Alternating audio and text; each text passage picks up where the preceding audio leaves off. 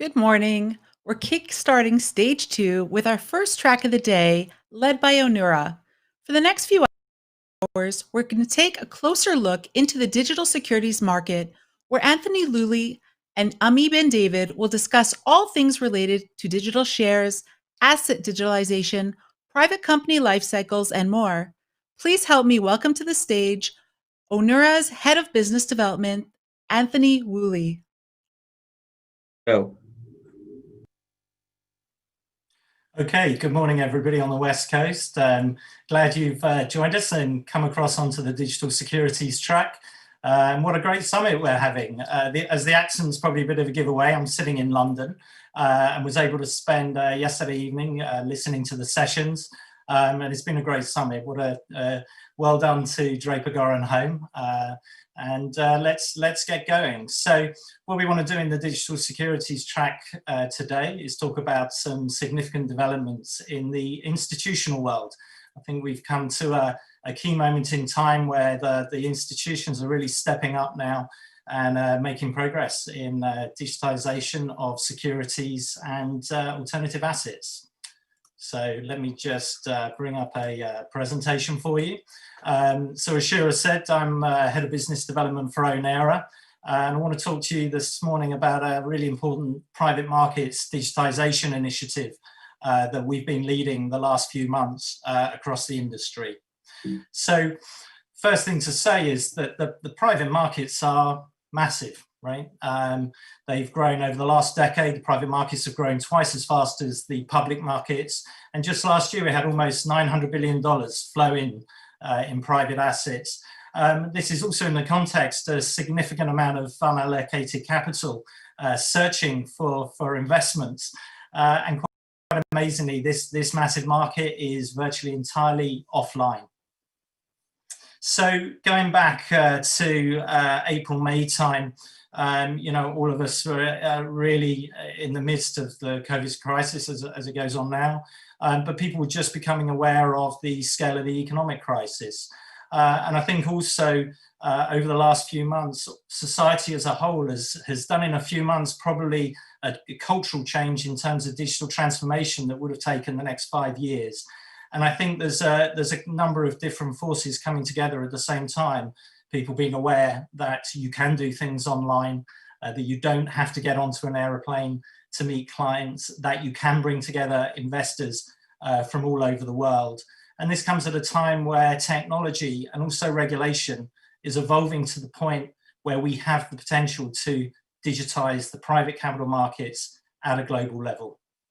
So back in May, we had a big virtual workshop and pulled together a number of major institutions and tech players in the industry and started talking about what we could do to take private markets online and stand up a network within the next year to help private companies, to help large private companies. And that time in May suddenly seems quite a long time ago now, because over the last few months, we built a group, and that group now comprises over 70 institutions and tech companies. We have in that group some of the largest global banks, investment banks, asset managers, exchanges, custodians, and leading technology providers in this space. I can't name them where we are in the process at the moment, and we don't want to shout about things until we have things released that we can talk to. We know in past years, people have tended to maybe shout a bit early about things that they were planning to do. And we now have tremendous momentum within this group. So, group came together. What is it about? It's a group focused on a not-for-profit structure with a commitment to openness and inclusivity. And that's really reflected in the open breadth of organizations and type of organizations that we have involved in this group. And we're developing a global network to open up the private markets. And this is a network that will be open for all regulated institutions to operate as nodes on that network within an environment that's institutional grade, that provides the service from the regulated financial services industry at a global level. It's also a multi-vendor network. It's open to different technology providers, whether that's infrastructure or services in and around the private markets. It's also blockchain or distributed ledger technology agnostic. There are many initiatives around the world at the moment on different technologies, blockchain technologies, and this is presenting a real interoperability challenge. We see really islands that have emerged in the last couple of years that are really urging to be connected. And all of this is possible because we are committed to open interfaces, open source specifications, an environment in which networks can, markets in different jurisdictions can freely come together and connect this at a global level. All of this is aimed at giving us global distribution. So it's a little bit strange, but in capital markets between private and public, we sit in a binary world. We have this situation where private companies can be very large, and yet if they're not public, there'll be few investors, it's hard to raise capital, and there's minimal or no liquidity. If you go public, all of a sudden that binary change, you're now traded online by millions of retail investors. And at the moment, there's virtually nothing in between. This whole initiative looks to bridge that gap to create a level of elasticity between the private markets and the public markets. And this is all the more important in a world in which companies are just not going public in the way that they were a few years back, and there is a massive demand. So private markets today, I've said they're offline. The reality is they really can't scale, and they really can't scale for the demands that our world economies have in the coming years. Those pains can be broken into a number of different categories. If I was to talk about due diligence for etc., for example, there is separate customized due diligence for each and every transaction. Sometimes people feel that's there for good reason, but also it's there as a barrier. Dozens of meetings, no standards around company information for private companies. It's hard to get the information you need as an investor, no structured data. Likewise, the investor reach, there just isn't the distribution. There's no online network. In the private markets, a typical round might be pitched to only 30 or 50 investors. It's often who the CEO knows, who the banker knows. Known networks within certain cultures and environments are really very limited. Legal and regulatory, immensely complex. Every deal needs multiple lawyers. Every lawyer has a different answer. Adds massive complexity. And then ultimately, those the life cycle of those shares, dividend payments, custody, etc. All of that is very inefficient, costly, and time-consuming. This all leads to a situation where you can have very large private companies where, you know, maybe founders, employees in share ownership schemes, etc., see no liquidity. It's all locked up. You know, if a large private company wants some of their cap table to be more liquid, they don't today have that option. And this all leads to most deals self-distributing. There hasn't really been the business model for large institutions to enter this space in the right way. This all adds up to a whole raft of barriers. And so what's been happening the last couple of years? It's not that nothing's been happening. The reality is that virtually every major exchange, every large financial institution has an important private markets initiatives up and running. Everybody understands there's great opportunity with the private markets, but it's how do you get there? And these today are operating as islands. So what we're doing with the private markets initiative is connecting that, is providing that distribution, potentially where allowed to bring any asset, equity, debt, funds, to any appropriate. Within that network, the financial institutions are key. They form the regulated backbone for this global network, and they have a number of roles. And they will bring assets and investors to this network. And their reputation will stand by the assets that they present in this network. So we see it as an environment that will drive up quality of assets, so that investors really will find the companies and deals that they want to invest in. Okay, how are we doing all of this? The group is developing a technology we call Fin P2P, Fin peer-to-peer. And the challenge that we have is we understand there are these sub-markets all over the world, many developed on different DLT technologies. How do you connect them? How do you drive interoperability between all of them? That's what we're doing. We're developing a thin routing network that interconnects different DLT markets across the world.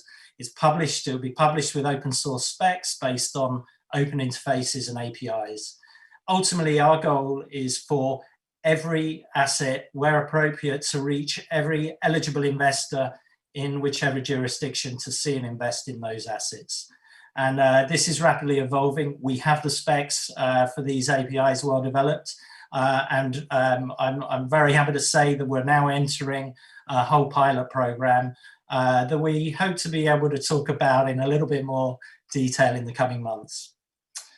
So there we go. So now we're on the journey to taking private markets online and tackling each of those pain points. So you can see that due diligence, we have these problems, customized due diligence with every transaction.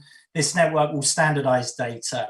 It recognizes a world where people don't have to get on aircraft to go and meet investors. I think we're all culturally adapting to bringing together parties across the world to make deals happen. And this network will structure data such that you can, as an investor, you can easily get hold of the right information you want about companies you wish to invest in.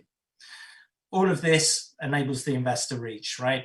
So this will deliver an online network to potentially hundreds of thousands of institutional investors. And I hasten to add, this whole network is geared around institutional investors. It's not crowdfunding. We're talking about large private companies, pre-IPO, looking to reach investors across the world. Legal and regulatory likewise. Once you can start to drive this standardization, you can start to standardize where appropriate the legal frameworks. This network will also include a powerful structure for matching and adhering to regulation and legal requirements across jurisdiction between assets and investors. Simplified, unified, automated. And ultimately, this leads to an efficient platform, a platform that can manage custody, can manage the life cycle of a shares, the life cycle of a cap table for a company. This will enable us to do transactions in seconds rather than weeks. You'll have online dashboards, live cap tables, and everything that you would expect in the public markets, but as a private company.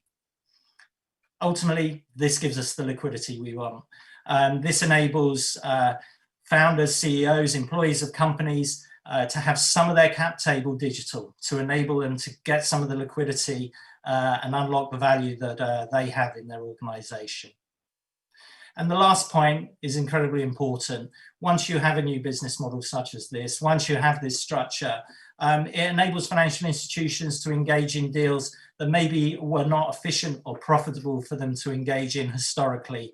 As this enables banks to engage with companies that may have valuations between, say, 200 million and $1 billion, whereas in the past, these large institutions have really only been able to focus on the larger value.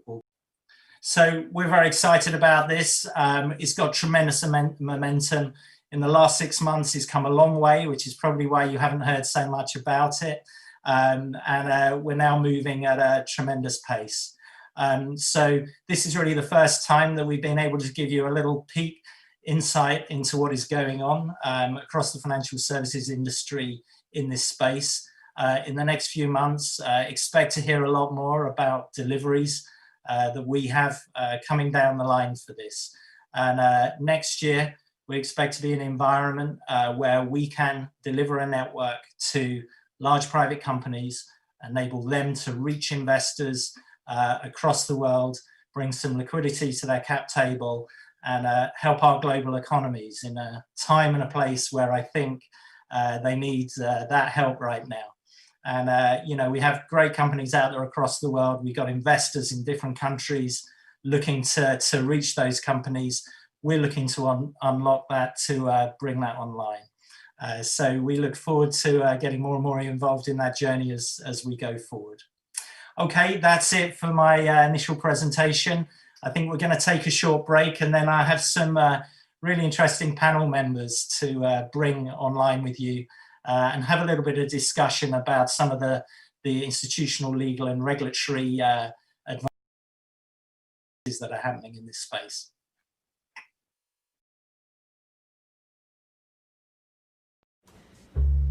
So you've heard about these two cryptos that are going to explode? Names. Oh, I'm posting your karaoke video. You said you deleted it. Okay. There's two. Here's one. Tired of missing out? Join eToro and start trading cryptocurrencies in no time. eToro, sign up for free. Buying the cryptos? No, I'm watching you living la vida loca.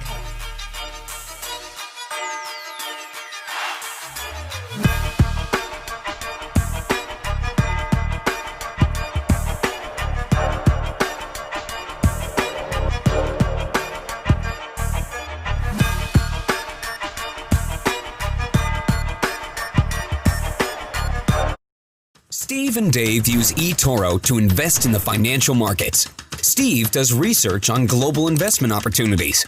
Dave does research on how to become a level 60 wizard. Steve follows the feed for the latest market news. Dave follows the feed for the latest cat videos. Steve has a watch list for promising investments, too. So why is Dave just as good an investor as Steve? It's because Dave used eToro's copy trader to automatically replicate Steve's trading activity. Whenever Steve makes a trade, Dave does too. Trade like a Steve with eToro, the world's leading social trading platform.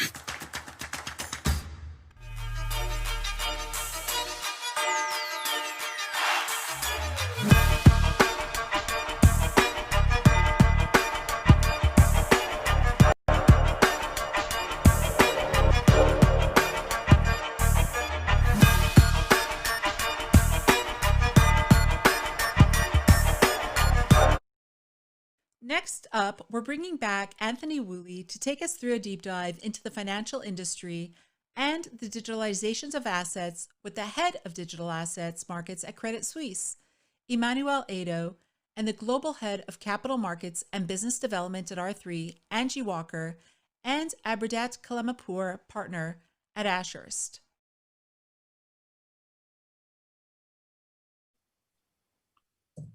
Okay, welcome back. Hi, and I'm very pleased to have join me today an illustrious panel. We have three people who I think are all leaders in the institutional space in what is going on in digital assets and digital securities right now. Very pleased to have them join us this morning. I'll let them do a little bit of introduction in a moment, talk about what's going on in digitization of assets in financial services right now.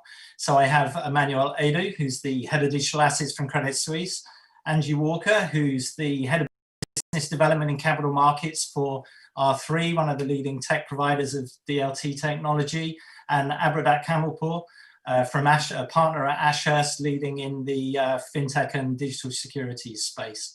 So welcome to all of you. Maybe I'll let you just expand a little bit on yourselves and your roles, and we'll take it from there. So start maybe over to you, Emmanuel. Hi everyone, my name's Emmanuel Ado. I'm over at Credit Suisse. I'm the head of digital asset markets, as Anthony said. I've been at the firm, I'm aged myself, 23 years now. I'm a software engineer by background. Spent most of my time in roles like leverage finance Europe, leverage finance globally, debt capital markets. I got to the blockchain arena in around about 2014 and completely fell in love with the space, really focusing CS's efforts over the course of the last 5 years or so, focusing CS's efforts and strategy on all things blockchain, all things digital assets. Moved over to the electronic execution business within equities at the beginning of last year to really start building out the business practice. I think one of the first major investment banks to do so. Glad to be here. Thank you. Angie? Yeah, good afternoon or good morning for those who are joining from the US. My name is Angie Walker. I'm head of business development capital markets for R3. I joined R3 just under 3 years ago. It feels like a lifetime ago because a lot's happened in the last 3 years. It moves very fast. I've spent last 28 years in capital markets.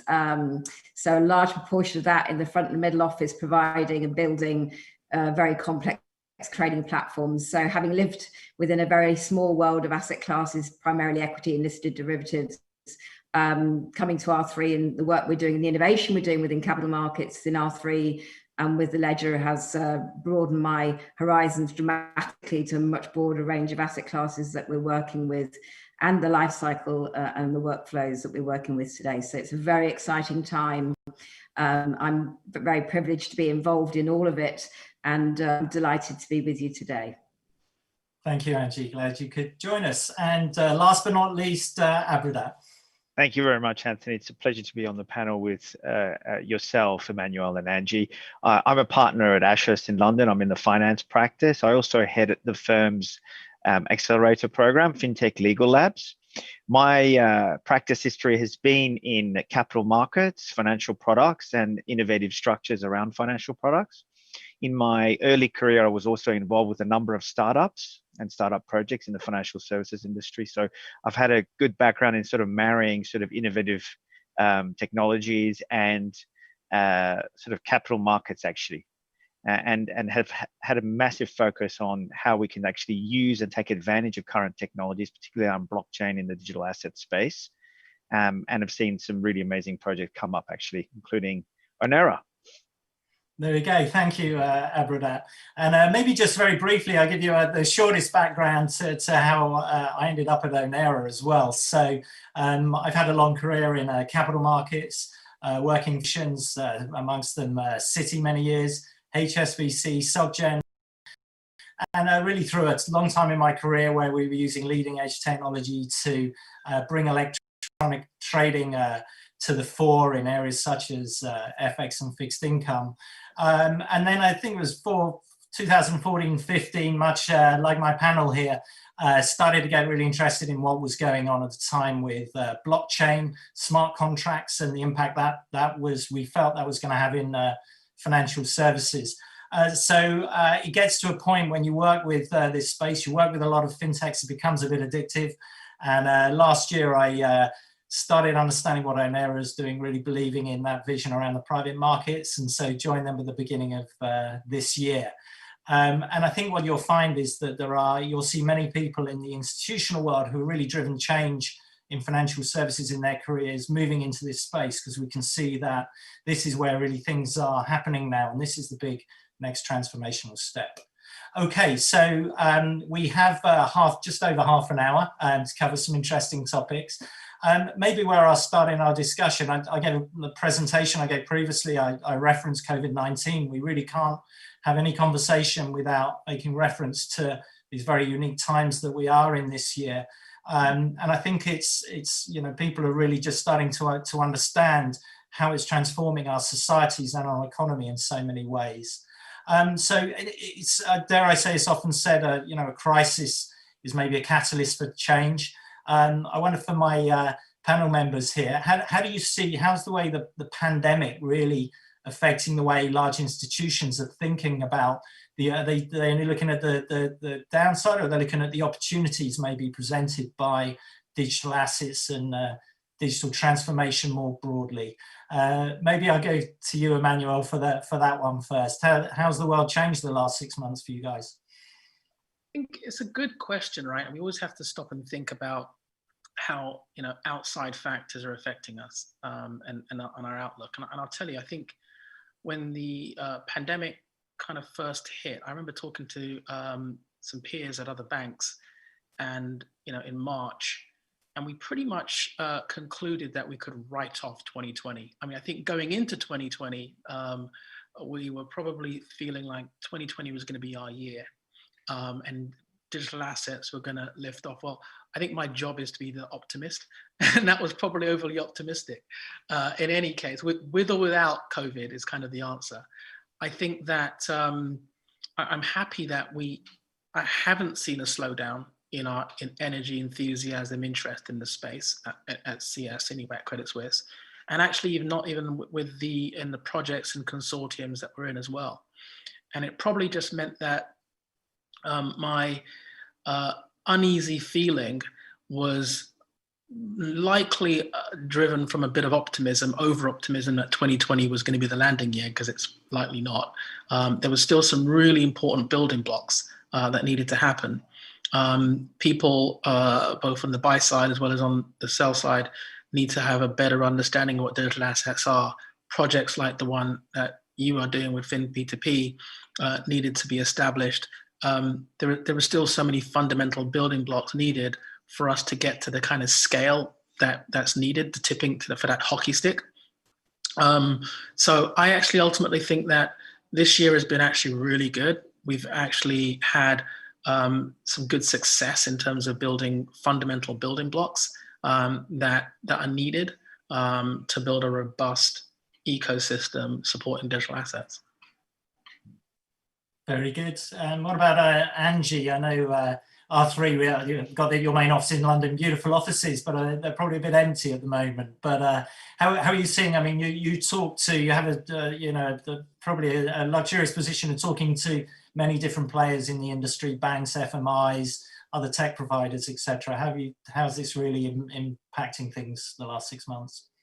Yes, I am very fortunate in that I do get to see a very diverse range of projects that are ongoing within capital markets. Thank goodness I don't have to worry beyond capital markets, because I think I would drown. I think there's a number of areas we're seeing significant change. I think, well, listen, one of the unintended consequences of COVID is that it's created these extreme conditions in which we are living, and for some that's brought in tremendous adversity, as you can appreciate, and particularly within the corporate world. I can't start to imagine some of the challenges that small and large organizations are facing in how they try to strategically drive their business forward against a backdrop of such incredible extreme circumstances. But in other cases, it's of course accelerated growth beyond anybody's expectations. And so you have these incredible extremes that we're witnessing. It's actually done, and again, you're probably seeing this with the projects you're working on at the moment, Anthony. We've seen a massive increase in the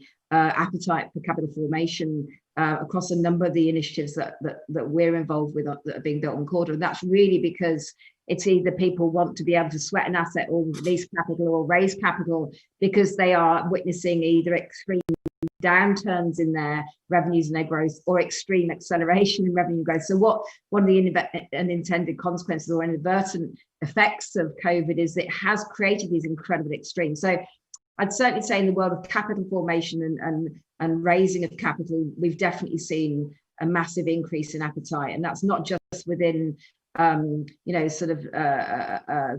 larger corporates, it's also within the smaller industries and the micro sort of economic areas as well, the really sort of small entrepreneurial sectors as well. So definitely changes there. And I'd also say we're seeing some big changes in transformations, not just in areas like post-trade, but also in other parts of the existing life cycle to try and drive much greater efficiency, much greater transparency, because people recognize which we're going to be facing a lot of challenges going forward, and we have to be much more efficient, we have to be much more transparent. And we're seeing that a lot of the life cycles that live there today, the legacy life cycles, and how we can leverage the ledger and the digital representation of assets, existing assets, to drive much greater efficiency. And post-trade is a really good example of that. And I'd say the other thing is that people are looking at how they manage things like cash and collateral, because against the backdrop of the increasing obligations for collateral like UMR, we have to be much more efficient about how we manage our cash and our collateral. And again, the mobilization through the use of asset digitization, cash representation of cash in a tokenized form or collateral in a tokenized form, and this ability to mobilize it with much greater cadence, moving cash and collateral, almost instantaneously, which of course we couldn't do in the past, is again really important to optimizing the assets we have and making them as powerful as we can possibly make them. So I think it's having some really diverse but very positive impacts on the adoption of tokenized assets and DLT industry-wide, which is very promising actually.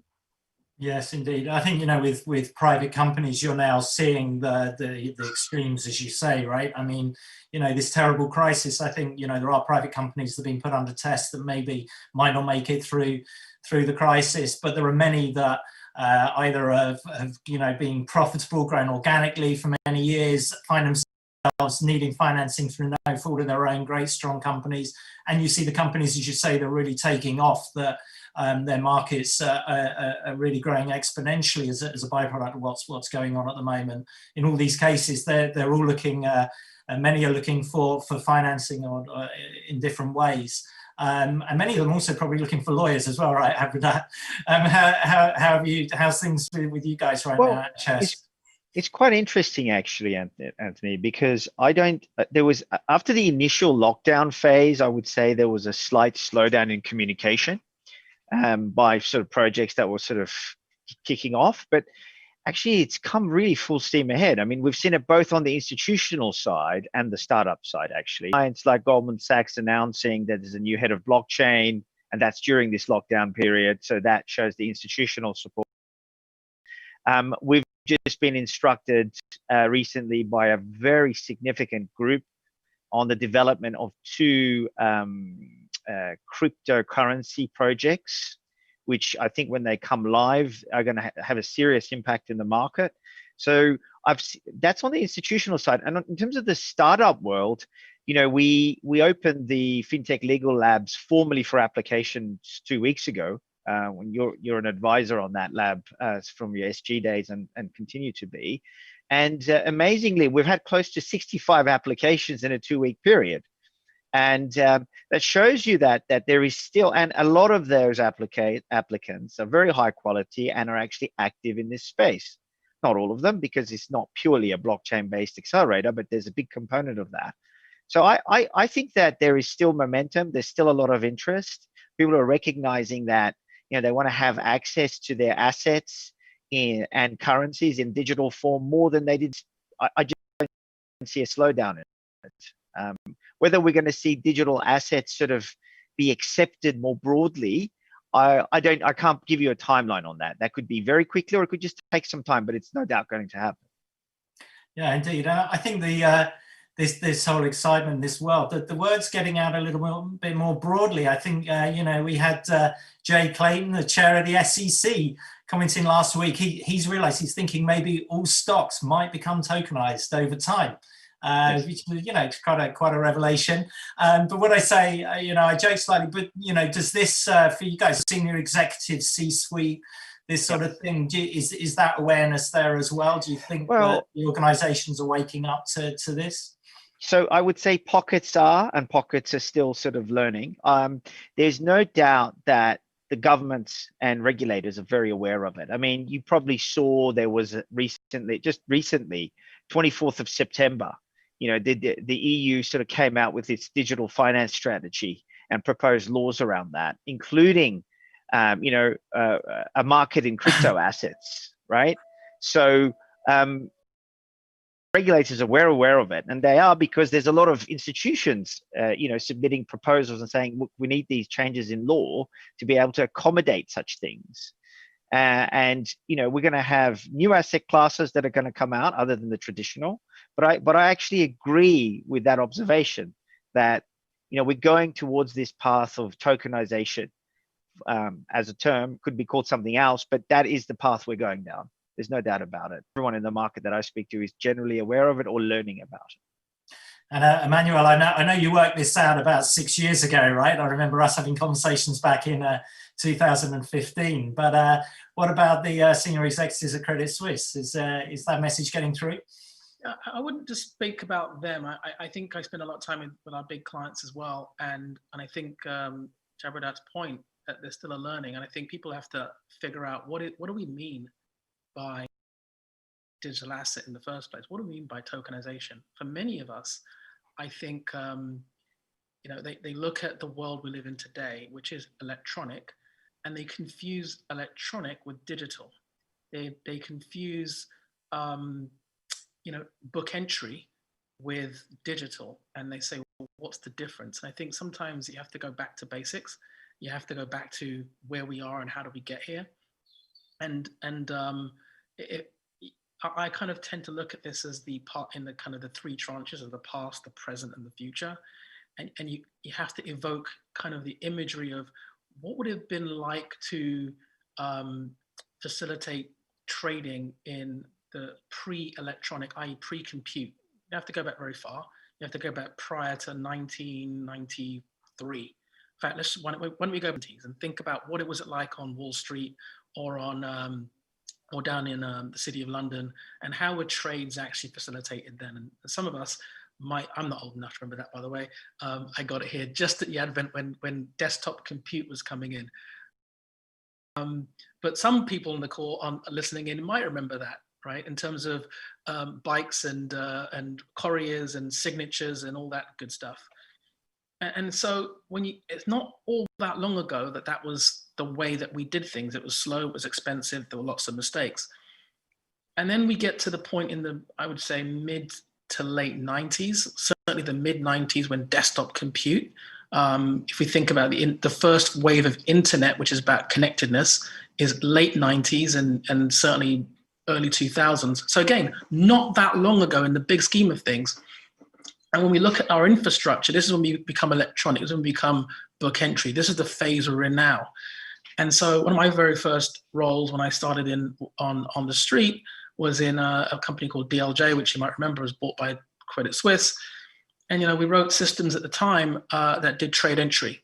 And so that means we wrote a system that automated the 7 steps that the trader was cared about.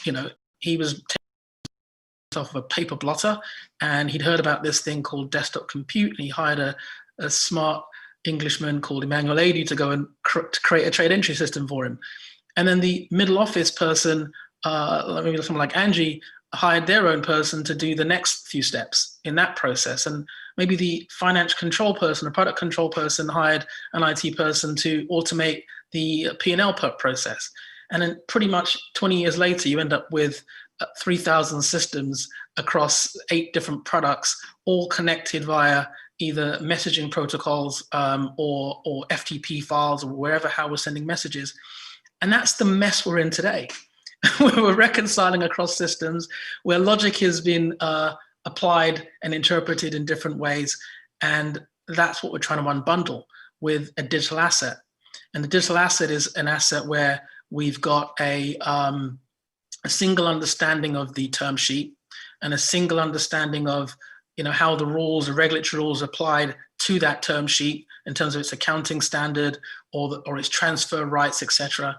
And we believe fundamentally, everyone on this call, as I know, that what we saw happen when we went electronic, which is that it became much more efficient, and we went from some price to 0 to transfer security, and the volume went up massively. That's the benefit of electronic. But we stalled at 2 days. Now, what will happen in this scenario is we're going to get to instant. We're going to get to 24/7, and the cost of compliance, the cost of regulation, and the operational risk associated with everything we built over the last few years is going to disappear.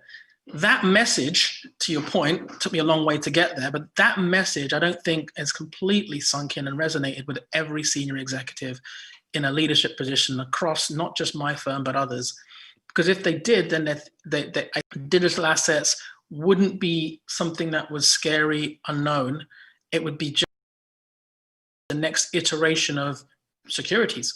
And I'm not saying that there aren't opportunities to develop new parts of the cap structure that we haven't thought about yet using virtual cryptocurrency parlance, but there's enough wood to chop, simplifying the internal banking stack using digital assets that we can focus on that.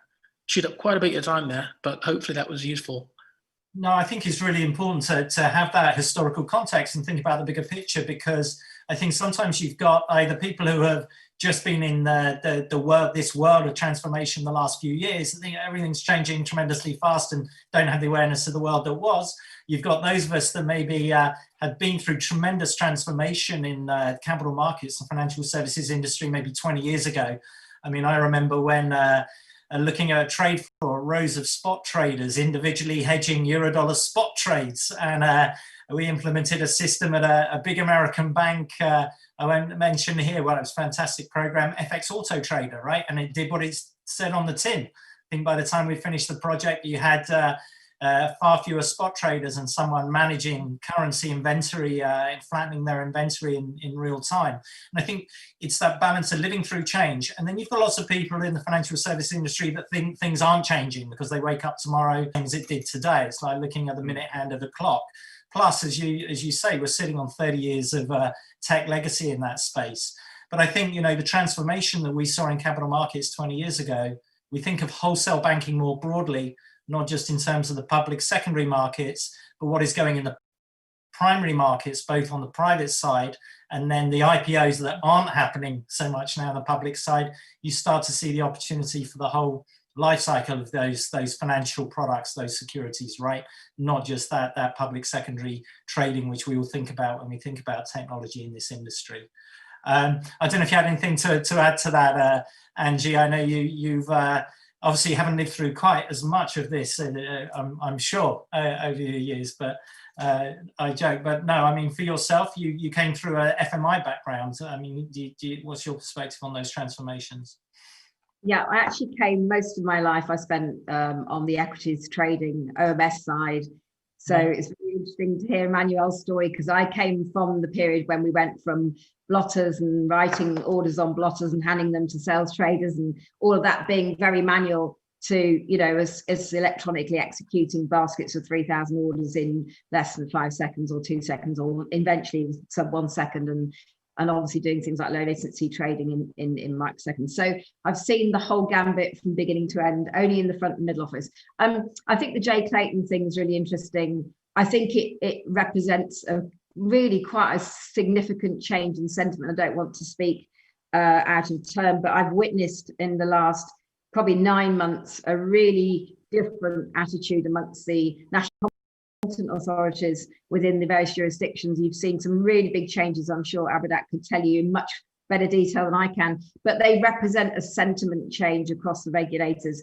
And the problem is within our industry, the reality is, and particularly amongst the FMIs, where I spend a large proportion of my time today, they're very highly regulated. They by their very nature, they are, quite rightly so, deeply conservative, very risk averse. And without the regulators embracing the use of tokenization and digital representation of assets, and without them embracing or at least acknowledging the use of the ledger for institutions, the FMIs were never really going to sort of go on the journey with any great scale until the regulators were actually sort of giving them the so-called thumbs up. Now, what is interesting is in that European Commission's strategy, one of the 4 main priorities, which I was absolutely delighted to see, was that they want to see the regulators and the regulatory frameworks in which we all live and exist every single day to become much more embracing of the use of DLT. And I was very pleased to see that, because as you well know, the regulators won't mandate the use of technologies. That's not what they're there to do, and they're very open about that. But without them actually recognizing the use of asset digitization and tokenization and the use of the ledger, it was very difficult, even for the most innovative of exchange groups and CSDs and CCPs and market infrastructure providers, to really drive innovation. Now, I've seen a big change. I don't know what everybody else feels in this group, but in the last 6 months, we've seen some of the coldest of regulators really start to feel much more motivated and collaborative around the use of digitization, tokenization of assets, and the use of the ledger. And that's really good news for everybody in our industry. We're seeing some very radical transformations now in the way that we're using tokenization to do things like fractionalize very large in scale, esoteric assets such as real estate and infrastructure, and even things as wacky and lot out there as fine art, racehorses, football players, you name it, they're doing it. I mean, anything that's got a value that can be shared across a broader audience in a digital form makes it available to a much wider community. And the fractionalization creates democratization, as you know, and that's really good news, because then we're opening the door to much broader communities of investors institutionally. I haven't even gone beyond that. So that's a very important element. And the use of the ledger to share that data, a single version of the truth, in the same way that we do with limit orgs. Lit markets are all about a single version of the truth. We're looking at the order book, we're looking at those market orders that we should be able to execute against. And so the ledger does the same thing, is it provides a single version of the truth in relation to an asset and an asset's life cycle, which is fantastic news for the market because it broadens the accessibility to those assets, either in their raw form or in their fractionalized form. But it also means that we all look at one version of the truth. And if ever that was needed, and Emmanuel again alluded to that with this incredible complexity around the market structures and around the infrastructure that we run individually, by having a single version of the truth across a whole market, across a whole asset class, and a whole group of people who are working together within that group asset class, will make for vast simplification and reconciliation. You know, could well be eventually a thing of the past, because the more of those life cycles that are condensed onto the ledger, the less the use for reconciliation will ever exist in many of these life cycles, because you can't reconcile something that everybody's looking at if it's the same thing. So one version of the truth, one immutable record, one trusted ledger, which is immutable and secure and has complete privacy, and we can do some very transformational things. And we now seem to have the regulators really starting to come on side and recognizing the benefits of that. So I'm very happy with all of that and the sentiment and the change over the last few months. Yeah, I think you have to work within large institutions, or have done, to have seen hundreds of operations staff doing a reconciliation, dealing with breaks and fails and all of that complexity that goes with it. You referenced alternative asset classes a moment ago. It's interesting because you're focused on capital markets. I think historically that's been shorthand for public capital markets, but actually you hear people saying that more now because there's an understanding that we're opening up the private capital markets as well. And I guess you're looking across that whole spectrum. So where do you see it having the biggest impact, or how do you see that proceeding in terms of transformation of traditional, say, securities, equity and debt in the public markets versus maybe equity and debt alternative assets? I mean, how do you see, where do you see that playing out with the biggest impact over time, Angie?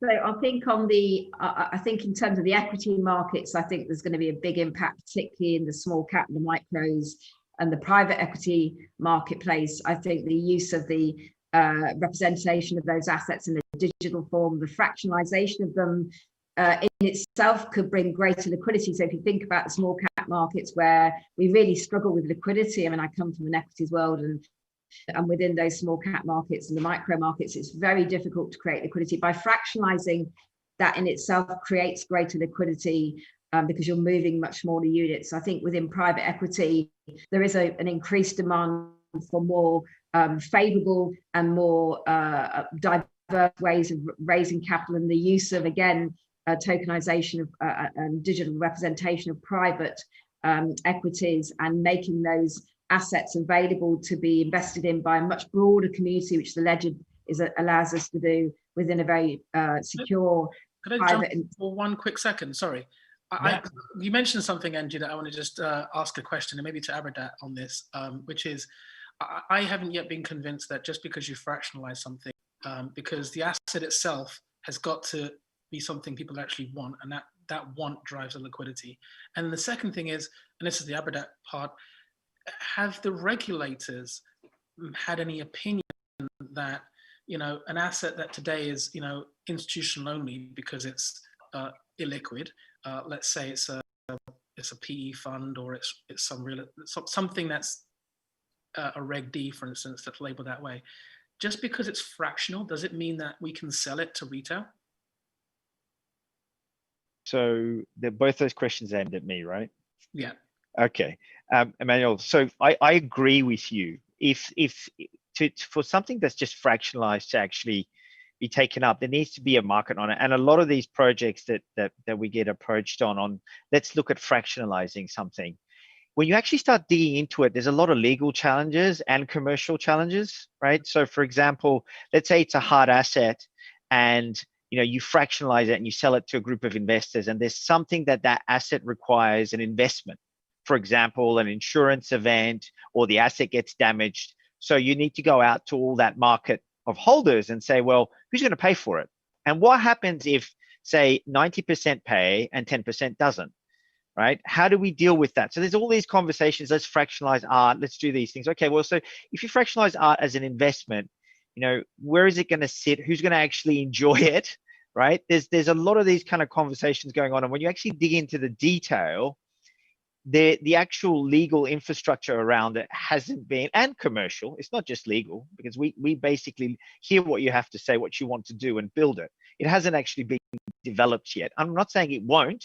I think there's a massive opportunity. It's going to develop over time. The same way if you have a look at a bond issue, if there's ever an event, there's all these meeting provisions on what happens, who calls a meeting, what happens, what's the majority, etc. What is the consequences for holders if certain things happen, right? So we need to go through that for these new asset classes. And that's just an ongoing process. That's why I'm more bullish on existing, debt security type instruments and equity securities becoming digitized, right? Yeah, because there's already the existing technology and rules around that. Now, in terms of your second question around the regulator, the way the regulators are, if you actually look at the FCA's guidance here in the UK, they're going to look at the actual product that you're talking about and say, well, is it a security? In which case, if it's a security, does it have the qualities of a security? We've created a table based on their guide. What are the elements that they're looking for to determine whether a particular asset is a security or not? And then if it is a security, Emmanuel, it's going to be treated in exactly the same way. It doesn't mean that retail can just go and buy it, right? You're going to have the same rules and protections apply to that. Now, you see with the EU sort of strategy that came out 24th of September that Angie mentioned, they're trying to deal with other asset classes that don't fall within current categories of securities and trying to sort of create a framework around it. And, we're 18 to 24 months away from that actually becoming, law, and a lot can happen over the next 2 years. So God knows how it's actually going to really look like by the time it actually becomes legislation.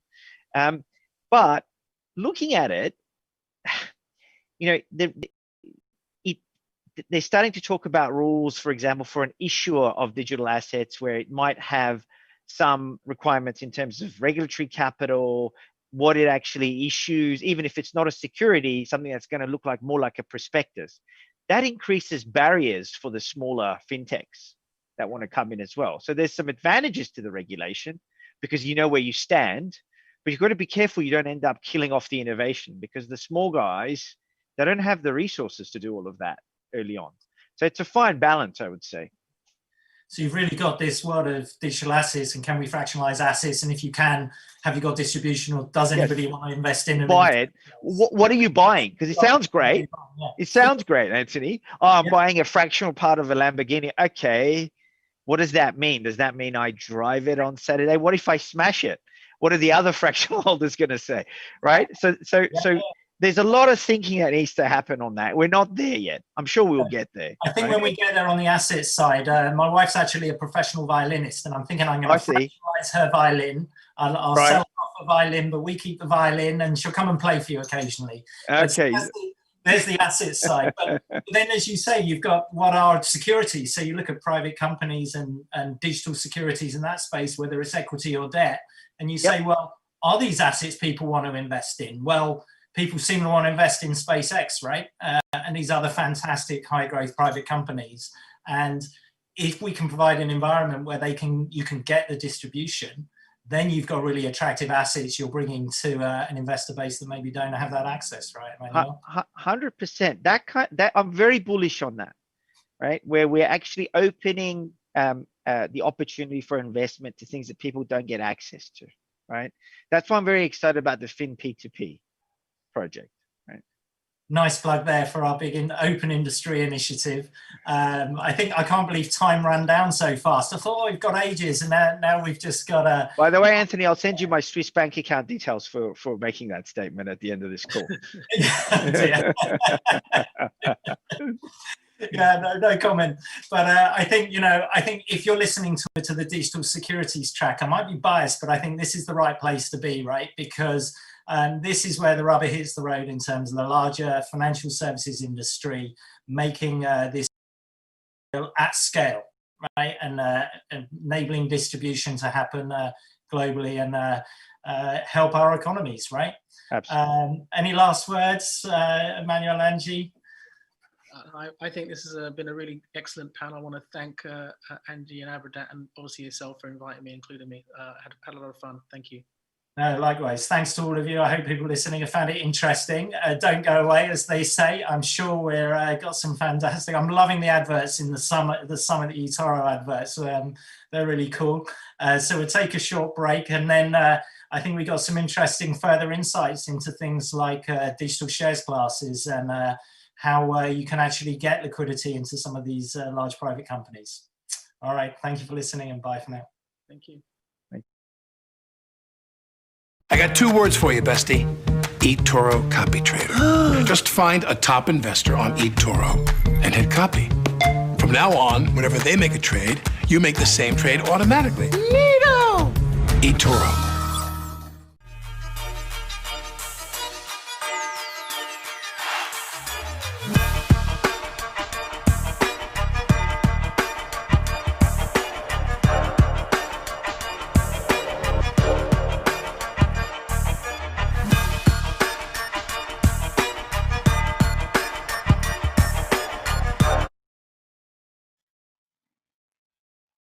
Next up, we have an exclusive presentation on how digital shares work with Onero's CEO and founder, Ami Ben David.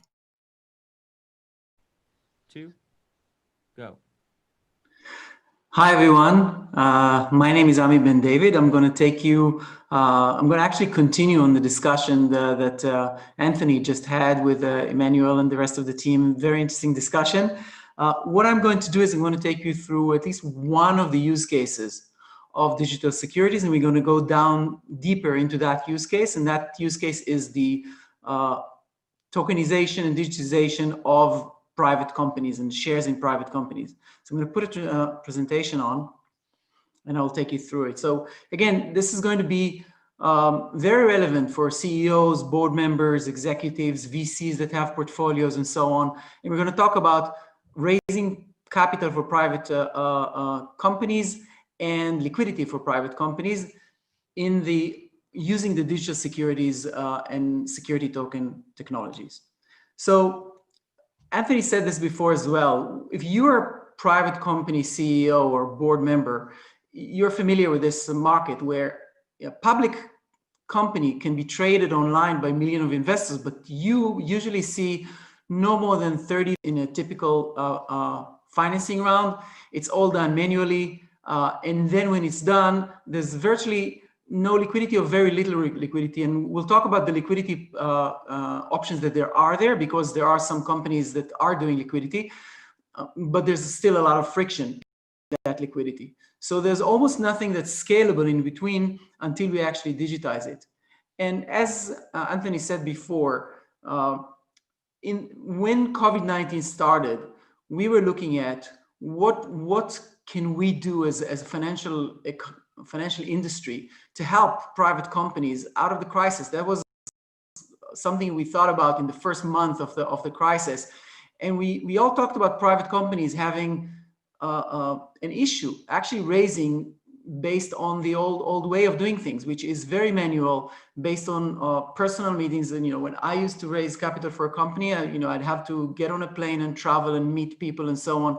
So everything changed. So with COVID-19 changing and creating this new normal where everything goes online, we had to sit and think, what are we going to do now? And that led to the creation of a group of financial institutions that came together to digitize private capital markets and create the Digital Securities Network. In this group, we have over 70 institutions and tech companies that includes big banks, asset managers, exchanges, custodians, and so on. And what they want to do is work together in an open environment to help the private market become digitized and go online. So let's talk about this specific use case of digital security. So this network that is going to be built is going to connect, let's say in this example, investment banks, asset managers, and exchanges. each one of these entities, financial institutions, will be able to bring assets, which is companies, into the network. So let's say if you're a CEO, your company will go there, and then they will expose this company and provide access to this company to their effectively hundreds of thousands of investors. So this is a way in which you can move from raising capital from 30 investors, usually be really dependent on the network that you have, which is in many cases local and potentially biased as well, and replace that with a digital network where a private company can raise capital from the entire market of eligible investors. And I want to stress, when I'm going to discuss digital shares in a minute, I'm not going to talk about public companies, and I'm also not going to talk about very early stage companies, because both these areas have solutions. In early stage companies, we have crowdfunding and so on, and public is public. But I'm talking about the companies, private companies in the mid stage, where they're already worth hundreds of millions of dollars. They already have revenues. They're either pre-becoming unicorns or they're unicorns already. And this is the area that we're talking about. So if you're a CEO of such a company and you want to raise a growth round, for example, what you're going to do is, in order to go digital, is there basically are 3 stages. The first stage is you already have a cap table, and your cap table have, for example, common shares and preferred shares. You keep those in place. What you do is you create a new digital share class in your existing cap table. And in that digital share class, you remove the trading restrictions. So no ROFRs, rights of first refusals, or any other restrictions from moving the transacting in the shares, so that transfer can be done immediately. And you might also make additional changes. For example, you might limit information rights to only above 5%, or things like that will make the digital shares viable for the company, but also for the investors. And then the third stage is that you raise capital on a global digital institutional network, and you raise it with those digital shares. You issue the digital shares, and that's what the investors are getting when they're buying them. So the result is what I would call a private institutional capital raise. We're not talking about public shares here. We're talking about a private capital raise. It's very similar to the way that you raise capital today. You have a cap table, but the only difference is that instead of the cap table being kept on an Excel sheet or being kept on a company service like Carta or something like that, it is actually being held on a digital cap table and can instantly be updated. What that means is that if somebody makes an investment in your company, then effectively 3 seconds after they make the investment, your digital cap table is updated and you have the money in your account that you can start using immediately. And that's down from effectively weeks that we see in the markets today. So this is the digital shares model. Now, as I said, the digital shares model changes the way that you can raise capital, but not only that, it also affects liquidity. So I'm going to take you through what I would call the elastic life cycle. So in the market today, as we know it, a company can be private, and when it reaches a certain stage, it can either go public or go through an M&A. These are the only options. In the new life cycle, a company can start private, then it can issue digital shares, and those digital shares can trade on an institutional market where all the investors are accredited and so on. So it's an exempt offering. And what you could do as a CEO or as a board, you have the freedom to also allow your existing shareholders to convert to digital. So you can say something like founders can convert 10% a year, because maybe you don't want all the founders to cash out and run away. So, but you want to give them an incentive to do well. Or you can say the seed investors can recoup their investment, or whatever other method that you want to do, you have the option to do. Then when the company is ready and you can actually go into the next stage, you can either go full digital and stay within the non-public world. It's less expensive. You have to provide less information and so on, and you still have some liquidity in the institutional market, or you can just go to the public or M&A standard models. So, I'll go back again and explain. So first, you created a digital share class in your existing cap table. removed all the trade restriction, put it on a network that is run by financial institutions, and reach their investors through that network to create your capital raises, and then you're able to go in and create elasticity in your liquidity as well. I want to switch quickly to another screen and show you a short demonstration of how it actually works, because sometimes we talk about big things and big concepts and turning those manual processes into instant digital, but I want to show how instant it really is. So let me quickly switch you to a quick demo. And this is an example of in this case, we're talking about a company, and the company is called Eaglebase. The owner of Eaglebase can have information about the assets that they have, and in this case, they have a cap table. And in their cap table, you can see that there are two owners. One owns 46% and one owns 53%. And these are basically the owners of this company, Eaglebase. This cap table, this digital cap tables, is live. What is the meaning of live? It means that if one of those investors, this is in the screen of an investor called Investor Fund, one investor goes inside to their banks or their broker or any screen of a financial institution that provide to their clients, and they can see their assets there. I'm not sure you're seeing my screen. I'm being told that you're not seeing my screen. Let me go back to the presentation.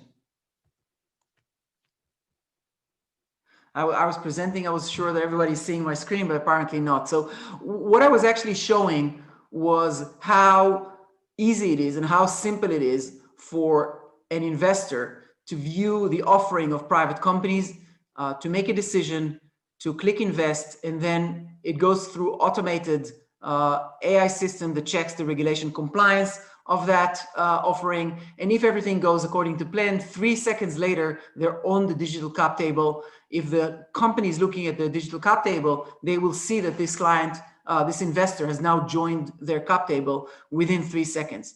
And that's very different from the way that private companies raise capital today. So I will go through the advantages of this and what we're trying to achieve. And I think some of it Anthony covered as well, but I will talk about it in the context of private companies. So as a private companies, if your due diligence was done separately with each investors across dozens of meetings and so on, in a new environment, you will have one standardized data that you will share with investors all over the world. You can do Zoom roadshows, you can have structured, searchable data, and it's all digital. If the investor reach was based on meeting 30 or 50 investors based on your personal connections and the connections of your board, and a lot of cold calls and so on that get ignored, and CEOs know what I'm talking about. This is a way to get an investor reach that on a global network of effectively hundreds of thousands of institutional investors. If the legal or regulatory would require you to work with lawyers on every transaction, on every clause, with every investor, we will switch to a model where you publish the terms in advance and everybody either sign into them or not, and all the regulatory cover is done completely automatically. So this is all done through automated AI, simplified, unified, and a lot simpler to do. In terms of management, cap tables, we all know the Excel-based cap table, or even in automated cap tables, you still have to, when you do the sale of shares, there's a lot of management and a lot of work, and the life cycle is hard to manage. This is all digital and online dashboards, live cap table, completely new world. When we're talking about liquidity, we switch from a world where you have near zero liquidity to a world where you can have liquidity in a global institutional market. Now, to be clear, this is not going to be like Tesla type of liquidity. It's going to be more like SpaceX type of liquidity, meaning the company is not going to turn over hundreds of percentages every year, the entire cap table turning and changing hands. But the current scenario is zero or near zero, 1%. If you can get to 10% of liquidity, it means that founders can sell. It means that investors can sell their assets. It means that the whole market can be different. We can talk about it in a few minutes in our panel. And the last point is the distribution. Until now, most companies, when they do private sale, distribute themselves. The financial industry does not know how to help them. For the financial industry working with a billion is working with the same cost as working with $100 million or a $10 million raise. So why would they work with a $10 million raise? But when you automate everything, new business model emerge that actually enable the financial ecosystem to work with the company and help them. So I think that covers my presentation, and we would go next to the panel. Thank you very much.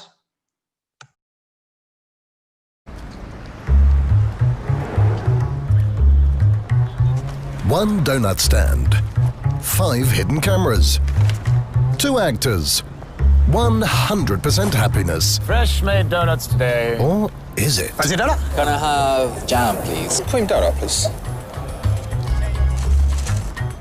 What the hell? What the fuck? What just happened? Oh, hell no. Did you just bite that? You won't even notice, it's very small. Oh, it's a new one. You don't have to bite. That's my commission. But it's out of my donut. I was expecting 100% of a donut. What the fuck are you doing? Just how the world works. Shut the fuck up, I don't want that. That's disgusting. No way. Take this back. If I pay for something, I should get the full thing. We have to take a bit of commission, otherwise... See, she's walked away. Don't let commissions bite into your portfolio. Join eToro and invest in 100% stocks with 0% commission. You've got a little commission. Right there. eToro. Join now.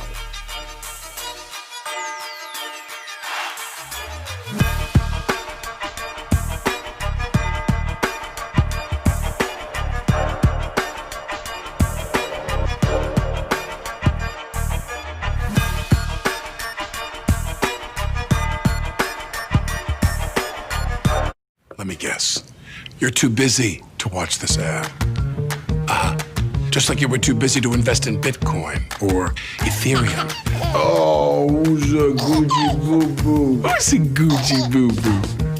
You're a Gucci boo-boo. You think trading crypto is hard? How hard is it to open eToro, pick a coin, and hit trade? Now, maybe you're thinking, but I'm just a food blogger. I can't do this trading stuff on my own. Well, I got news for you, pal. With eToro's social trading, you don't have to. This is called a news feed. It's like your social media feed if your social media feed had things that mattered. And if you've got any questions, just ask them. Observe. Can I pay my babysitter with Bitcoin? But sir, my brain can't handle more than 140 characters. Is there some way you could make things even easier for me? Why, yes, I can. With Copy Trader. Just find a top investor on eToro. How about someone with piercing blue eyes and a voice so husky it could pull a sled and hit copy? You. From now on, whenever they make a trade, you make the same trade automatically. Neato! I just made a trade automatically! I'm so proud of you, bestie. So join eToro and start trading the world's top markets. I got a plane to catch. Got it. eToro.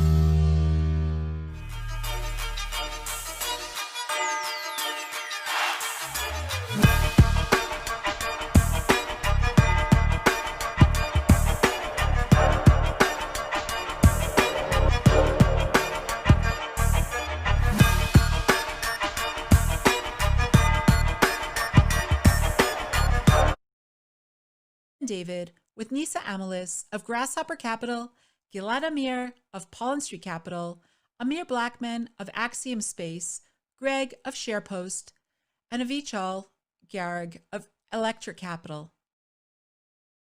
2, go.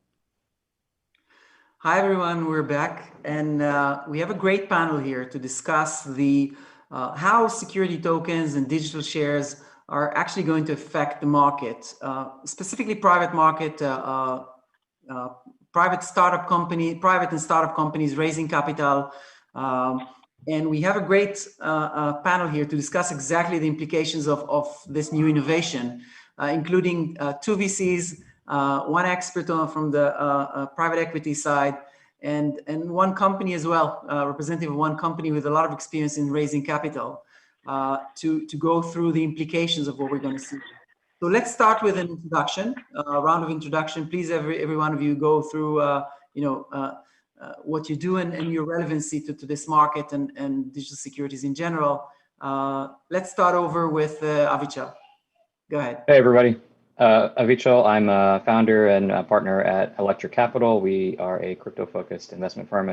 I've spent most of my career as an entrepreneur, actually. I started and sold 2 companies, also a very active investor inside and outside of crypto in early stage primarily, but have done a fair bit of late stage investing in companies like Boom Supersonic, actually, which just today announced the fastest civilian airplane ever built. So lots of experience with shares and starting companies outside of crypto as well. Thank you, Avichal. Let's move over to Amir from Axiom. Hey, Ami, good to see you all. Thanks for having me on the panel. So my name is Amir Blackman. I'm the Chief Business Officer at Axiom Space. My role there primarily is centered on fundraising and on financial planning for the company. And so Axiom is doing 2 things. First of all, we send missions to the International Space Station today. We're the only private company who does that right now. And we're also building the commercial space station that will replace the International Space Station at around 2028. So it's a large-scale program. And to that end, I've been talking with Ami and others in the digital securities field to see what the options are for digital securities to serve as a capital source for our company and as a potential source of liquidity. Okay, let's move on to Nisa. Hi, everyone. Thanks for having me. Nisa Amoyles, partner with Grasshopper Capital, been in venture capital for 10 years, and also am a corporate and securities lawyer, have been investing in digital past 3 years. And Ami and I are part of GDF committee. Together, we are trying to make this happen. So very excited to talk about it. Thank you. And Gilad. Hi, everyone. I'm Gilad Amir. I'm the digital operating partner at Poland Street Capital. Poland Street Capital is a private equity fund based in London that specializes in financial services, financial and business services. We have slightly over £3 billion of assets under management. And our portfolio spans across all the subsectors from banks, insurance, payments, FX, wealth management, and all the enabling technologies around this. And I've been watching this space closely as one of the future enablers for PE funds. Okay.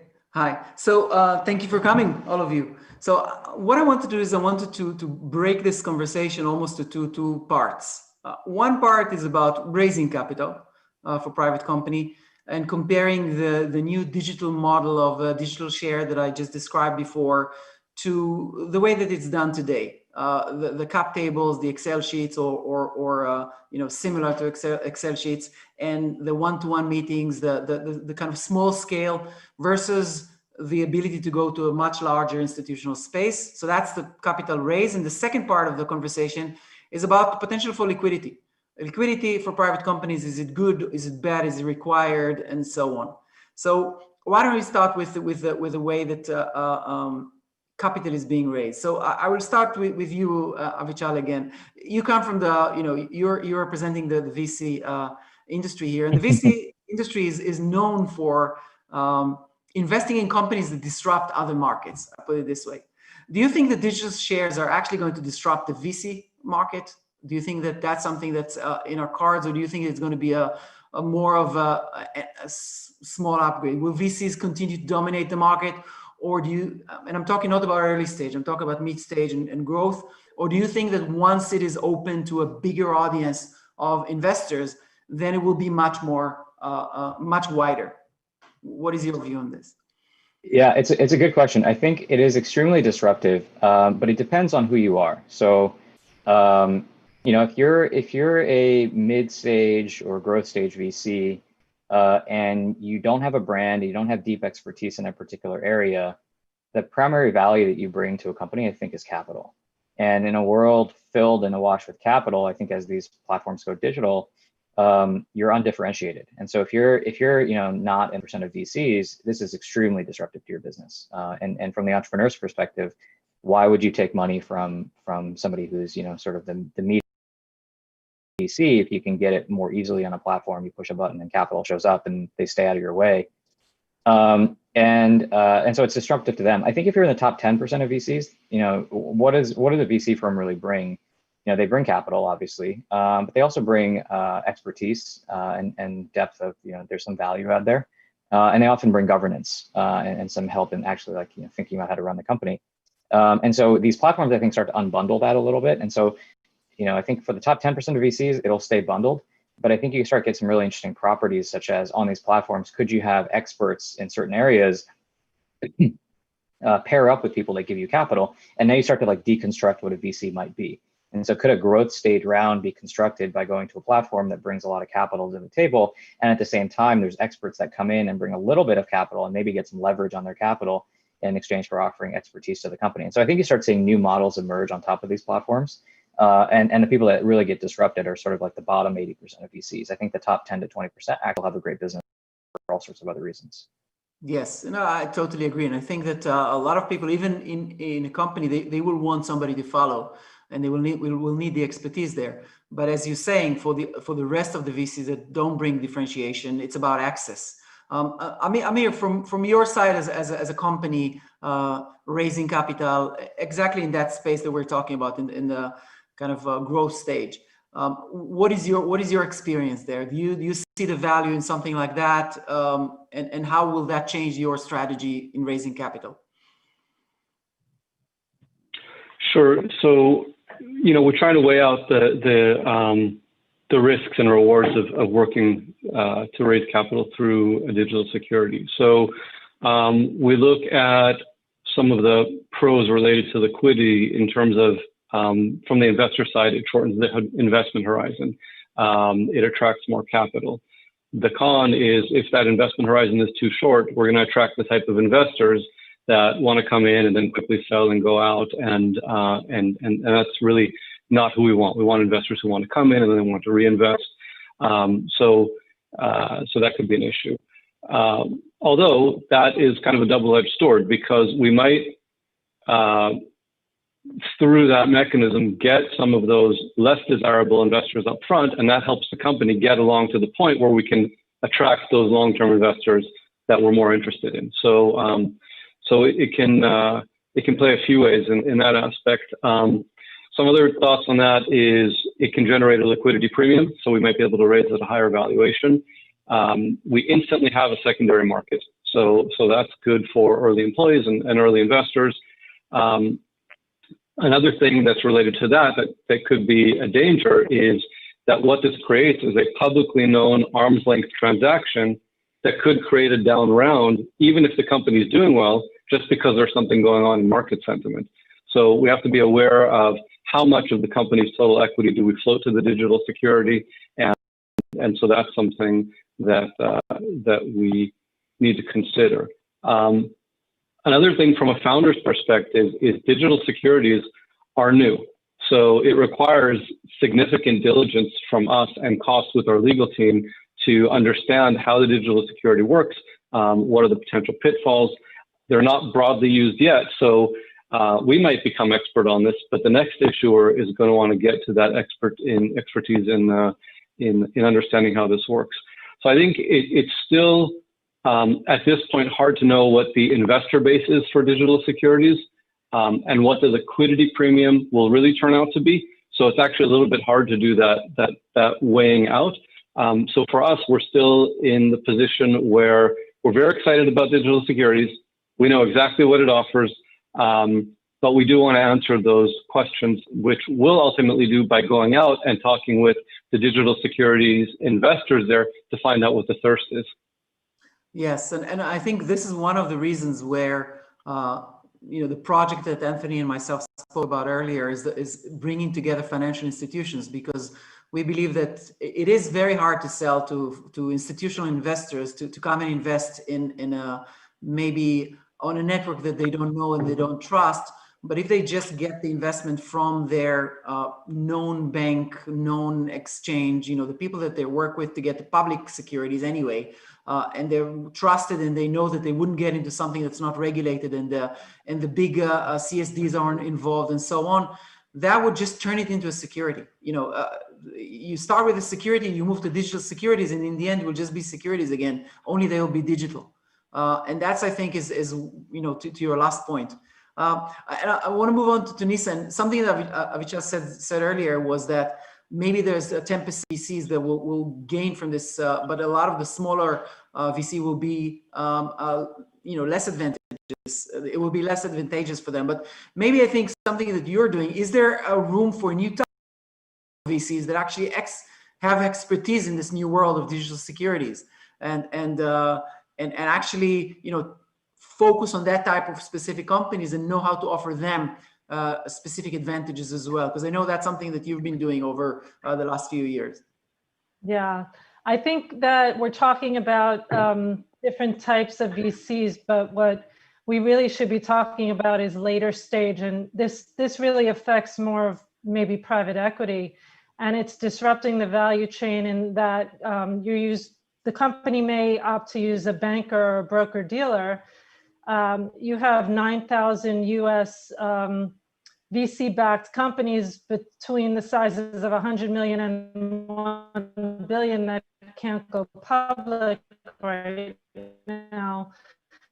Not even including can't justify their 7% fees on an IPO right now if they don't get the pop, which led to the whole SPAC creation and a symptom of the larger disease. So you're really talking about liquidity. You're talking about potentially creating a digital shares class that has fewer investor protections, because you would strip out things like veto rights. You'd remove some of the trading restrictions to allow for liquidity.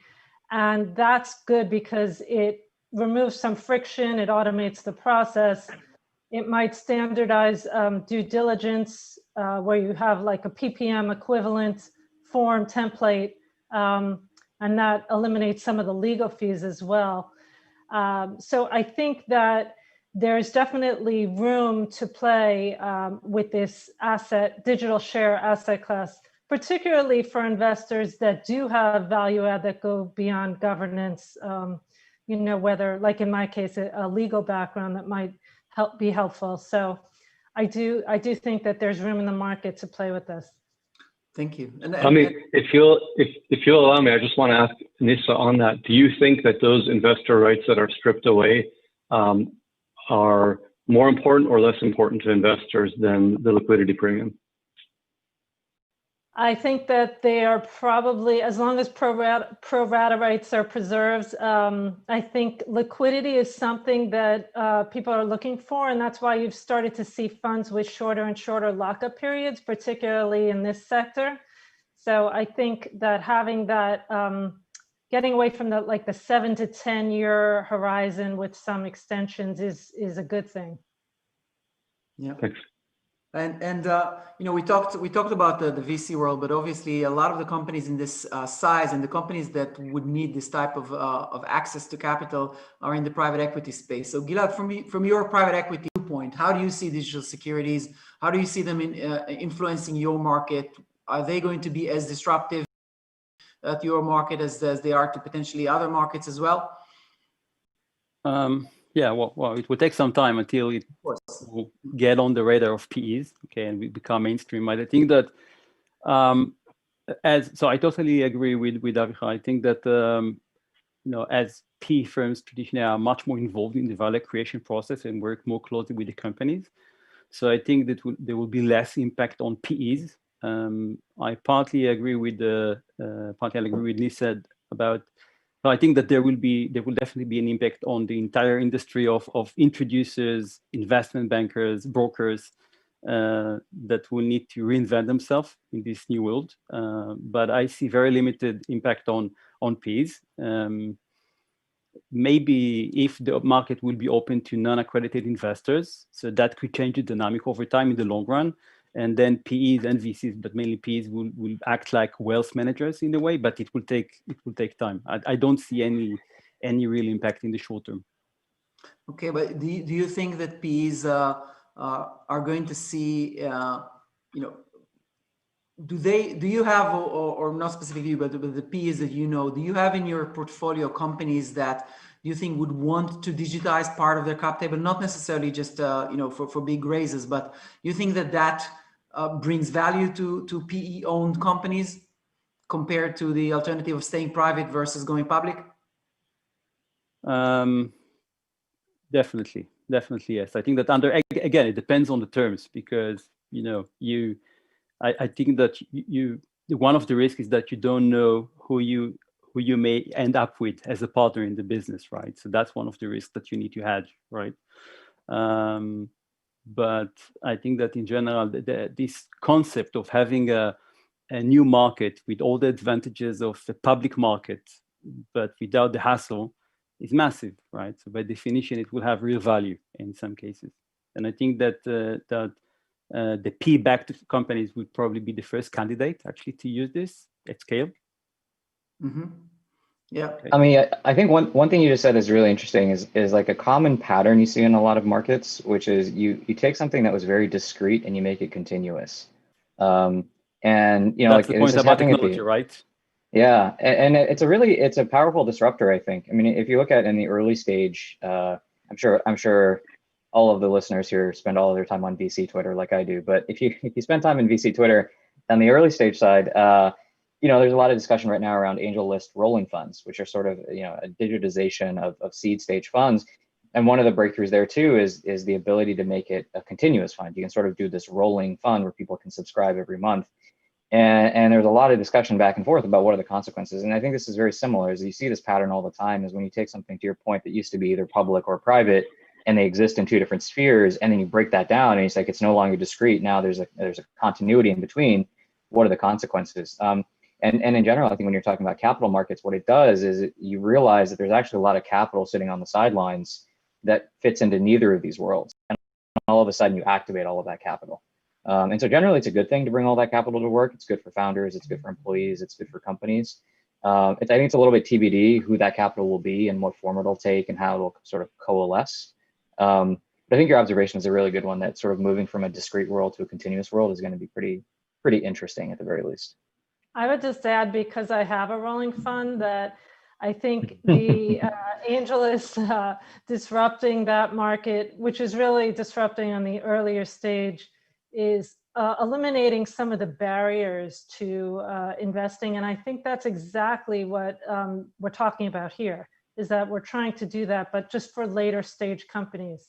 And so I think there will be these continuous disruptions along the value chain of capital formation. And we've seen that also, in DeFi with fair launches and, if we even want to go into like what ICOs were, but we don't have to talk about that.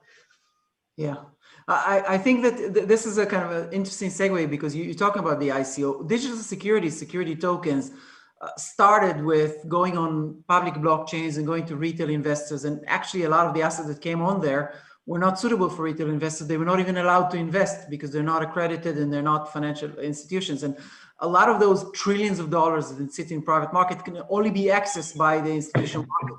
And for that reason, a lot of the work we've been doing over the last few years was to bring the financial institution market to help in that, and to bring the assets into the market, to underwrite them in a way, to bring their institution investor and give them the confidence that the assets are real and they're actually tested, so these are not scams and so on. And it's interesting, I think, to see the market, how the market will behave to having those intermediaries in the middle, because the whole kind of crypto model was remove the intermediary. And here we're saying these have a lot of value in the process in creating a market.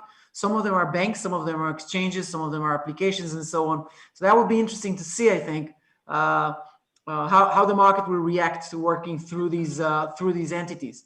And I don't know if there's this is one of those markets when a startup like Carta can come and sweep the market, because it's such a huge market and there's so many investors out there that are going through their financial institutions and they trust them, and they have whole funds rolling through them and so on. So that's an interesting thing to look at. But we don't have a financial institution here on the panel, so that was in the previous panel. I want to move on to the next kind of subject. We talked about raising capital, but let's talk about liquidity.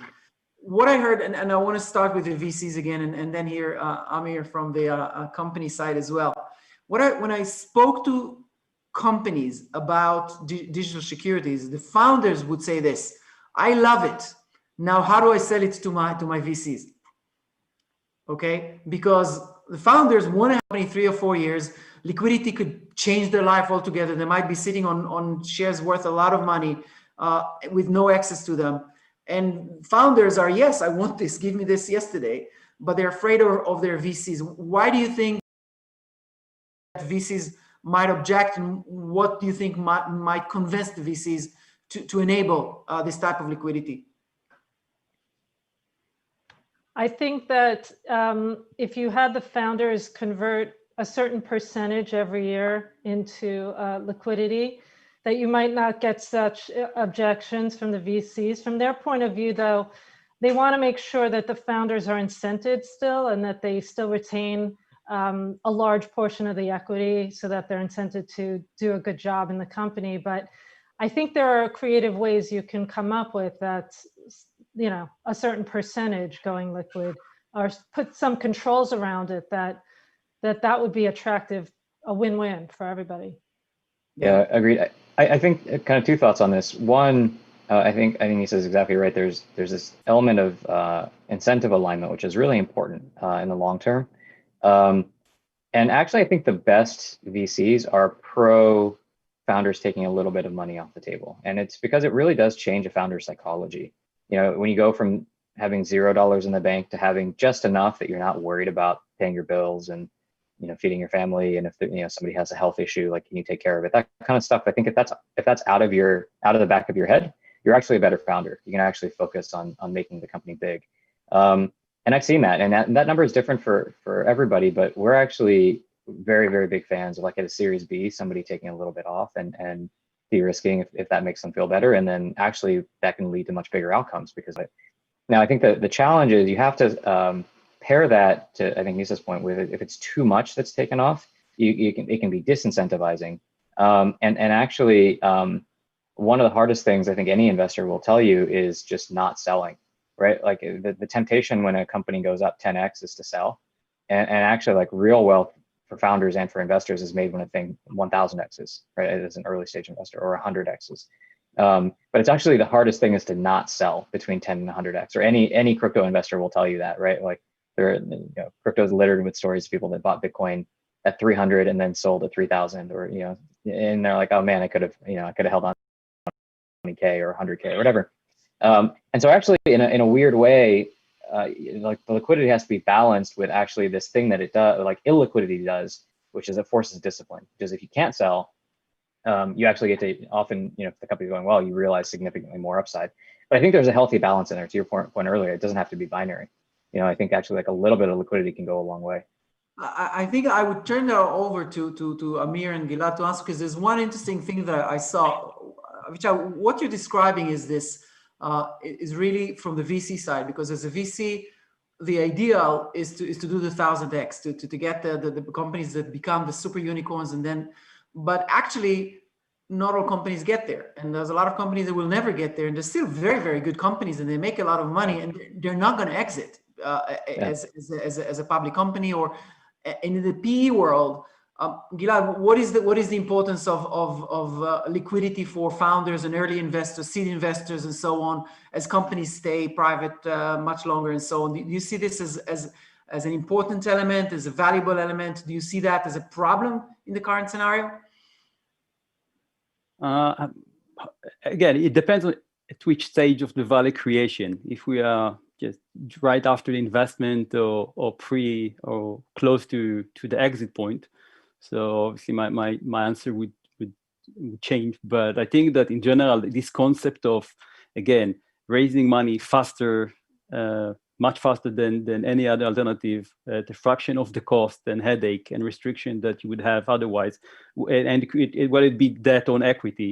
So obviously, you know, it's a valid and very interesting option for businesses, and with all the liquidity that we see in the market, it's still a very interesting, I think, option and product you have in the market. With that, I think that, again, the lack of control about you know, where their shares may end up with, and who will be the future shareholders, coupled with again, I would just mention smart contract in the context of the governance and you know, how it work in practice. You know, the less I would say the less forgiving nature of smart contracts, okay, can in some cases put them in suboptimal positions, right? Because, you know, as a private equity investor or even as banks, you know, we have enough flexibility to work with the companies when things go off track, right? And that wouldn't be the case, I think, when they issue digital shares. So there are some obviously pros and cons, but the answer is definitely yes. Okay, I think that I think it, and to be honest, I think it's inevitable, really. Okay, and Amir, from your side as a founder, and when we're talking about liquidity and this tension between investors and founders and early investors as well, not just founders. I mean, there is an argument to say that seed investors are suffering the most from the status of private companies going on and on and on much longer than they used to be, and they're being squeezed over time. And having a seed investor also being able to exit on the 10x, as you called it, Avichal, earlier, and then go back and reinvest makes a lot of sense for these investors. But Amir, for you as a founder, what does liquidity mean in terms of kind of structure and your balance with your investors? Yeah, so all the good answers have been taken already. So I'll add a little modest addition here. One is, before looking at the individual company on the macro level, if you create an environment where enough seed investors are able to make some exits, then I think you're adding overall investment velocity in general, right? So, and that's a good thing for everybody, because more startups get to get funded because you have happy seed investors. So that's one thing to consider in terms of the macro effect this could have. I think the answer to the question regarding how much founders should be able to sell and when they should be able to sell, it's exactly the balance of what Nisa and Avichal were saying, where you got to keep the incentives aligned. It's very, very important. And the balance is not just how much cash does the individual who's selling shares put in their pocket, but what percentage of their overall holding in the company does that represent? Is there still a ton of upside there that will keep them excited to work?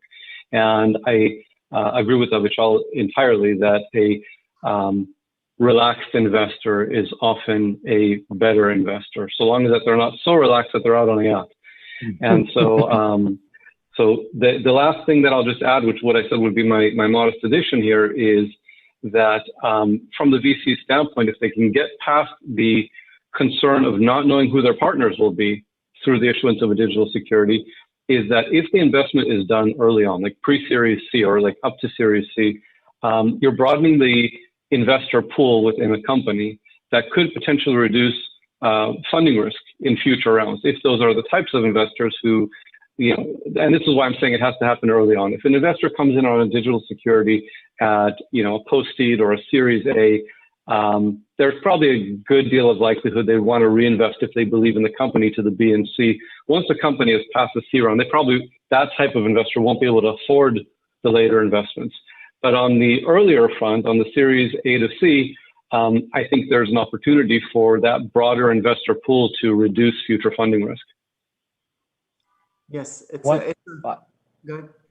Sorry, I mean, I just wanted to build on Amir. You just dropped a knowledge bomb, which is really, really good in your first point, which I don't think we've talked about. So there's kind of, you know, there's the entrepreneur perspective and there's the VC perspective. We didn't really talk about the ecosystem, but that first point you made is a really, really good one, which is, you know, part of what makes Silicon Valley special and work has been the small exits. And so what you get is this recycling of capital through founders and through angel investors that like facilitates that ecosystem.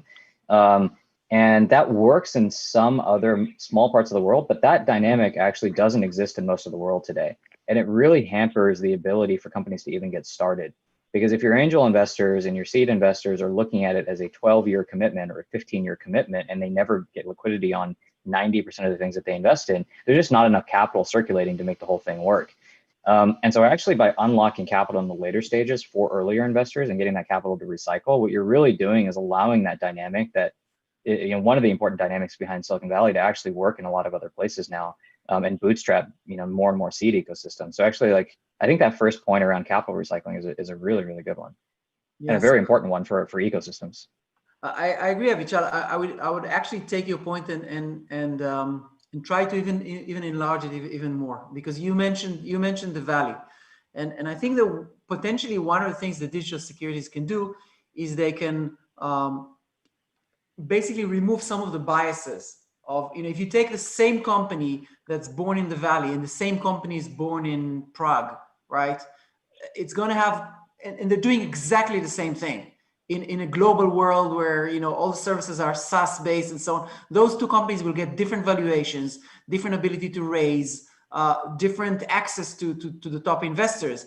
And that's why that company might not actually happen. It may be a better company, it may be better better founders and so on. So there's an element of, in today's market, when you raise capital, it is a lot about who who you're born. And we all know as founders, if you send a if I send a cold email to a fund and they don't know me or they don't know anybody that knows me, the chances are I will go to a junior and I'll never see a partner. So that's the reality of things.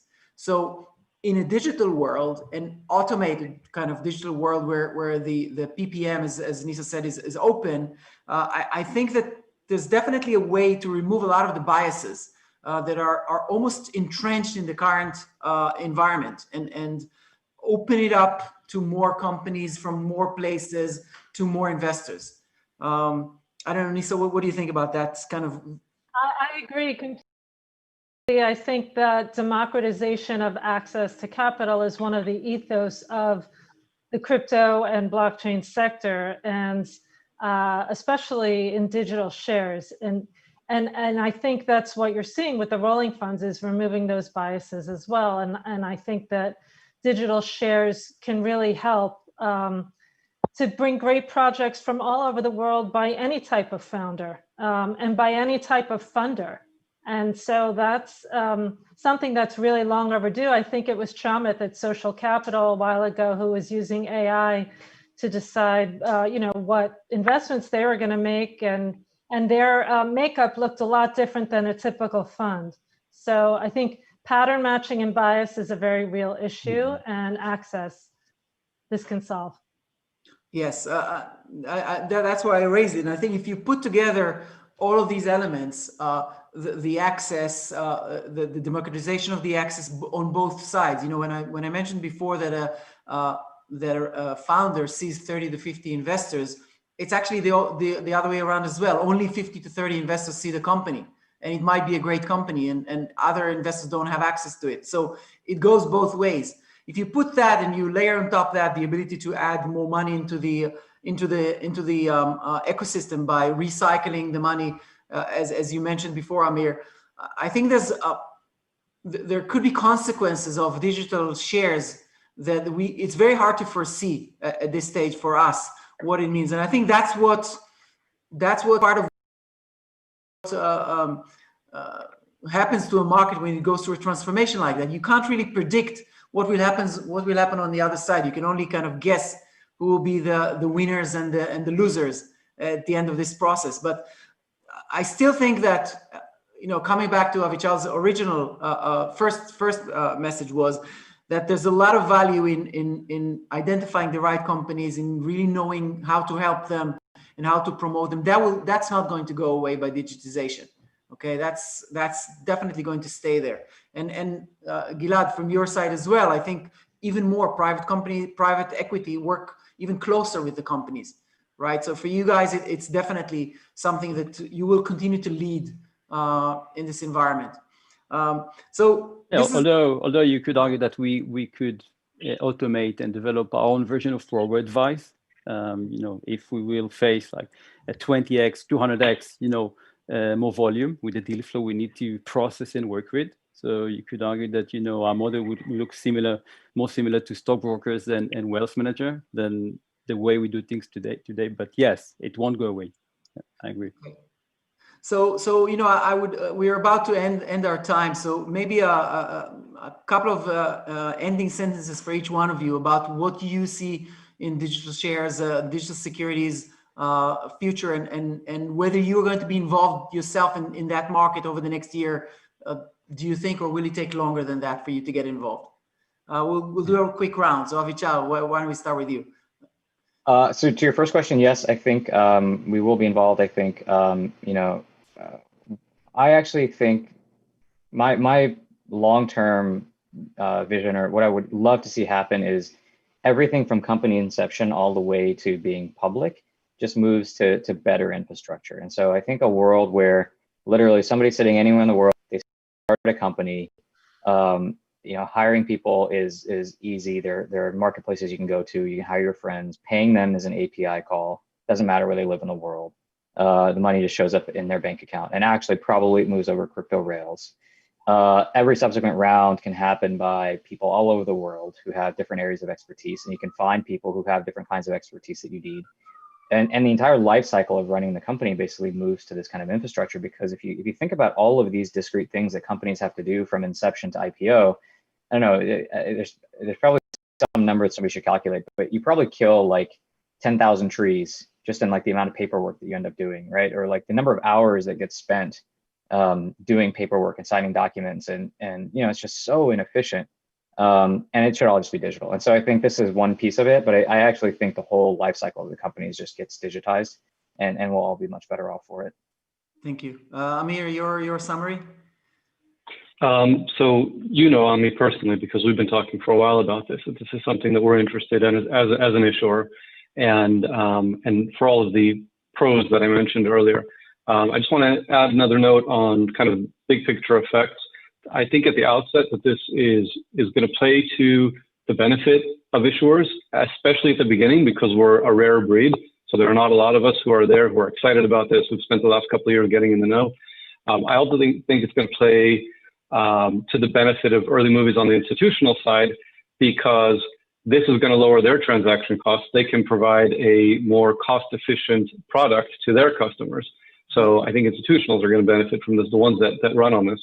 And I think if digital shares do become ubiquitous, we'll, at some point reach an equilibrium again. But I think we're in a very, very interesting time right now that's probably going to not last longer than 5 years. The last thing I think, looking at this from an issuer side, that I'm actually excited about is that I think digital securities may become a real competitor for VC's deal flow. And I think that's something that any issuer would be excited about, that there's a new class of investor here to be captured. Okay, so I'm being asked to wrap up. I will just say one more thing. If any companies watching us or VC that have a portfolio that want to think about digitizing their assets, the industry group that I was talking about is in a pilot, and we're going to, coming into the Q1, we're going to start doing real assets on this network of, as I said, financial institutions and so on. So you can approach me directly and talk about it. You can all find me on LinkedIn or Twitter, and I'm quite available. I was asked to wrap up, so maybe Nisa, one more sentence from you, and then we'll one more sentence from Gilad, and we'll wrap up the panel. Thank you. I'm already involved. Transparency are digital tokens of value that can be transferred to anyone around the world without relying on a third party, like a bank or a credit card company. eToro. More institutional investors, how the regulation, the public infrastructure, and the liquidity and distribution will develop. Okay, so this will be the three enablers, I think.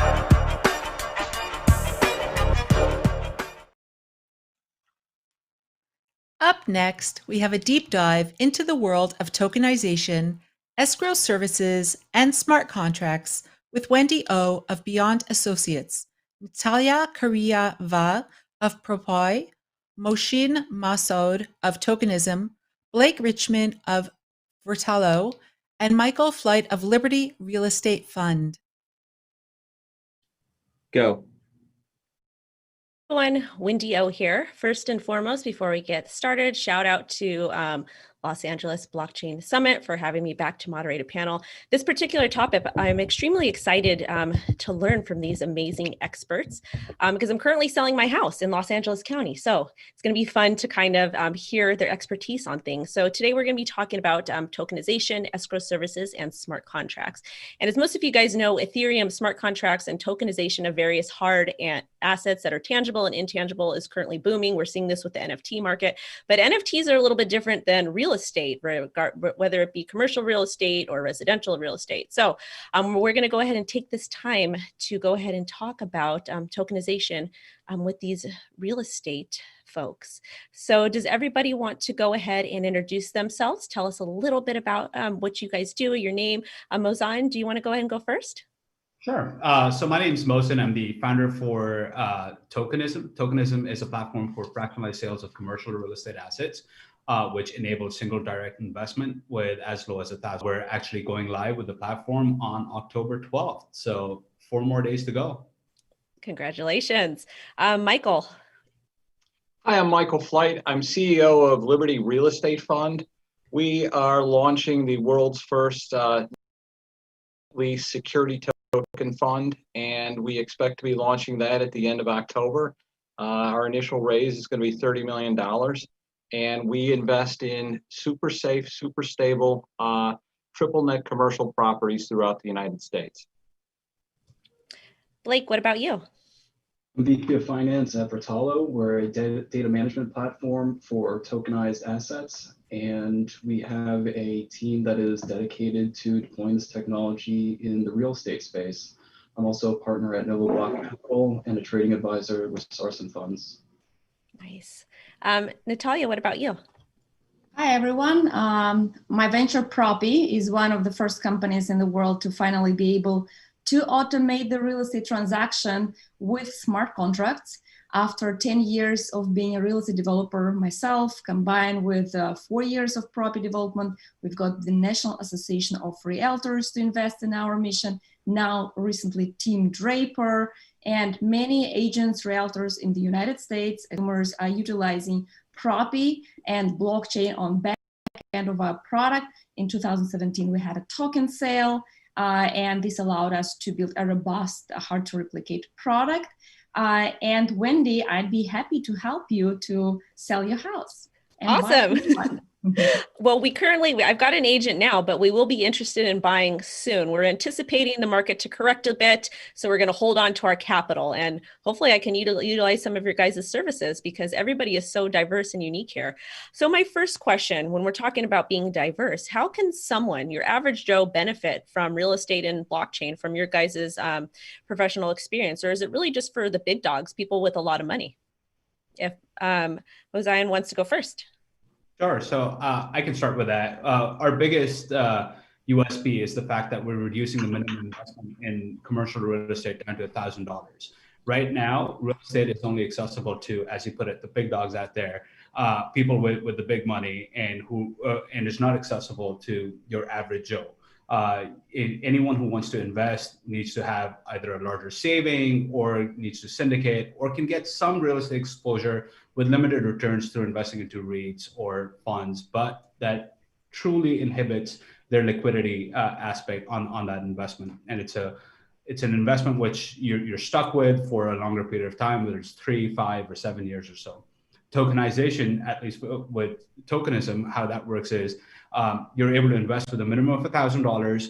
You're able to trade those security tokens freely after the initial hold period as prescribed by the SEC. And it gives you an alternative investment class within real estate at very low minimums. So opens up the market to the entire world, truly democratizing real estate investment. It sounds like it's really leveling the playing field out. Indeed, that's the idea, right? So level out the playing field for everyone. Everyone should have the same opportunities and not just the top 1%. I agree. What about you, Michael?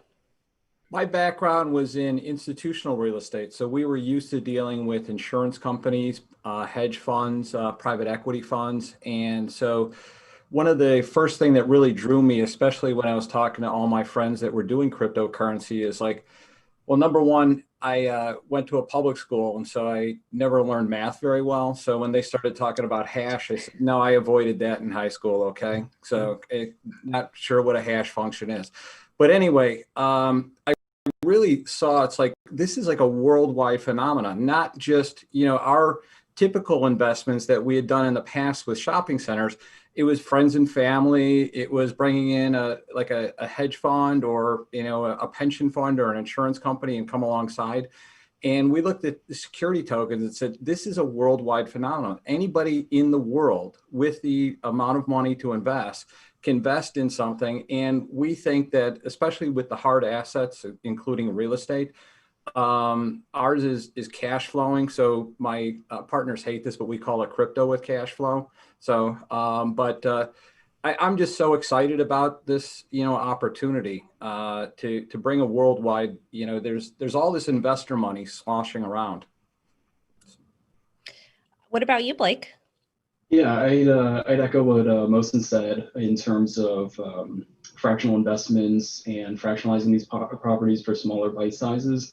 I think that there's a lot you can do just beyond enabling these smaller, where you take pieces of different fractionalized investments and create unique risk instruments or unique return profile pools. And then also the cost of capital. Providing these traditional financial services in a decentralized manner, leveraging some of the DeFi money market protocols, lowering cost of capital for the user, and creating instant programmable credit availability without having to have 7 years of the W-2. I think that is that's some of the really kind of off-piste downstream effects from using this technology with real estate. Yeah, when you're talking about having to provide your W-2 and whatnot, having to provide your income and different revenue streams can be a little bit challenging for some people, especially some people I know, at least in Los Angeles County, that do have to work under the table for extra cash, kind of to pay their bills and whatnot, and they're not eligible for FHA loans or to invest in commercial real estate. So I feel like that levels the playing field out, and it makes it easier for your average person to invest and to increase their wealth and then pass that generational wealth down to their kids. And Natalia, what about you and your company? My company is tokenizing the process, the real estate purchase and selling of a home. And for example, Wendy, in your case, you would introduce us to your agent, and then we would help you and your agent to close a deal entirely online through Propy. You would see all the traditional processes and documents there, disclosures, escrow, all the due dates. Your agent and the transaction coordinator will go through the process, and every single step, of course, is recorded on the blockchain, Ethereum, immuted, and thus there is a faith that the entire process is transparent for you as a consumer, as well as for the professionals. I also have an opinion about the tokenization and fractional ownership, which is, we've been looking at that as well seriously, and we're collaborating with these wonderful peers here on our panel. Fractional ownership in real estate is not new. We do have public real estate trusts, and you can participate in public market to invest in real estate funds. I've been looking at funding in a traditional manner, but of course, right now we're building the new infrastructure for fractional ownership via tokens. And a lot needs to be done. There've been a number of properties already tokenized in commercial and residential, and the key question is liquidity. How easy it is to buy and sell those security tokens, and also how serious the due diligence was there. So there is a lot of pressure, I believe, on Bertalo, on Mohsen here, on making sure that those properties that are tokenized are fair companies and legit and profitable properties with really great property managers. I think it's really interesting, the whole tokenization of real estate assets and then being able to actually trade these as you would other cryptocurrencies. I feel like that makes it a lot easier for people. Because I know me, before I purchased my first property, I was very hesitant to, because I was like, okay, I don't make enough. Like, I feel awkward. You know, I didn't really believe in myself at the time that I can, you know, own a home. But after I did it, it felt great. But I feel like the entry that Mohsen is talking about is very easy, because all you need is $1,000 to get started. And a lot of times you can, you know, cut something out of your budget to get that $1,000 and to start investing. But my next question to you guys is, do you think that tokenization of the real estate industry as a whole will bring even more transparency to the space? Because like everything, like in the United States, you can go to the city and you can pull permits and whatnot. But at the same time, sometimes it can be a little bit challenging because, you know, government in the city, they have offices closed at certain times. And now with COVID, sometimes you have to make an appointment. But do you think with blockchain, it'll make things easier for investors or home buyers or commercial investors? So for tokenism, our focus is twofold on it. One is, as Natalia pointed out, the due diligence aspect, ensuring the assets that are listed, all the information is that's there provided is correct. Historically, the sponsors are the right people for it. These are legit projects. And the second aspect is the secondary market for it. So answering your question, the secondary market is where it makes it super simple for you to be able to sell it, trade it, make any transactions with it without having to go any place to meet with people, or if the offices are closed because of COVID and things are delayed, so you don't have to wait for conveyance of title or anything on those lines. So you could own interest in the property by owning any number of tokens in an asset. And now that you want to sell it, you have our platform, which has the secondary market built into it. You just list it. As soon as there's a buyer, you don't have to wait 30, 40, 50, 60 days for that transaction to close and that transaction to record. It happens nearly instantaneously. It takes less than 60 seconds for the transaction to complete on the Ethereum blockchain. And yes, it completely eliminates the trouble and the inconveniences that traditional real estate investment has associated with it, and everything from property management to no dealings with tenants or phone calls to the whole 9 yards gets handled by either the project sponsor or depending on how a platform is set up. But in our case, it's tokenism that takes care of all of that for you. Would that lower closing costs?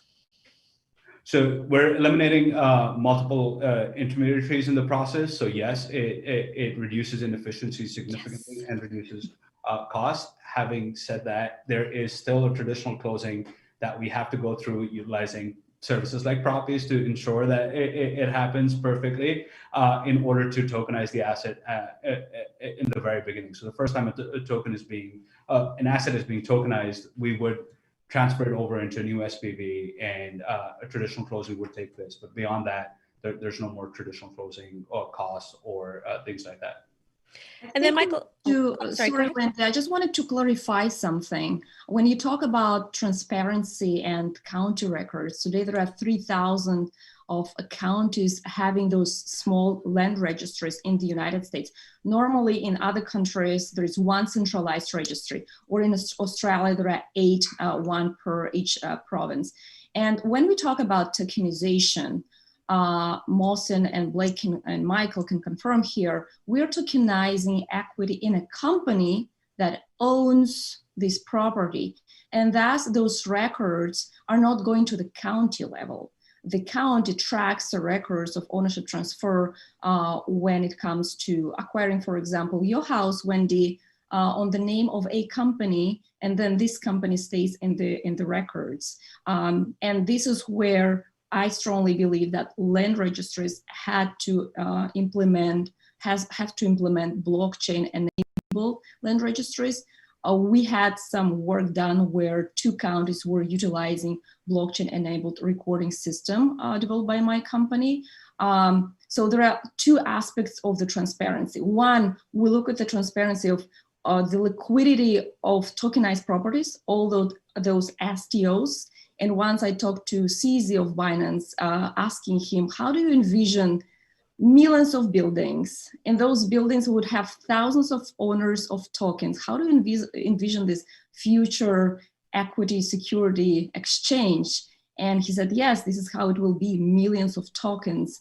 And this all brings transparency. So one item is transparency on all those security tokens.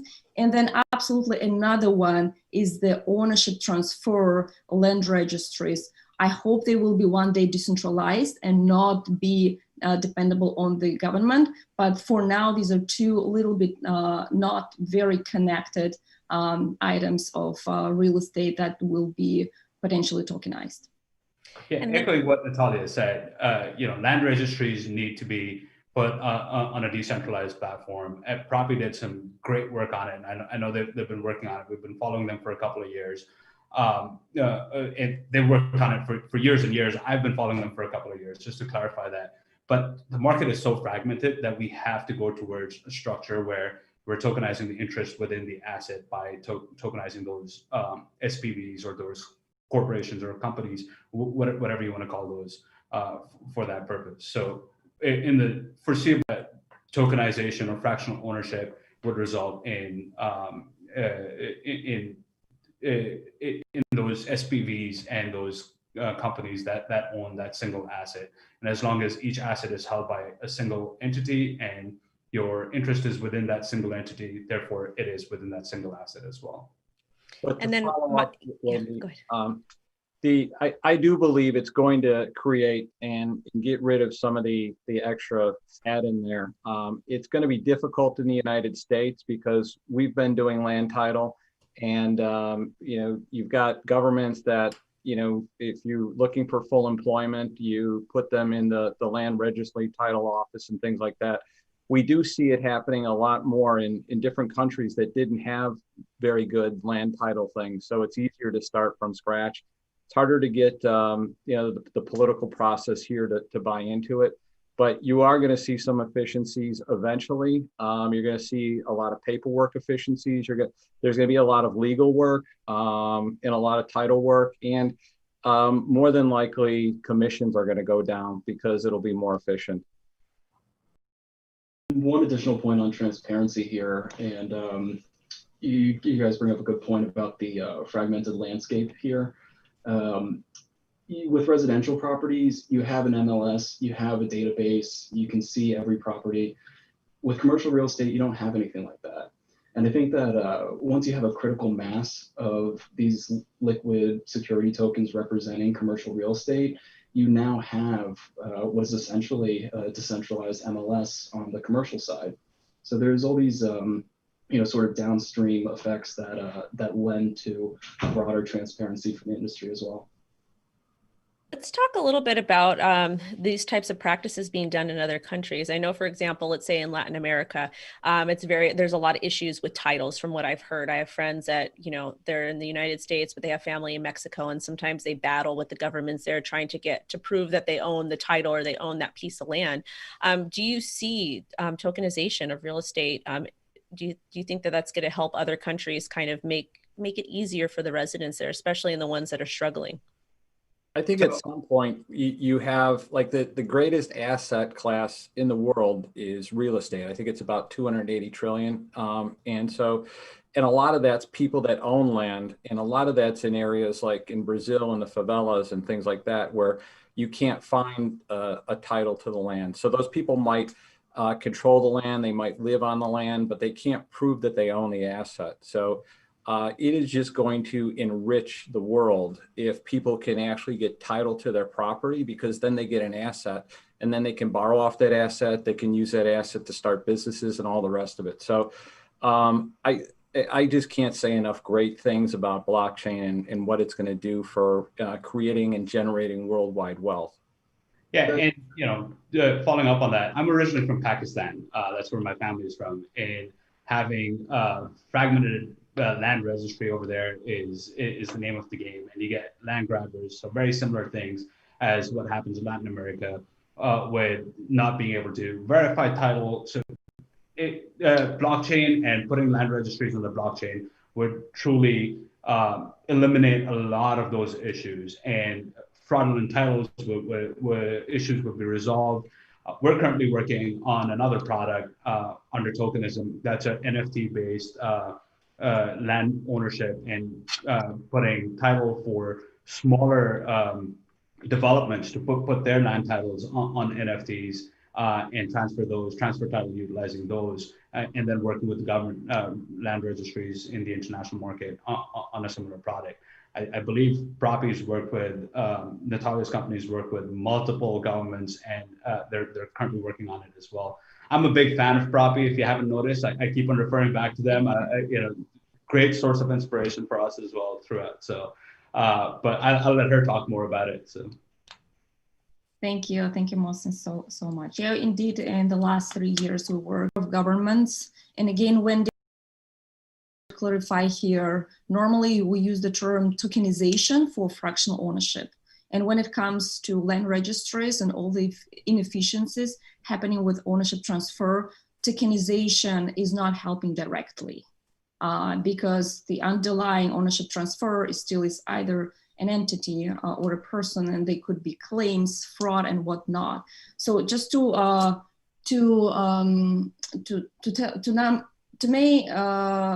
a number on this issue, it's a $9 trillion problem in the developing countries. $9 trillion of unrecorded land all over the world where people are owning properties and they cannot get financing, they cannot utilize these assets. And the problem is huge, and it's not only in developing countries. Last year, Bulgaria their registry was hacked. Baltimore here in the United States, the land registry was hacked. And so this is really important for land registries to start paying attention to blockchain utilization because right now they're spending too much resources on having different backups, on hiring consultants, IT consultants, which are not always the best ones in this country or elsewhere. And thus, once you have an immutable record, of course, this is the first step to at least have the record of ownership that is not altered. So that's the first step. The second, of course, we still need to prevent hacks and access to this information.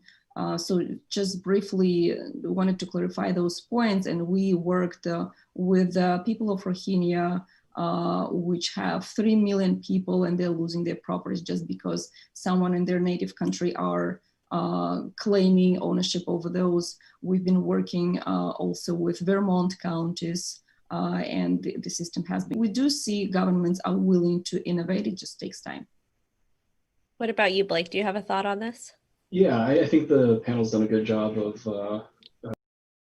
covering this, but to reiterate, I firmly believe that enforcement of property rights is a precursor to economic development, and using tokenization as a conduit for enforcement of property rights, I think that's transformative for some developing nations. And then kind of the other half of the question is, is there demand for this stuff? There's absolutely demand for this stuff. We're seeing a lot of demand out of Asian countries, as well as South American countries. I believe we're doing the first real estate tokenization in Mexico live on a webinar next week or the following week. So I mean, the developing countries are looking at this stuff. It's almost a shortcut to doing a one of these centralized paper-based registries. So it's an exciting time for some of these nations. Yeah, I can see a lot of good coming from this. I won't go on too much about that, but I'm very interested in charitable causes because charity has a special place in my heart for all the underdogs. So how do you guys, ladies and gentlemen, how do you feel that this type of technology can be used for the greater good, or possibly working with charities that are trying to focus on housing for people that might not be able to afford it in the United States or in third world countries? So where you're using the concept of tokenization can also be utilized for investing in local neighborhoods. That's one of the key things that we're working on right now is providing affordable housing in neighborhoods and getting the community to invest into it. So not just charities, not just government organizations, but investing within your neighborhood yourself as well. And that idea has been getting a lot of traction. And we're currently working on a couple of projects which will be coming up on the tokenism platform next month which address that aspect of it. Yeah, the commercial real estate tokenization has also a crowdfunding type of thing to it. And so it's really gotten, especially the crowdfunding, when people have crowdfunded in different neighborhoods that it's been difficult to put housing in and they need to get more housing in, they found that if they crowdfunded it, they could get more community buy-in. So that's one way to do it. The other way is just taking all these people that within the last 30 years have moved from poverty into the middle class and then, into some earning assets. When you talk about charitable stuff, if you're generating extra wealth, that means that you can be charitable and you can use that money. And so I think that with the tokenization and with, building and directing a lot of that extra money that's going to be sloshing around out there into projects, it's going to create additional money for people then to have their local situation where if they want to adopt dogs and, if they want to do things like that, they'll have the extra money to do it. We believe, I love what Blake said, life, liberty, and property is the best defense of freedom. Did you want to speak out on this at all, Blake? Yeah, no, I agree. I think that the community buy-in is a huge driver, and that's enabled by these fractional investments. And as Michael said, with that reduced friction, that added liquidity, that heightened access to investments does lead long-term to heightened wealth and more opportunities for philanthropy. So it's sort of a ripple effect as well. And Natalia, did you want to add to this? Yeah, sure. Wendy, first of all, that's great that you're so passionate about charity. Thank you for this question. I would add a little bit different aspect because we address affordability of the real estate ownership here in the United States. Today, about 10% of the property price is spent on different fees. And even though we are working with agents and we don't want to disrupt the agent, but there are so many other fees that our goal is to reduce them drastically, because then this would allow low-income population to have enough money for down payment. So I do think that the key to the freedom and liberty, as Michael and Blake just said, is really access to home ownership to properties. So in order to do that, we do need to make sure we have affordability addressed. I agree with all of your guys' points very well. And this whole topic makes me extremely passionate and excited because it really seems like it's going to level the player living in very poor neighborhoods, not giving them a second chance, but helping them to get out of that negativity and to do something great with their lives and then pass that down to their families. And before we go, I want to tell you all, I appreciate you and your time very much. And thank you so much for coming on. Thank you. Thank you. Thank you. Bye-bye, everyone. What the hell? What the fuck? What just happened? Oh, hell no.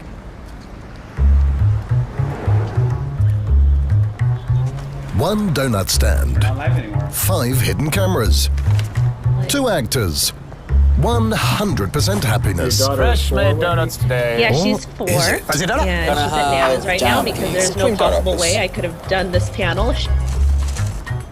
What the hell? What the fuck? What just happened? Oh, hell no. Did you just bite that? You won't even notice, it's very small. Oh, it's a new one. You don't have to bite. That's my commission. But it's out of my donut. I was expecting 100% of a donut. What the fuck are you doing? Just how the world works. Shut the fuck up, I don't want that. That's disgusting. No way. Take this back. If I pay for something, I should get the full thing. We have to take a bit of commission, otherwise... Don't let commissions bite into your portfolio. Join eToro and invest in 100% stocks with 0% commission. You've got a little commission. There. eToro. Join now.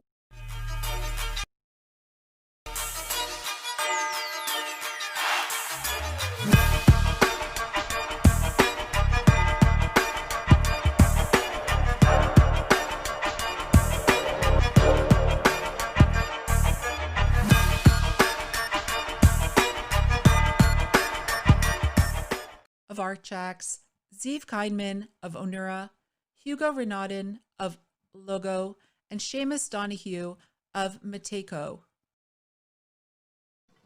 3, go. So much. Yeah, that was Exciting stuff. absolutely. Welcome to this great panel on the future of securities exchanges. My name is Jason Yanowitz. I'm one of the co-founders of Blockworks Group. We're a media company that helps investors understand the emerging crypto space. This panel is obviously not about me, though. Today, we're joined by 4 leaders from the institutional world of crypto and finance. Today, we'll talk about everything from tokenization to regulation to DeFi and to different go-to-market and sales and marketing strategies for these different companies. We have 30 minutes today, so we're going to cruise through it, but I think it'll be really interesting. I would just ask that all the participants just have their mics muted if they're not speaking. And so before diving in, though, why don't we kick it off with a few just introductions. Let's keep them short and sweet. Ziv, if you want to kick us off, and then we can go over to Graham, then Hugo, and then Seamus, and we can jump in. Cool. So hi, everybody. Really excited to be here. My name is Ziv Kindman. I'm the CEO of Symmetria. Symmetria is a digital securities exchange out of Israel, who's also operating as a node on the Onura P2P network, connecting to institutional investors worldwide. And I'm just transitioning out of Onura as the COO of Onura. And again, really exciting to be here. Thank you. Hi, everyone. So I'm Graham, the co-founder and CEO of Archax. We're a London-based digital securities exchange. We received our regulation from the FCA around a month ago to be an exchange, broker, and custodian in the space. Thanks, everyone, for being here. Everyone, I'm Hugo. I'm the CEO and co-founder of LGO, which is one of the largest institutional-focused Bitcoin exchange. We're based out of France. We're actually regulated in France, and we're also based in the US. And we've done a few different things, from issuing the largest ICO in France in 2018 to working with the French Central Bank in their digital euro project. And I'm very excited to participate in this panel. Hi, everybody. Seamus Donahue. I'm from Mateco. I'm the VP of Sales and Business Development. A little bit different than the rest. We're not an exchange. We are a technology provider to banks and exchanges. We basically provide them their self-custody infrastructure and the secure governance layer to manage their digital stack. We're based out of the French side in Lausanne, in Switzerland, and we've been around since about 2015. Amazing. Thanks, folks. Let's start with tokenization. So in a webinar last week, Jay Clayton said, we used to have digital entry, we used to have stock certificates, and then we had digital entries, and it may very well be the case that all of those things become tokenized.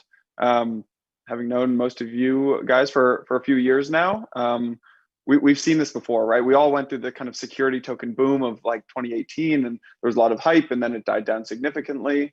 So before talking about the future of tokenization, I want to first understand what happened. Why didn't security tokens and tokenization hit the mainstream as fast as we really thought it would?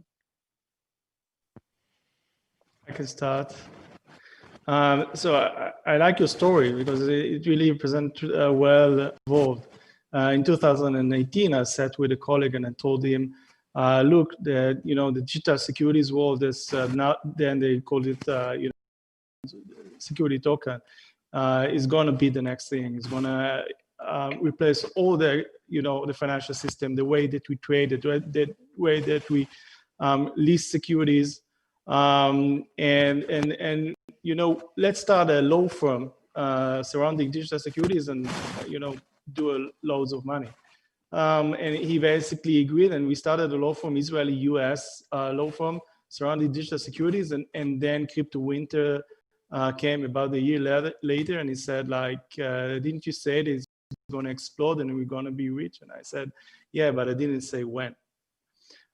So that's the whole story. It's just an industry that takes time to mature. It's not crypto. There's tons of regulation. And during that time, I've been doing panels year by the year of digital securities. And we started with those digital issuers. And then there was exchanges like Gram that came and exchanged, like a digital securities exchanges. So we saw the industry evolve. And now I think like we're in the peak because in this conference, just 1 hour before me, there were representative of big financial institutions just speaking about how digital security is going to transition the traditional financial industry. So I really feel that now is a picking point, but we need to understand that this industry to mature because it's operating under a lot of regulation. Yeah, I agree with what Ziv's saying there, and I think a lot of the security token discussions were around the issuers, but to create truly transferable liquid securities, they need a lot of the industry to change as well. And because people that are operating in the industry need regulation, you need to get the regulators on board, you need to understand how the technology is impacted by the regulation and vice versa. So it's taken a while for people to get here. You along that way, you've still had entities operating in the space, so people like Securities, who have been doing a lot of issuances and have developed their platforms along the way to becoming registered transfer agents, which add to the space. And then Onera, the work that they've been doing on creating a network. I think all of these things are coming together, and those pieces need to come together to be able to enable people to transact in digital securities in the same way that they were cryptos. So if I'm understanding what you guys are saying, it really just takes time, but to dive into it a little more, and we will get to some regulatory stuff, but it seems like there are flutters of activity, right? And they're primarily around the real estate space. So you'll see, once a month in CoinDesk, $500 million property gets tokenized, right? But to really ramp things up, if you had to put your finger on one thing, are we missing the infrastructure? Are we missing the regulation? Are we missing the buyers, right? We need demand, we need investors to come in. Or are we missing sellers who actually want to tokenize their assets? If I jump in here, I think we've recently had a lot of these type of conversations as what exactly are the, let's say, the frictions or the catalyst to make this market move. And I think, it's one of those things where everyone overestimates how quick it'll be in the short term and probably underestimates the pace in the long term. But I think what we see is there's still too many frictions. I mean, if we look in the context of, let's say, Switzerland or Liechtenstein, where the regulations are very, they've got a great set of regulations. There's no reason from a regulatory perspective this can't move. But what we see is when you go to a bank, for example, we're very focused on the institutional client base and getting banks involved in this space. And obviously they have the client base and the base of potential distribution that could be a great complement. But they don't have existing infrastructure, as in, let's say, custody infrastructure to start with. You need to manage those keys for themselves and their clients. And building a business case around the asset class is still tough because it's still very nascent in terms of sizing, how big is this, the quality of the issuers. So when they go to their senior management and try to define what the opportunity is, it's not persuasive enough to justify what they think is a fairly large investment, either from a CapEx or basically just from an infrastructure, OpEx perspective. So what we've seen the banks to get around this, I really think they need to start with crypto and say, okay, here's an observable market. We'll build a business case around that, and we'll invest in infrastructure, and that will really lower the let's say the frictions and they want to transition into the tokenized space because they have all the infrastructure in place, and it's effectively it just moves very naturally. I mean, if you can handle Ethereum, ERC20 tokens, etc., you can start handling some of these tokenized securities. So I think that's one of the biggest issues we still see. I actually don't see an issue with there's a lot of technology out there to doing a custody on digital securities. And I guess Graham can also explain how he does custody. And there was this recent publication by the one of the regulators in the US, the controller of the coin, that basically said banks, you can custody digital assets. So I don't think the point is specifically around custody. I just think that it's if you look at securities law, for example, they've been legislated 60 years ago, after the Great Depression in the US and in other jurisdictions as well. So it is a big transition to the financial industry. They need to switch from legacy system to something which is quicker, more efficient, operating 24 hours, hours a day for 7 days a week, and adopt some of the standards that basically we've seen from the crypto industry of efficiency and global having everything on a global scale. Yeah, I think when you mentioned property, Jason, as well, the property tends to be illiquid and benefits the most from this type of market, which is why we're seeing a lot of that. Whereas the liquid securities, they trade, frequently low cost at the moment, so it's less obvious. But once the ecosystem starts developing, a lot of those advantages of the digital become true, and that's the point when there'll be inflection, and hopefully all of these assets will move over. So I want to ask Hugo.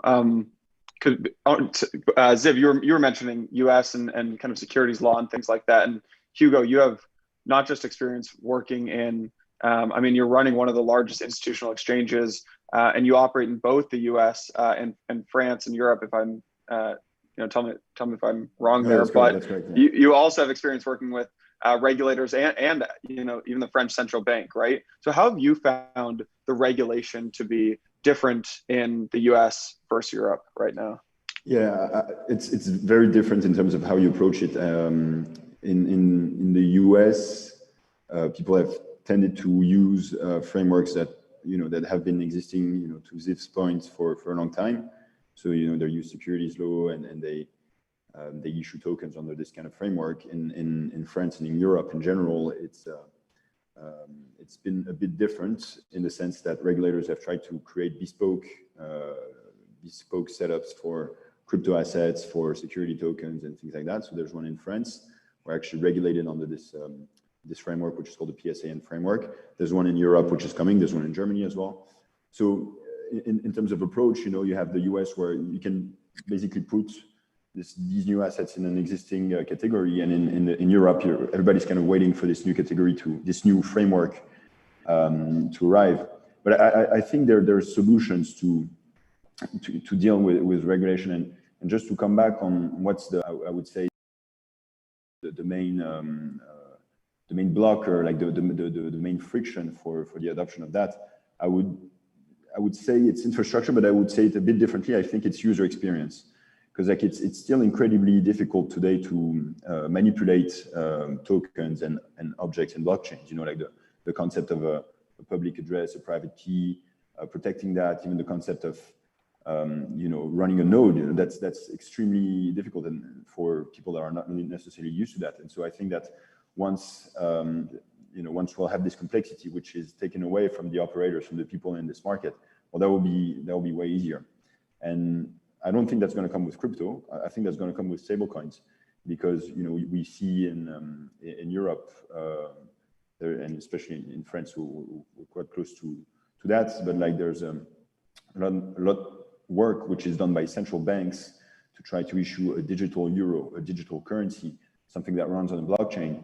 And if it comes from above, if it's a central bank that is pushing all the actors to kind of adapt to this new technology and have the infrastructure that is able to receive those tokens, send them, store them, do whatever you want with them. Well, that's an open door for security tokens and cryptocurrencies and other assets. I would totally agree with Hugo saying. I think basically what you need is a catalyst for the banks to be motivated. And I mean, one of the things to think about it globally, I think on the payment side, basically payments account for about 37 to 40% of banks' earnings globally.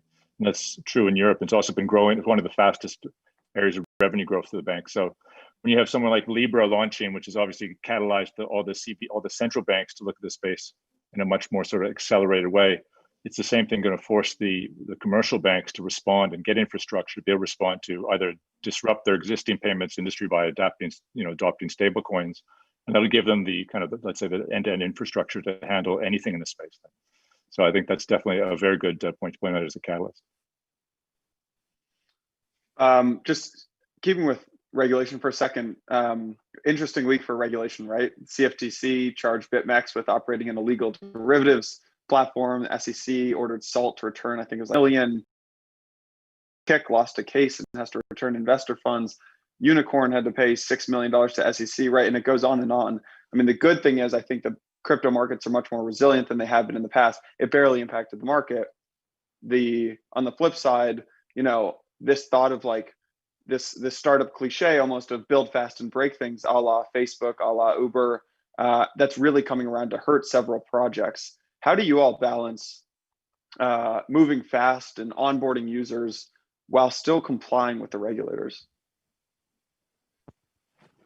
I can touch on that. So first, I think the first answer is, if there's a regulation, well, you just have to comply, right? I mean, that's been our motto. We've tried to do it the right way since the beginning, and it hasn't been always easy, because like we've done an ICO at a time where there was no framework for ICOs. We started operating a cryptocurrency exchange in France at the time where there was no regulation in France, but there's always been AML laws and AML directives both in France and in the US, and you have to comply with that. That's rule number one. Then for the other stuff where there's no documentation, there's no law, there's nothing, there's no precedent. Well, I think rule number one is to be knowledgeable, you know, broadly, like and have people around you that know this kind of space. You know, like what can you do generally in the securities market? What can you do generally in the money transmission space? And where, you know, we want to go, where we don't want to go. So that's number one. And number two, when there's no rule, you just have to make sense. And sometimes making sense is having a discussion with the regulator, having sharing ideas with them, but working with them. And I think there's no free lunch, right? And you can see that with BitMEX. You know, they've taken the stance of being completely outside of the US perimeter and doing whatever they wanted to do from an AML perspective, but they're paying that right now. So, you know, there's two different strategies. You choose one or the other, but I think at the end of the day, it evens out. Does anyone else want to touch? Graham, I know you've done a phenomenal job at, you know, really building all of the pipes before just racing into it. Have you done some work with the regulators out in the UK? Yeah, I mean, to be honest with you, I was going to say something, and Hugo pretty much said exactly the same thing. I don't actually think it's that complicated. I mean, the rules are literally written there for you to read, and sometimes you might need a lawyer and interpretation, but most people can follow them. I think, you know, and where the interesting bit and the innovation comes in the regulated space is working out what's possible with the technology, and then how that can improve financial services. And, you know, we spend a lot of our time doing that. I mean, we can look into the, you know, the DeFi space or a lot of what's happening out there, and people say it's innovative, why done like this? And for the most part, I can say, well, it's because these guys should have 7 regulations that they're totally avoiding. And I think the trick is looking at what they're doing and taking inspiration from everything they're working on, okay, and then think, okay, imagine we did this in the correct way with known parties following the right regulations, and then that's truly how you kind of break through to the next level. Ziv, did you want to mention something? Yeah, I just say I agree with Graham. I also like to see that, as I said before, like the ICO, I think it gave a lot of inspiration to the traditional securities world in the terms of the efficiency and the way that it was distributed, those investment was distributed. And that's also going back to what you asked before about what is missing. I think a good distribution network is the key for the adoption of digital securities, not like a specific asset, not like a hotel that's being tokenized or a company that's being tokenized, but a big distribution network like the one Onera is trying to create, which connects to institutional investors. And in those kind of situations, there's no big question about regulation, because those are all financial institutions and they comply with every regulation there is as much as they can, or they want to comply. On the other hand, if you want to look at those markets and drive inspiration, I think the DeFi market is interesting. And it's also challenging for regulators. Regulators, they know how to regulate a financial provider, financial service provider. But what do you do when it's just a code that someone put on a blockchain? And I think that could be a segue to your next question. You know where I'm going. You know me well, Ziv. So yeah, DeFi. We have 8, 9, 10 minutes left. I want to talk about DeFi. You all come from the very institutional world, traditional financial world, but for the first time ever, I think we're seeing like some crazy movement in the DeFi space. Uniswap volumes past Coinbase for the first time ever in a day. And secondly, even more important than Uniswap volume passing Coinbase, I think, is we're seeing centralized platforms getting into DeFi. For example, FTX, which is one of the top 10 exchanges, launched Serum, a decentralized exchange. Maybe I'd ask Hugo, or really anyone can answer this, but why are we seeing centralized platforms such as FTX, who has an incredible business model, now start to launch decentralized platforms? Aren't they maybe competing with themselves? Yeah. So I think first there's different kinds of decentralized exchanges, and I'll touch on Serum a bit later, but I want to touch on the concept of what's an automated market maker and the likes of Uniswap, because it's an incredibly elegant solution to problems. The first problem is like, what do you do? How do you create yield on idle capital, or how do you create passive income on idle capital, and how do you create liquidity on assets that are not necessarily very liquid? And so with this concept of automated market maker, it's the silver bullet to solve both of these problems at the same time. So you can have an asset. There's not a lot of demand, or there's some demand, so there's not a lot of liquidity providers that can provide centralized liquidity. Well, you can provide liquidity and you can earn a passive income on your asset, and anybody can do it. And so that's extremely powerful. And I think that's an innovation that the cryptocurrency space has brought to finance in general. And I wouldn't be surprised if in 10 years' time, we have AMMs that power liquidity on less liquid assets. So that's incredibly interesting. I think that supplements very well the business model of centralized exchanges and centralized order books that are more precise, more performant, but more expensive as well. So that's point number one. Point number two on why it would be interesting for someone like FTX to have a decentralized exchange. Well, when you look at how FTX has implemented that, I mean, it's quite interesting. Anybody can make a market. You don't need a centralized liquidity. It's actually very efficient in terms of settlement and operations. Like it's done on chain, so it's less costly. You can create a community around your exchange and have a user-owned marketplace, which is a very powerful business model these days. So, you see all those benefits of decentralized exchanges, which are the community, the almost infinite liquidity, which is brought by anyone, not necessarily specialized market maker, but really anyone. You apply that to a centralized order book infrastructure, and you have something which is much cheaper, much leaner, with the potential to touch many more people in the ecosystem. So that's I think that's the kind of direction that everyone wants to see. Do you think that these automated market makers and decentralized platforms will compete directly with the more centralized platforms? For example, do AMMs put more traditional market makers out of business, or do they work hand in hand? And this can be for anyone. But. Well, I can take that very shortly, and then I'll leave the floor. So I think it's very different. It's very expensive to bring decentralized liquidity because it's very tough to make money on that. A professional market maker, to make market on a specific asset, they need volatility, they need demand, they need price discrepancies, and that doesn't come with any asset. Whereas if you want to run an AMM, you can do it on any asset. So what I think will happen is that on those assets, like for instance the cryptocurrency space, Bitcoin or Tether or ETH, where there's a lot of volatility and a lot of demand, you have room to have specialized, centralized liquidity, and that's what people want because they're trading that. But on the other side of the spectrum, for assets that are not meant to have a lot of liquidity or don't have so much demand, so much and so much supply, like it's the AMM solution is perfect, and both can split the market this way.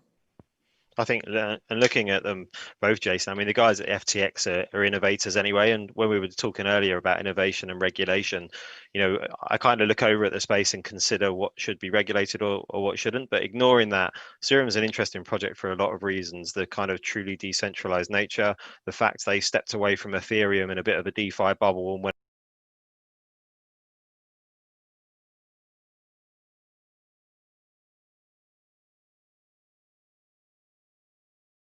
I see it going is much the same as everything. You can look at what's going on there and start questioning, okay, is probably everything a decentralized exchange shows is possible. Awesome. I got the flag for the 3-minute warning here. So I've been told that they have very strict rules here. So I do want to I want to wrap up. I want to have everyone just go around, and if you could say just where folks can find you, where folks can learn more about what you're working on, and also either your most controversial thought about the crypto space or a prediction for the next. We can start with anybody, but we've got 2 minutes, 30 seconds here. So okay, I'll start and make it short. So first of all, you can reach me on LinkedIn. That's the way I'm usually communicating.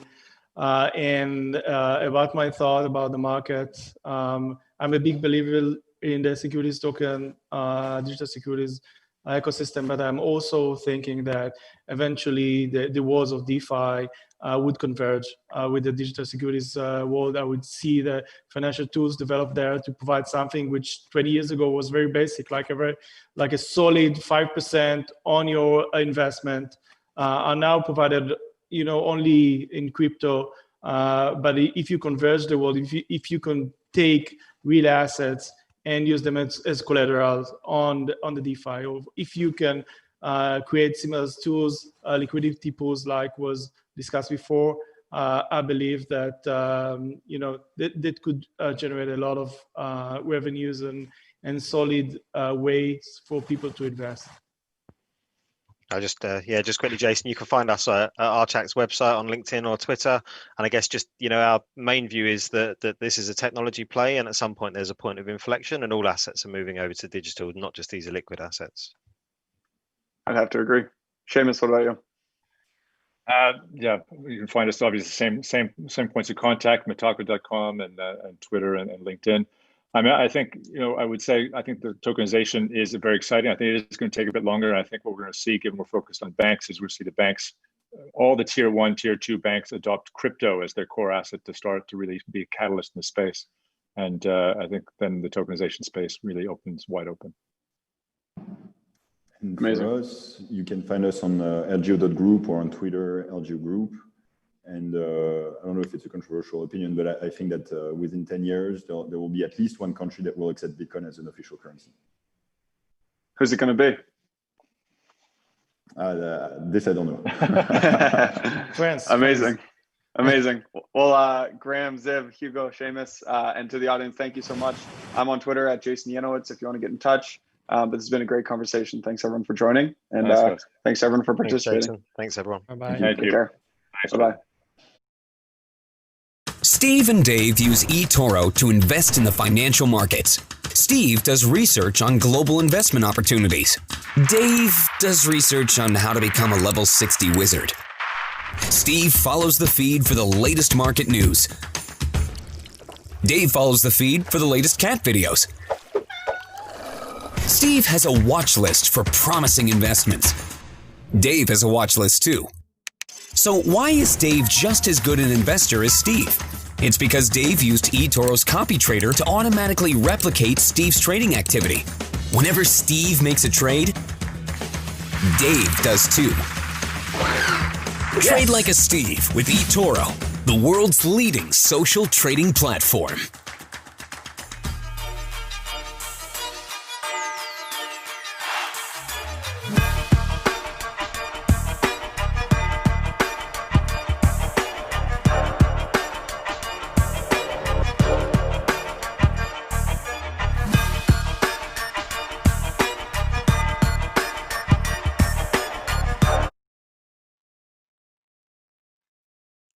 Ever wonder what it takes to develop a digital asset ecosystem?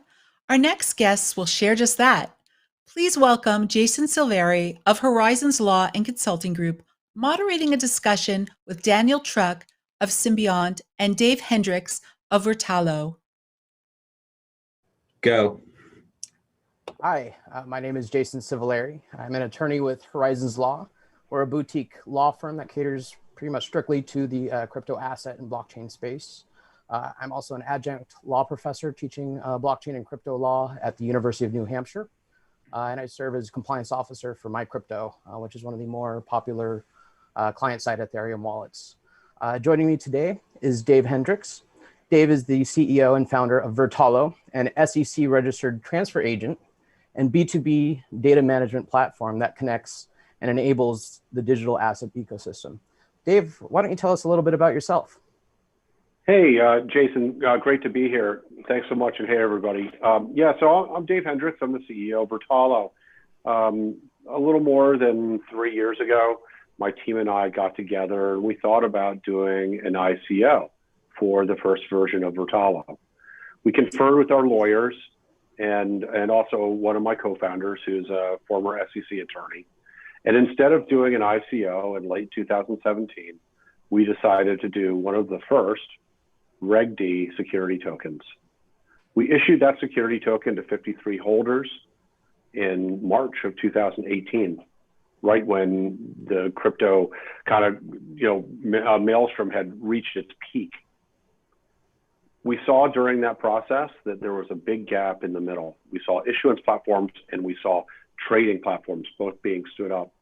But we didn't see in the middle was a data management platform, like a cap table, like a transfer agent, that would help issuers of digital securities a platform to manage their equity and debt holdings. So we pivoted the company in May of 2018, and we started building the Vertalo that is today. So it's great to be here. Excited to talk about this topic and talk with Dan and you, Jason. That's excellent. Yeah, sounds like you had some great counsel if they were telling you not to issue what would turn out to be securities in late 2017. That's unfortunate and for a lot of other teams, and it's great you're using that experience to help other projects move forward. We also have Dan Truque. Dan leads business development for Symbiont's alternative assets team. Symbiont is the enterprise fintech company creating the next generation of financial markets infrastructure using blockchain technology. Dan, why don't you tell me a little bit about yourself? Sure. So as you mentioned, I run business development for the alternative assets team at Symbiont. This is the team that covers private securities, alternative markets, that is collectibles, fractionals, real estate, etc., and also supply chain and logistics. So just a little bit about Symbiont. So Symbiont is a permission blockchain company. So essentially, we're a technology provider that has its own proprietary permission blockchain platform. And we have grown through partnership with very large financial players. So we're talking about companies like Vanguard, NASDAQ, Citibank, Bank of New York Mellon, etc.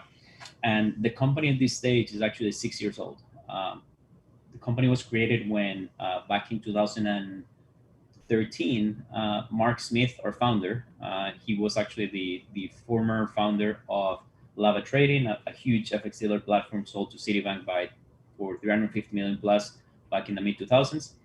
He met the co-founders of Counterparty, Adam Carlstein and Evan Wagner. Counterparty was actually you could call it the original DeFi protocol. They were putting smart contracts on Bitcoin back in 2012. Anyways, the name actually stems from the symbiotic relationship between finance and blockchain. So we have 4 business lines. The business lines are essentially the teams that use our language and our blockchain to implement a specific solution for our clients. So one is data management, which is the one working with Vanguard for financial index data distribution. That network has been running since early 2019, and it's used daily to rebalance 1.3 trillion worth of assets of CRSP passive funds at Vanguard. We have then fixed income and currencies. This team focuses on on-chain ABS issuance and also automatic collateral management for FX swaps and other OTC derivatives. There was a press release earlier this year about their work with Vanguard and the first, second, and fourth largest custodian banks, which is State Street, Bank of New York Mellon, and Citi, to enable these applications. Third team is mortgages. They have a partnership with Louis Ranieri, the inventor of the mortgage-backed security, to create a massive mortgage servicing platform. And last is my team, which, as I mentioned, is alternative assets, dealing with the private markets and alternative and supply chain and logistics. Oh, that's great. Well, given you've been focusing so much on how sort of the legacy guard operates things, what do you see are some of the primary differences in the needs for financial infrastructure between the legacy financial markets and those for digital assets? Yeah, I think like when comparing digital markets with legacy financial markets, which is, it's funny calling them legacy because it's kind of like the current markets. It is what it is right now. It's really like Hey, digital at markets. this conference, right? Yes, exactly. So the legacy financial markets are the result of over almost 100 years worth of regulation and technological advances and limitations that led to the system we have today. So we cannot really throw away all that body of knowledge of all the learnings throughout the time. I think there's a couple of differences that I would like to highlight. And one is that in, let's call it the traditional digital asset markets, and by this I mentioned, it's kind of like the traditional crypto exchanges. When you bring your assets to the exchange, you're actually pledging them to the exchange, and the exchange now holds custody of them. So you have this issue that if the exchange blows up, you lose your assets. That doesn't happen in the legacy financial markets because your assets are held by a custodian. They're never held by the exchange, so there's no exchange risk. And also when you're doing the trades, there's no settlement risk because the trades are guaranteed by a clearinghouse. So all those things are just ways in which the financial markets evolve to provide those safeguards for investors and the integrity of the markets. And those are things that the digital markets are lacking.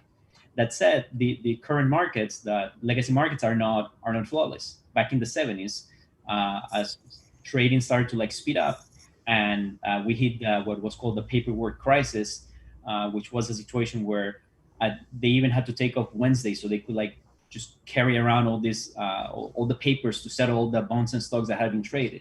So back in the 70s, they created the DTCC as a centralized securities depository that would actually hold all the securities in their name. And then the custodians get a derivative ownership right of that. And then the investor doesn't really own the securities. The custodian owns them on their behalf, and the DTCC owns them on their behalf. So this is called the indirect nominee system. It was something we needed back then because of the issue with the paperwork crisis, and because we didn't like the technology. We lacked the technology. Now that we have blockchain, we actually have the capability of doing two things. One, go back to a direct ownership registry system, because now we have the technology to enable that and get rid of what was supposed to be a temporary solution in the creation of the DTCC. And then second, actually bring all these benefits and reduce risks in the way that called legacy financial markets exist. So I think there's advantages and disadvantages on both sides, and we are at the point where we can actually bring these things together to create a very robust market. And it's amazing how the DTCC sometimes takes days to process individual trades, but that's something you see that blockchain can help facilitate much faster. Exactly. Gotcha. What is both your take on digital security issuance in public chains versus permission chains? Well, if I may, Jason, I want to add something to what Dan just said. Dan's comments were mostly related to public markets, right? And the way I see digital securities or the market that we're all trying to develop as different from the current or legacy markets is that the legacy markets that everyone complains about are actually highly advanced. Trades occur very, very quickly. They may take 2 days to settle, but they happen in milliseconds. And they're there's a high degree of technology that's been brought to this: algorithms, networks, AI, et cetera. They're very, very modern. The market for digital securities, in our view, in the nearer term, is in the private markets. The private markets are extremely fragmented. There are no marketplaces to trade private assets other than pink sheets or some bulletin boards, et cetera. People complain about public markets taking 2 days to clear a trade. Try clearing a private asset transaction in 2 days. Good luck doing that.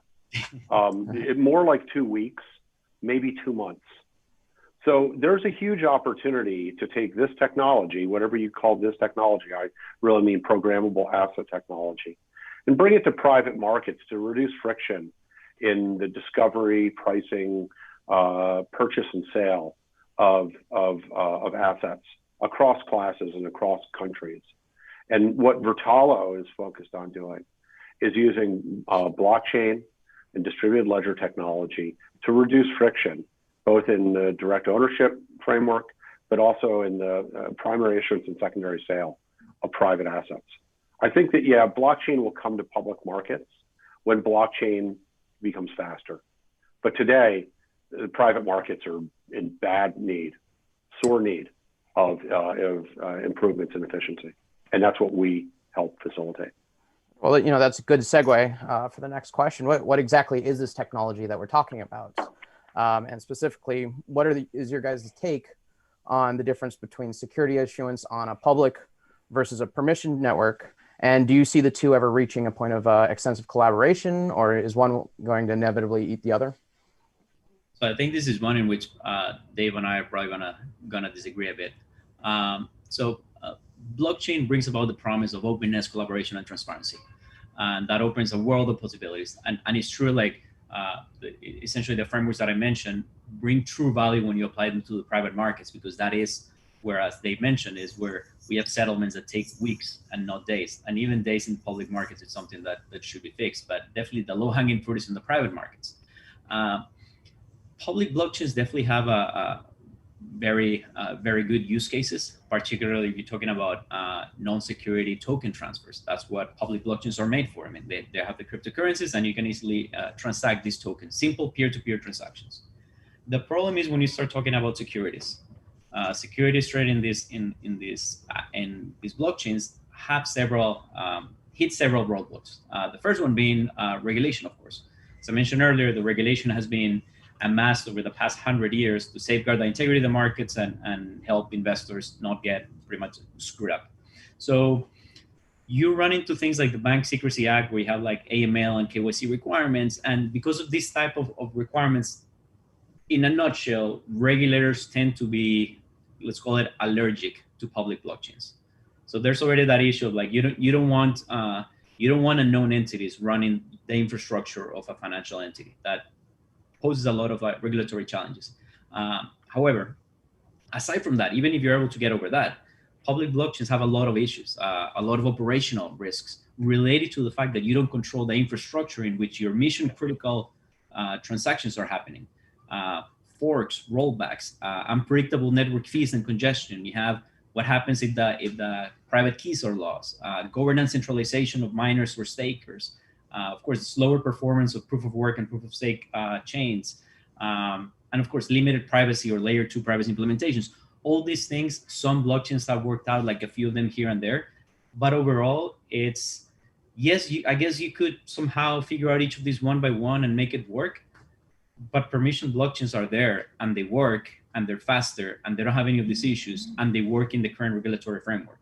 So I just don't see why go through like the complication of trying to do it in a public blockchain, at least right now. And when you look into that, the privacy, I think that's actually where Symbion's platform really shines, because of the scalable privacy that we can provide to safeguard and be in compliance with all the regulation requirements. And Dave sounds like he might have a different viewpoint. Go ahead, Dave. We welcome Symbiont to the Vertalo network. So Vertalo is blockchain agnostic. We actually we don't really care permissioned or public. So we support multiple blockchains now. We recognize and addressed every concern that Dan brought up over the last 3 years. For example, let's go look at self-sovereign wallets. A lot of the issues that Dan brings up are related to self-sovereign wallets like MetaMask. He didn't call it out actually specifically, but self-custodying securities in a wallet which can't be provably owned causes a regulatory problem. Well, we solve that by creating keyless custodial wallets in Vertalo. So when we take an asset and digitize it and then tokenize it, we spawn and create keyless custodial wallets that do not require the investor to know anything about blockchain, and in fact do not actually have keys. So same thing as accessing a brokerage account. When it comes to compliance with ATSs and the general capital market structure, I'm benefited by one of my co-founders who, when he was a regulator at the SEC, was the lead author on the SEC's concept paper on ATSs. And so we designed our technology around the broker-dealer custody problem. and wrote our smart contract so that we could use a public blockchain and separate concerns in the controller function between broker-dealer's order matching function and the custodial clearing function. So we solved those problems already. We actually also solved the token problem by basically abstracting tokens entirely away, retaining the programmable benefits of tokens, meaning ROFRs and transfer and trade restrictions and tendering and escheatment and rollbacks, all of those things, without having to load them into a very expensive ERC 1400 type token. So I agree with so much that Dan has said. The difference is it doesn't have to be a private network that these run on. And in fact, the SEC and FINRA have no official opinion as to public or private blockchains. They do have one opinion. We're a transfer agent. We're an SEC transfer agent. They don't want the blockchain, especially what we know as blockchains like Ethereum and et cetera, to be the single source of truth yet. They still require a single entry ledger, like a spreadsheet, to be the single source of truth. That will change. But all of the things that Dan is talking about can be accomplished on public chains, and as well as they can on private chains. It's a matter of actually who's working on it. Not every so-called token issuance platform can do what Dan is talking about. And there's a lot of nuance here that Dan appreciates, and the Symbiont team appreciates deeply. A lot of the market doesn't really understand this yet, so including the regulators. It will be interesting to see how they evolve, given we have fully public chains like Ethereum, as you mentioned, can only go so fast if they have so many validators. Just the literal speed of light limits them. And then you have some of these semi-permissioned, something like a delegated proof of stake. And then you get the fully permissioned where they can operate very quickly. It'll be very fascinating to see how some of these went out. Let me throw one more thing in here. So we started working with Tezos about a year and a half ago, and we did a head-to-head test just a couple of weeks ago on the cost and speed of confirming a trade on Tezos versus Ethereum. The Ethereum trading the token on an Ethereum network and gas cost was well over $100. That same suite of smart contracts just written in Tezos, trading the same asset would cost $11 and also cleared faster. So there's a big difference in gas cost and in speed between public chains, just as there's a big difference between public chain speed and clearing as there is with Symbiont and private chains. That makes sense. Well, I want to pick up on one thread that Dan was carrying there. He mentioned laws that have developed over 100 years to protect investors. And I generally get a feeling that a lot of people in the crypto space I think some of those laws might be outdated or improperly placed. And one of the biggest movements we see right now that is challenging those is the DeFi movement, where we have literal decentralized bucket shops, binary options, lending platforms, all without banking charters or without complying with swap requirements under the CEA, that type. And yet a lot of people identify some of the reasons why those laws came about: price manipulation, solvency risk, asset abandonment, just investor incompetence. And they think that just by moving this on chain, we solve a lot of those problems.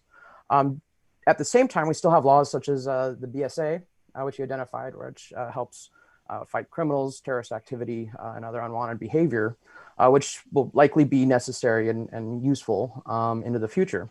So how do you see DeFi and some of these other new movements affecting or evolving to meet traditional financial infrastructure needs? And do you see it going the other way, or do you see DeFi generally disappearing altogether as more permissioned players move in? I think DeFi is definitely it's an interesting area. There's been a lot of innovation there. It's forcing us to rethink traditional lending structures and workflows. However, one of the things with DeFi, and this is also like an issue within blockchain, DeFi is all about not delegating trust and not delegating responsibility. But as transaction complexity increases, people are more willing to delegate trust and responsibility of some stuff. So outside of blockchain, Delegating trust and responsibility is not a big deal. It's for some in the blockchain world, in DeFi specifically, what some people call an intermediary. Other people may see it as a specialist. One man's toll taker is another man's service provider. So it's really like not everybody wants to run nodes and hold custody of their own assets. It's okay to offload some of those things. And I think that DeFi also, it's almost like a victim of its own success. As it grows, then the protocols keep getting forked. So you fail to like keep critical mass. And maybe at some point, one of them is gonna evolve to like rule them all. But right now it's kind of like they just keep attacking each other and offering ever higher yields, which are just cannibalizing each other's like users. And I'm not sure like how high this can go until it's a disaster. But that said, one of their main issues is that by their decentralized nature, they cannot offer proper customer support. And because of that lack of customer support and security and kind of like native insurance, then they're definitely not ready for mass adoption, specifically at the institutional level. There may be some retail adoption to a certain extent, but because of that lack of customer services and UI and like kind of user experience, that's what's holding them back. And then you also have services like Celsius or BlockFi, which are centralized finance like CeFi, which pretty much like took that idea and then wrapped it and made it more accessible. And I think those white glove service approaches are what can get mass adoption, because not everybody is totally against delegating trust and responsibility. Dave, do you have any thoughts? Yeah, Vertalo is very deeply involved in DeFi. We're working with Maker Foundation and with Centrifuge to help onboard real world assets and pledge them as collateral against these DeFi networks. Dan brings up a lot of great points. There's a lot of forking, et cetera. This is a whole session that I can't answer in 1 minute. So we've only got a few more minutes. So DeFi is early and it's going to be big. And Vertalo is spending a lot of time on this. Gotcha. So from what I've heard from Dave so far, you want to stake Tezos and you want to buy into DeFi. Just kidding. Oh no, it's these are all cool new products. So why don't we talk about managing ownership on chain? Because I'm not sure that everyone understands why digital securities are so special. Yeah. So let's go into digital ownership a little bit. This is a discussion about financial data. How can companies leverage blockchain to manage financial data and manage the ownership of data related to digital securities? So the reason blockchain is a thing, distributed ledger is a thing, is a step function improvement off of single entry ledgers. So up until very recently and still today, most of these centralized ledgers don't express a truth at a point in time, but they don't have a rollback. They don't really have an audit log. They don't have change logs. And there's no immutability there. Blockchain is a fantastic system for cap tables and shareholder registries, because not only is it hard to trick or have a fat finger error when you have machines encoding the ownership, but it's very, very hard to steal things from people when the record is spread out all over the place. And so spreadsheets are a bad place for ownership ledgers. Distributed ledger is a great place for ownership, ledgers of ownership of any kind of asset. Dan, do you have anything? And I think that blockchains are great for managing data with a single source of truth and the immutable ledger with perfect auditability. I think the key challenge for blockchains is privacy, and particularly that's where we believe that Symbian has an edge. So unlike other layer 2 or middleware privacy implementations, Assembly, which is the name of Symbian's platform, has native support at the protocol level, and this ensures like a very robust and highly scalable privacy model. I mean, we also have support for HSMs, hardware security modules, for key management, which also helps satisfy regulatory custody control requirements. This is actually the reason why, and actually I'm happy to hear if there's other ones, but as far as I know, the Assembly platform is the only blockchain that has been deployed inside the firewall of major banks in their pre-production environments. And all this is because of all this, like, the very robust security and privacy system that goes along with it. Because as mentioned earlier, blockchains are great for openness and transparency, but once you try to put robust privacy on top of it at the protocol level, not on a layer 2 solution, it gets very complicated. And I think that Symbian has nailed that specific use case of how to have privacy and for these type of applications. And that's why the banks are trusting us. Yeah, we nailed that ourselves a while ago. It's important not to confuse the concept of blockchains with MetaMask, okay, and with public addresses. So there's no reason why you need to hold a digital security in a public wallet if you have a technology like Vertalo's or Symbian's, where you can fully obscure ownership. We enable people to transfer their securities to self-sovereign wallets, but in fact, the regulators don't love self-sovereign wallets. That's the case in the U.S. and Singapore, and they're not great for privacy. So our system is as private as any brokerage account, and you're absolutely right. That's a problem. Luckily, it can be solved for private and public blockchains. All right, well, we've got about a minute 30 left. So in a very quick soundbite, this is a big question. I want to get your guys' thoughts on it to close us out. What needs to change in the current digital asset infrastructure to bring mass adoption, given that we're already inside the firewalls of major banks, we're already in the public sphere a little bit? When are things really going to change? I think that there's two things to recognize. And one is that we already have the technology to operate in a fully compliant way with the existing regulation. So that's one. There's some tweaks and some ideally letters of no action that should come out, but we have what it takes to operate in this. And then second, we also need to recognize that traditional players that drive mass adoption, like custodians, should be integrated into the blockchain ecosystem to really bring this to the mainstream. Gotcha. Yeah, I agree. We have integrated custodians into the public blockchain ecosystem. They're a necessity in trading private digital securities. That's what the recent SEC no action letter to FINRA said, and it's a clarification on the joint statement on broker-dealer custody in July of 2019. So I agree. The thing that we need to make digital securities on blockchain adopted in a mass fashion is better assets on chain, better deals. Direct listings, things like that. Those are, let's get Palantir and Asana on blockchain. Sorry to cut you off, Dave, but appreciate your thoughts. This is Dave Hendricks with Vertalo and Dan Turque with Symbian. Have a great day. You guys. Let me guess.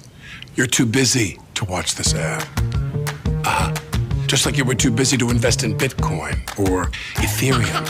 Oh, who's a Gucci boo-boo? Who's a Gucci boo-boo? You're a Gucci boo-boo. You think trading crypto is hard? How hard is it to open eToro, pick a coin, and hit trade? Now, maybe you're thinking, but I'm just a food blogger. I can't do this trading stuff on my own. Well, I got news for you, pal. With eToro's social trading, you don't have to. This is called a news feed. It's like your social media feed if your social media feed had things that mattered. And if you've got any questions, just ask them. Observe. Can I pay my babysitter with Bitcoin? But sir, my brain can't handle more than 140 characters. Is there some way you could make things even easier for me? Why, yes, I can. With CopyTrader. Just find a top investor on eToro. How about someone with piercing blue eyes and a voice so husky it could pull a sled and hit copy? You. From now on, whenever they make a trade, you make the same trade automatically. Neato! I just made a trade automatically! I'm so proud of you, bestie. So join eToro and start trading the world's top markets. I got a plane to catch. Got it. eToro.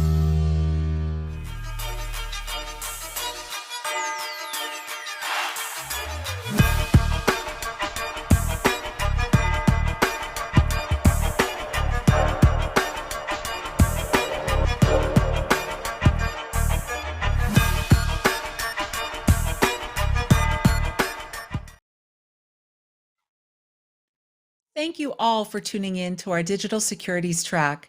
That will conclude this segment, but stay tuned because in about 30 minutes, we're kicking off our research and innovation track with some of the brightest academics and developers in the industry. See you soon.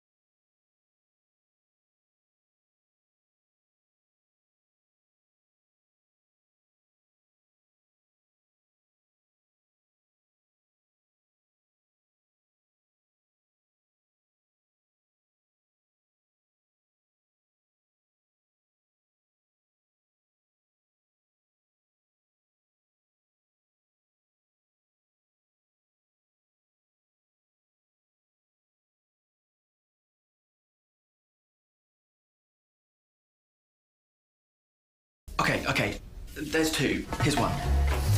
Tired of missing out? Join eToro and start trading cryptocurrencies in no time. eToro, sign up for free. Buying the cryptos? No, I'm watching you live in La Vida Loca.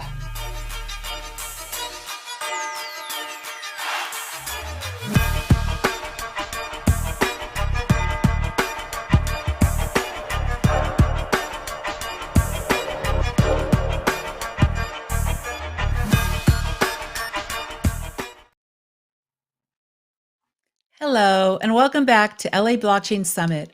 Our next area of focus will be the research and innovation side of things for blockchain technology and beyond. The research and innovation track celebrates the academics and developers who work day and night to make a lot of what you see going on in the background a reality. First up, we have Palshay Tariq of Silk Road Coin discussing nonprofits, university tech incubators, and blockchain research in academia with Alex Nascimento of blockchain at UCLA, Bandri Narayan of the University of Washington, Cameron Dennis of Blockchain Acceleration Foundation, and Robert Mowry of Cal State University San Marcos.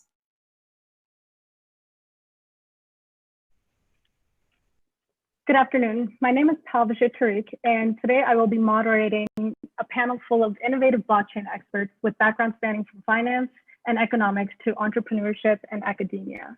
So I will go ahead and let them introduce themselves, and then we'll get into the discussion. Rob, would you like to begin? Sure. My name is Robert Mowry. I teach the blockchain certificate at California State University, San Marcos.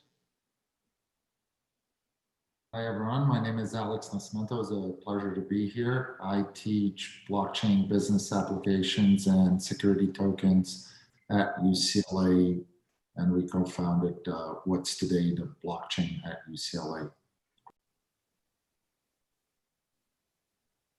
Great. My name is Cameron Dennis. I run the Blockchain Acceleration Foundation, also known as BAF. We're a 501c3 nonprofit that is governed by various blockchain club leaders from around the country.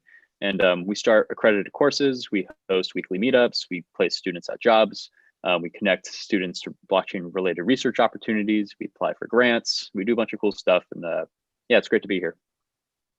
Hi everyone, my name is Badri Narayanan Gopalakrishnan, and I'm an economist. I work on various economic policies, modeling economic policies and impact of technologies on the economy. And I've been doing some work on blockchain. Particularly its impact on trade and various other aspects in the economy. And I teach at University of Washington, Seattle. I recently developed a new course called Global Trade and Disruptive Technologies, of which blockchain was part of. I'll discuss more about it later, but nice meeting everyone. Thank you. So as we were discussing right before this, as you guys know, that most of my background is in academia with 3 undergraduate degrees, 2 masters, and a PhD. So most of my world is in blockchain research. But as innovators in the field that use blockchain applications for business purposes or economics or finance, what do you guys feel is an application for blockchain technology that could be beyond just cryptocurrencies? Well, I think cryptocurrencies definitely gets a lot of the attention, especially with the market caps being the way that they are, and grabbing the front page of the New York Times, Wall Street Journal. But the applicability in terms of a lot of different areas like diamonds, packages, provenances for works of art, really span across a number of different industries, and I think that have a lot more to be tapped into. But being able to trustlessly know that your diamond that you're getting your fiance is coming from a blood-free area, or that the painting that you're getting literally was painted or by Picasso or coming from a Picasso museum, I think that to be able to stamp the authenticity on a lot of these products is really important, and blockchain can do it. Yeah, I would say that, for the audience of this conference, everyone that's listening to us knows the many different applications of blockchain. On our research at UCLA, we focus a lot on financial regulated or institutional grade products, such like security token offerings and other financial products that are very much familiar to the traditional world.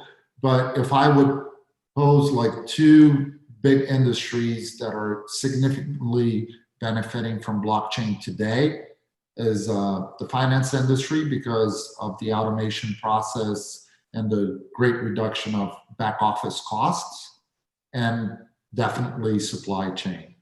Like Rob mentioned, if you research what's going on in China with the Belt and Road Initiative, it's probably going to be the largest supply chain on a blockchain network in the world we've seen so far. So those are the two areas I think that are significantly benefiting from blockchain today. So for instances, as Rob mentioned, in digitizing assets, I've noticed that there's a lot of confusion in the business realm of what between an STO and an ICO. And blockchain already has a negative connotation attached to it due to the volatility in the crypto markets.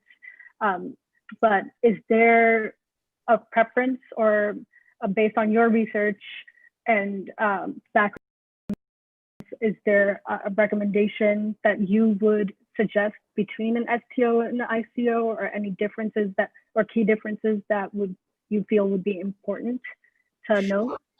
You know, there are many differences. I think that the main difference is that an STO is a regulated token offering, which you are not breaching any kind of securities law.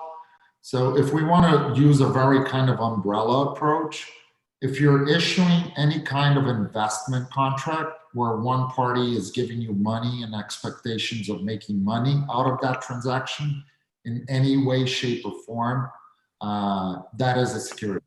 And that is a security under the eyes of the SEC, which is the ruling governing party in the US, and dictates 40% of the global trades worldwide. So there are spaces for utility tokens in very specific areas, but if you're doing anything that it's closely related to an investment contract, I would highly, highly recommend that you go the STO route. So the regulations that surround an STO and make it secure and legitimize the entire process, do you think that maybe those were put into place because there's an actual confusion for investors between what a coin is and what a token is? And if so, what do you, how would you simplify the difference? Yeah, I want to let the other speakers chime in, but just to close on that loop, I think that there's two things here that are important to understand. Securities laws are jurisdictional based. So each jurisdiction has its own securities laws. Why everyone looks at the SEC is that because the US market commands 40% of the trades of equities and bonds worldwide. So if you're an institutional investor, you look at the 800-pound gorilla in the room to tell you what to do and what not to do, right? So that's the reason why everybody in the industry is waiting for the SEC. But securities law is jurisdictional based. If history plays as guide, there has not been so far in the entire history of securities a overcompensating international securities law, which is something we're going through with blockchain as an approach to it. But if you were talking about regulatory frameworks, the US has already in place the securities framework to issue regulated token offerings all the way back from the Obama administration, which is the Jobs Act, the jumpstart of our business startups. So I highly recommend people listening to us to research that, because the regulation is already in place and the SEC already approved a few security token offerings as public offerings, which means you can sell it to anyone in the US. So blockchain can be a pretty intimidating and difficult concept for several to learn about or understand. And Audrey and Robert, I see that you have teaching experience in this field. What are some of the challenges that you face when trying to get the extremely complicated parts of the technology through to young students? Sure. Actually, the covering some of the points we discussed before, and also coming to this aspect, the thinking of blockchain as a technology that can solve existing problems. It's just like another strategy to solve problems. That might simplify a lot of it, rather than if you take like a couple of years ago when blockchain was like almost used like a buzzword. So it was being used in many of the investor meetings and so on, where we use blockchain for this solution, so it's going to be a great solution. So that kind of approach, it doesn't work anymore. So you have to come up, position blockchain as, you should not even like, you should be able to explain your solution without even for example using the word blockchain. So what is a problem that you're trying to solve, and what is a solution, and explain it in a simple way. And that's the kind of approach that I take in the courses I have taught, particularly on the interaction between technology and business. Basically, my course I floated last year was on global trade and disruptive technologies. So the purpose of the course was for the students to understand the basics and fundamentals at a high level of what is blockchain and how does it work, and then inducing them to think about practical problems, and what are the problems in which blockchain could be a solution, what are the problems for which other technologies could be a solution, and where do you see a combination of these things. Like I think some of us are also talking about the interaction between blockchain and AI. So I think taking it to a conceptual level can actually be very helpful. And also there is a disconnect I see in the industry to some extent between the people who can code, who are very technical, and people who can think strategically and at a high level.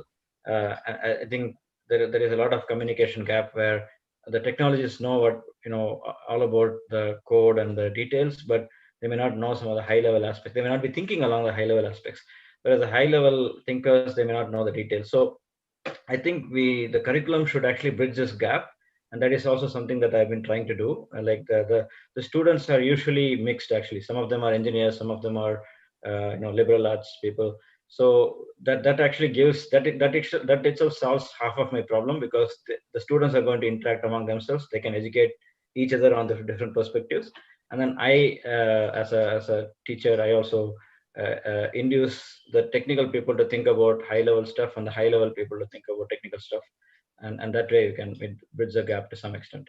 So I think, to be very precise and short to your question, kind of demystifying the technical aspects and explaining the stuff from the first principles in a simple way. I think that would be a great way to teach, and trying to teach without using any jargons, and explaining the technical terms one by one and going forward. So that has been my experience. Maybe Rob can add further to this. Yeah, I think just crafting the narrative in the sense that, like, our first course is Blockchain Fundamentals 1, and you lay that groundwork talking about Satoshi Nakamoto and then Vitalik coming in and how things have progressed relative to ICOs, and you kind of build from there. But everyone that's been interested in the technology that have come to me for the class, they're tech savvy. People nowadays are tech savvy. And when they are looking to the end goal of stable employment and using their either CS degree or trying to pivot in some way, they'll say, what can I do with this? I have the foundation in Solidity. This is great if I want to do something with a smart contract or whatever, but what can I do in terms of long-term employment? And then I'll say, go on LinkedIn or go on Glassdoor and type in blockchain engineer, and see the blue chip companies, involving, Facebook with Libra, or Microsoft and enterprise solution, and all the different companies that are embracing it in a real way. And that, I think, is ultimately what makes them turn in terms of whether they'll actually do a full course study in blockchain, and whether they want to pivot into it full time. Awesome. So Cameron, I see that you're interested in developing a foundation, a nonprofit foundation to accelerate blockchain education and adoption, specifically for a user-based internet. Now, as far as your education and background goes on blockchain, how did you first get into it, and what led you to developing a whole nonprofit foundation? Yeah, absolutely. So I first got involved in technology back in 2015. Just get involved with Bitcoin, read about the Ethereum white paper in 2016, got involved then. And then I started actually, as first was most interested in technology that can make the really just the world a better place. So I was most focused on food systems and provenance. But then after running and failing at a startup, I started the blockchain club at UC Santa Barbara, ran that for about 2 years or so, and then quickly realized that nonprofits of the schools can't accept cryptocurrency. So that being said, these blockchain organizations can't receive crypto donations for the various events that they put on, the hackathons, the conferences and whatnot. So how can we align incentives between the companies that are looking to develop the talent in this industry with the universities themselves? So after graduating, I started this 501c3 nonprofit with the help of the founder of the GNU Bash shell, Brian Fox. And then I actually couch surfed around California for an entire year, going from university to university, onboarding the blockchain clubs to become board members of the nonprofit. And this way, we're actually able to test a more decentralized governance model, because our ultimate goal is to create a completely incentive-aligned and automated organization. Now, that's a big goal. So at first, we really just focused on engagement and making sure that we get universities to be the talent machine that this industry needs to fill these jobs that Rob was talking about. And we started the first course at UCLA with Mouse Belt and the blockchain at UCSB. Blockchain at UCLA. Then we started the first course at UCSB, and now we're just getting another course started at UCSB and starting one at UC Davis. So these courses have around about 40 students each. And the whole point of them is to give students the intuition to approach the space. There's so many different, rabbit holes to go down, and it's really important that they know what's going on. But the thing is that there's no single professor who can teach all this stuff, the convergence of distributed systems and cryptography and behavioral economics and all this. So we actually build this curriculum in a way where we bring in guest speakers to teach about this. So in our upcoming course at UC Davis, we have people from RSK, from Truffle, from Prismatic Labs, Ethereum Foundation, IBM, Hedera Hashgraph, Near, Polkadot, Algorand, the list goes on. And so the whole point is to train the talent and then place the talent, because at the end of the day, what we want to be is a trusted matchmaker that is essentially connecting students to, not just students, but all members to opportunities in the space, and eventually automate all of this. And the underlying tax incentive, which is really big, because if you donate cryptocurrency to a nonprofit and you're based in the US, it's not considered a taxable event like it normally would be if you're just trading. So that being said, there's a lot of tax benefits. You can essentially write off the price of crypto when you donate to a nonprofit to tangibly accelerate the industry in these various ways, getting research started and courses started and all this stuff. So up to now, we are governed by the presence of blockchain at Berkeley, blockchain at UCLA, UCSB, UC Irvine, a couple more, Cal Poly, list goes on, but now we're expanding across the country, and we do this through conferences and weekly events and essentially connecting people to jobs. So it seems that you all have some background in education and academia. As professionals with experience independent to your own backgrounds, what do you think is something about blockchain that isn't widely recognized and is vital or extremely important for the general public to know and understand? I can mention something about some of the research I did recently. We presented it in a forum called World Trade Forum, where people who work on international trade, they present their findings. So what we did was to look at the possibility of using blockchain as an authentication technology for the exporters of different products, to show that their product was made in a particular country. because in many of the trade agreements, if you see, there is a clause, like if you take NAFTA, the previous NAFTA, for example, and even the new USMCA, there is a clause that says that your product that you are exporting within this region should be like 80%. All the 80% of the value should be within the country, within these three regions, US, Canada, and Mexico. So until now, from our research, we found that many small industries in developed countries and developing countries have suffered a lot because of these requirements, because they are not able to show that they indeed make most of it locally. So in this kind of situation, blockchain can make a big difference. We actually found the gaps in this area, and assume that if blockchain can fill this gap, like how many an exporter from US, a small exporter from US, can potentially sell something duty free to Canada if they can show that they're producing here. So when we do that kind of analysis at a macro level, we found substantial expansion in trade that is possible because of this. And this is just one aspect. There are many such aspects in the area of exporting and importing, international trade, which is not that much recognized, but gradually people are talking about it, particularly on the customs procedures at the border and so on. There are some big projects that are happening now, but that's one aspect I would emphasize. And the other thing is the food safety and food supply chain optimization. That's something that I've been working on. And that is also a pretty big area, but that's kind of very well known. A lot of people are working on it, and a lot of solutions have been there. And I think the other there are also many innovative things. I know one company which is actually doing some blockchain for journalism. So they're basically aggregating articles from different writers, and have kind of tokenizing that, having a mechanism for unbiased kind of writing. So every article would go through people from different points of view and so on. So there are like this very very innovative applications which probably we don't know much about. So yeah, I think we can keep talking about it. There's so many interesting applications here, but I think these are a couple of things I wanted to mention briefly. Alex? Yeah, would you like to? On the area that we focus more, which is finance, we're seeing great advancements. We're seeing over 10 different applications in the US for new security token exchanges coming out in 2021. We see companies like NASDAQ offering a full-fledged solution for security tokens.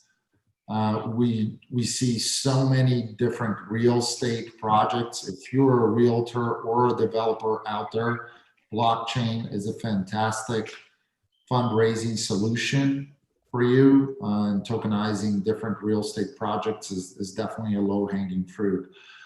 The amount of banks, and when I mean banks are like the popular ones that everybody knows around the world, that are tapping into this technology is impressive. We just saw Chase sell the quorum back to Consensus. Aside from at UCLA, I am the managing director of 7cc Blockchain Investments, which is an advisory and investing firm. So most of our work is with institutional investors or realtors, and that's definitely an area that it's exponentially growing. I think the jump into the governance with the DAOs is especially important. I think MakerDAO did it so well, and they're splashing onto the scene, and other projects have taken that and run. But I really see that the governance shift and projects that are using that type of horizontal type of organization where everyone's involved, everyone's voting on proposals, and people can jump in with their ideas and make the organization materially better, I think has a lot of legs. People message me and look at or ask how to pivot into a DAO and what can they do to take on this decentralized architecture where the community itself props up the project and gets enthused by being involved, and they like the architecture of being able just to hold it in a MetaMask or what have you. So I think that the DAOs should not get lost in the shuffle of the DeFi, which is, I think first and foremost in everyone's mind right now.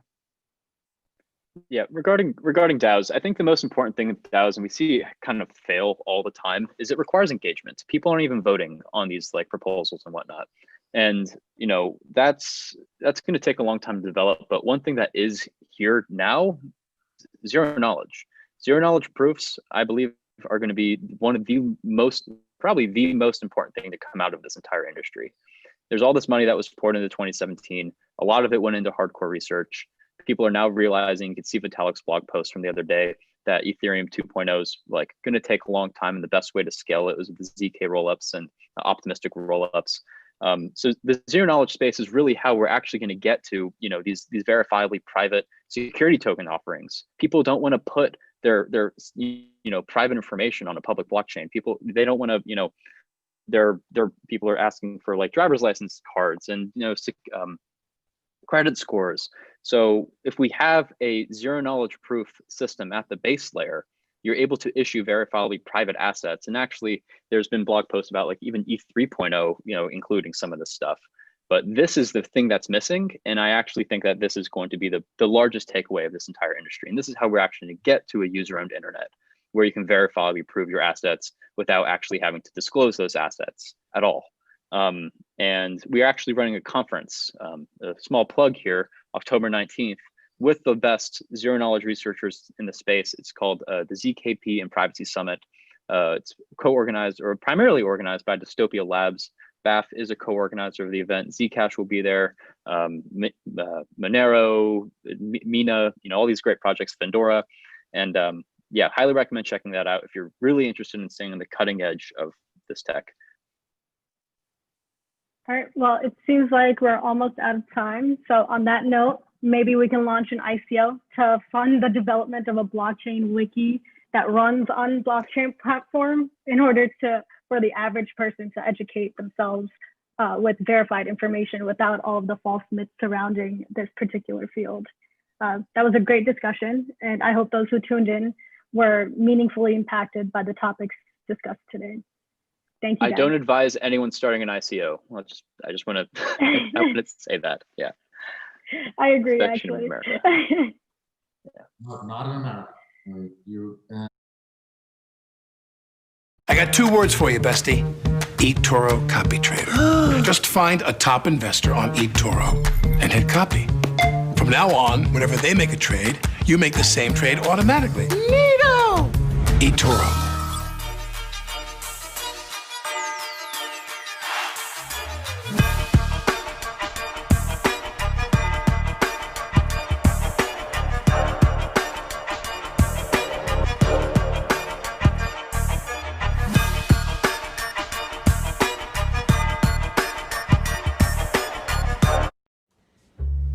So you've heard about these 2 cryptos that are going to explode? Names, or I'm posting your karaoke video. You said you deleted it. Okay. There's 2. Here's one. Tired of missing out? Join eToro and start trading cryptocurrencies in no time. eToro, sign up for free. Buying the cryptos? No, I'm watching you live in La Vida Loca.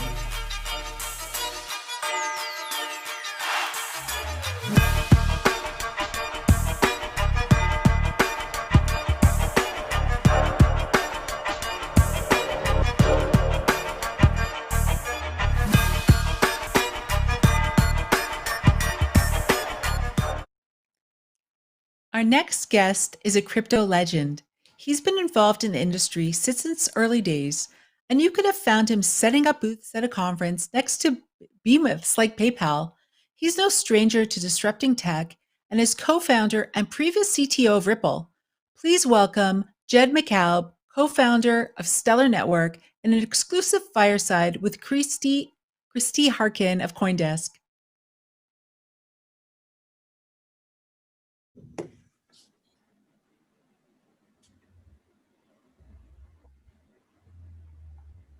And you are live.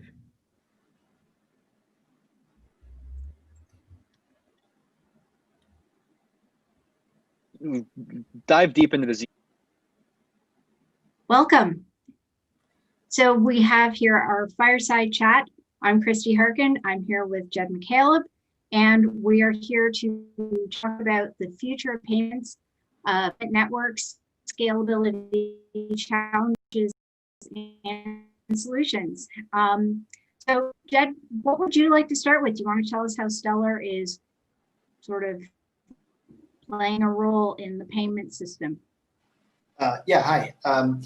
For those not familiar, Stellar is basically designed for payments specifically. So it's designed to build sort of an internet level protocol to send money around the world. If you dig into how money moves around the world now, it's very much pre-internet, and Stellar is a way to make that much more modern, where it makes it where every kind of payment network in the world, like ACH, SEPA, mobile money things, is compatible with other ones, right? So it makes it where it's all interoperable. So it shouldn't matter what kind of currency you have, whether you have dollars or euros or Bitcoin or whatever. You should be able to interoperate with people on the other side of the world seamlessly without having to bother know what they're using, right? And so that's kind of the design behind Stellar and the reason why we set out to do it. So yeah. I'm noticing that on the CoinDesk 20 top 20 currencies, coins, that Stellar comes in at number 6 with a market cap of around what, 7.5 billion, roughly 7.6. Are you seeing the sort of adoption that you expected to see at this point in Stellar's development? So I think crypto has kind of both surprised and disappointed me over the years. I think it's in a lot of ways, in many ways, it's like there's a lot more people that are aware of it and know about it, but there's less people that are actually using it than I was hoping. And this is true of all crypto and Stellar also. I think I was hoping at this point there would be actually more real use, where people were actually using this in their day-to-day lives, and that just hasn't been true. And I think there's a lot of reasons for why that's the case, and there's a lot of things that we're doing now at Stellar that I think that will go to address that. And because our goal has always been that we don't want to just make this technical project that's interesting because it's something new and novel, but we want to make something that's actually affecting people's lives and making them better, right? And so that's what we've been driving towards, and I think that's what we're getting to over the next year here. So.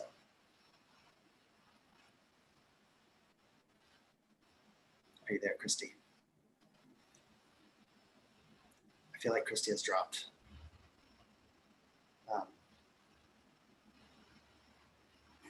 I did freeze there for a while. I'm back. It's been a little unstable here. So one of the things that you've been focused on has been working with regulations and governments, and that's an important point that you've made. In the past, you've said that making sure that it's useful for actual people is important, and that ultimately comes back to some sort of regulatory situation, and that at Stellar you're not avoiding regulation, you're trying to work within it. And that's something I've heard from other companies as well in the crypto space. What is the role of regulation for you, and why is it so important to work with regulations? Well, I mean, it's just regulations are a fact of life, right? I mean, we most people that work at Stellar live in the US, and, we can't really be afoul of the law. And so if regulators say you can't do a particular thing, then we really can't do it. I think the thing that I would want most from regulators is just a sense of clarity, what things you can and can't do. I mean, I've been in this crypto space for a long time now, over 10 years. And one of the things that's really held it back is just it's been very unclear what things you can do and what things you can't do. And really, unfortunately, it doesn't seem like they're that interested in making it more clear than it was. I mean, they've done some things. It's more clear now than when I started, but still there's a lot of gray area and a lot of things that it just are uncertain. And this makes it harder to innovate. It makes it harder to build upon these things. It keeps out a lot of legitimate players that would otherwise jump in because it's just uncertain. So that's the biggest thing that we're kind of seeking from regulators and wanting is just clarity about what things are okay and what things are not, or what are the limits and that sort of thing. So and yeah, so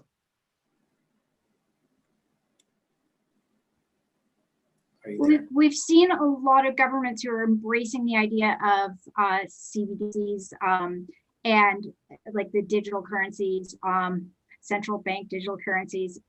Where does that sort of bump up against what we're doing? Yeah, so basically, it depends on how these governments actually end up implementing this stuff. But Stellar is sort of designed for this kind of implementation. It's built to have other kind of forms of value or assets represented in the network, and then these things can trade against each other. That's all just a primitive feature of Stellar, so you don't need like some complicated smart contract thing. You can hold like a digital dollar or a digital euro or digital like Singapore dollar. All these things you can just put natively in the network. And so our original intent was that this would probably be done by like, remittance companies or mobile money things or banks, things like that.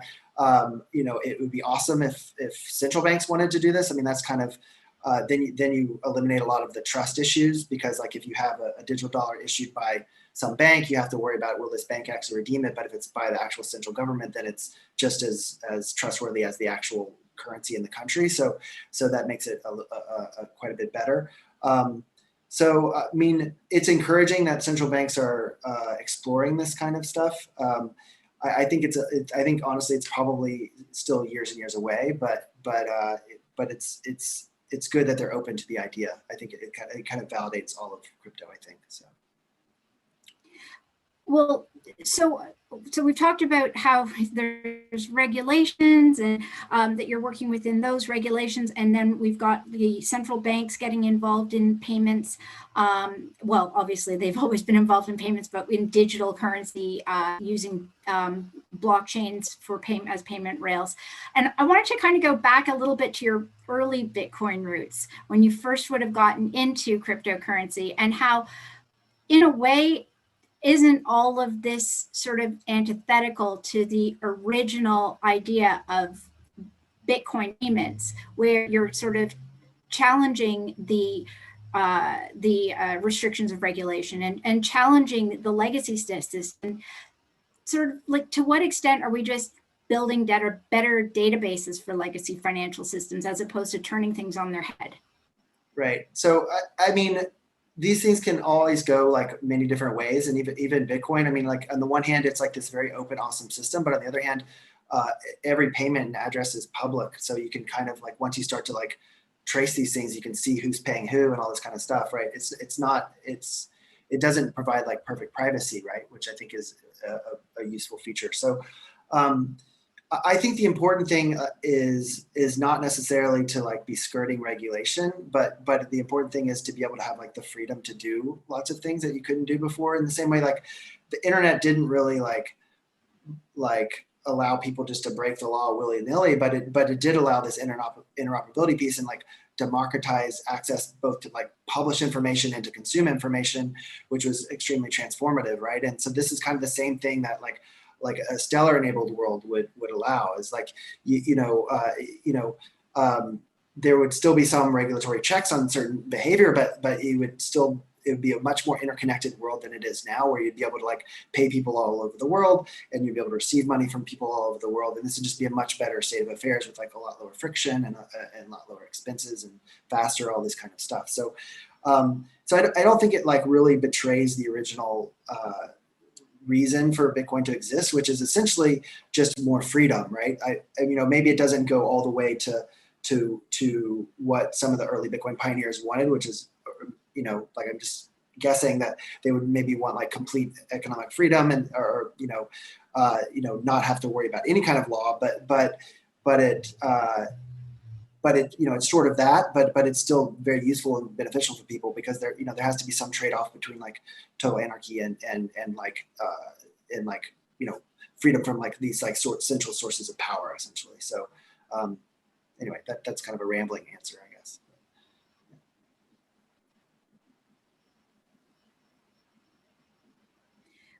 Fair enough.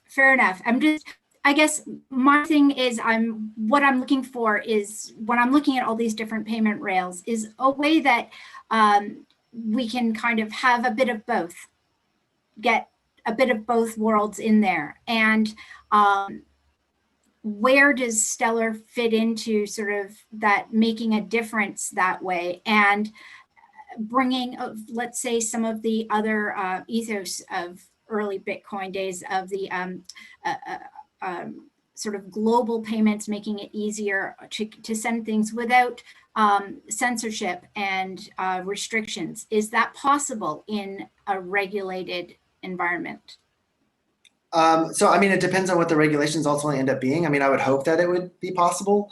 I mean, it's definitely possible on Stellar technically. Like you could, like it's essentially a superset of Bitcoin. Like you can send to anybody and these kind of pseudo-anonymous addresses, and you know, it has a native token, and you can use it that way. Or you can use like digital dollars on the thing, and those are probably issued by some regulated entity that is maybe needs to do KYC when you withdraw it.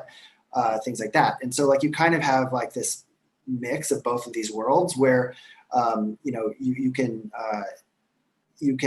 use things with a large degree of freedom, and even the regulated things you can use with a much larger degree of freedom than you have now, just by the nature of the technology. It just allows you to do more than what you could do traditionally, right? So so yeah, we do try to find this line between you know, making things like maximally free and still like be able to like have legitimate players on the network. So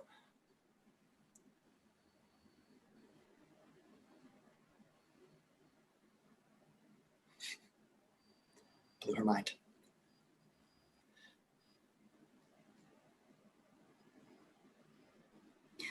So whereabouts in the world are you finding the bulk of your adoption and interest? Yeah, so we've historically and today have been mostly focused on the developing world. Sorry, did you hear me? Yeah, I heard the question. Yeah, so we've mostly focused on the developing world for several reasons. I mean, I think I'm frozen or he's frozen. One of us is frozen. Well, I don't know. I think he might be. I don't know, but I'll just keep talking.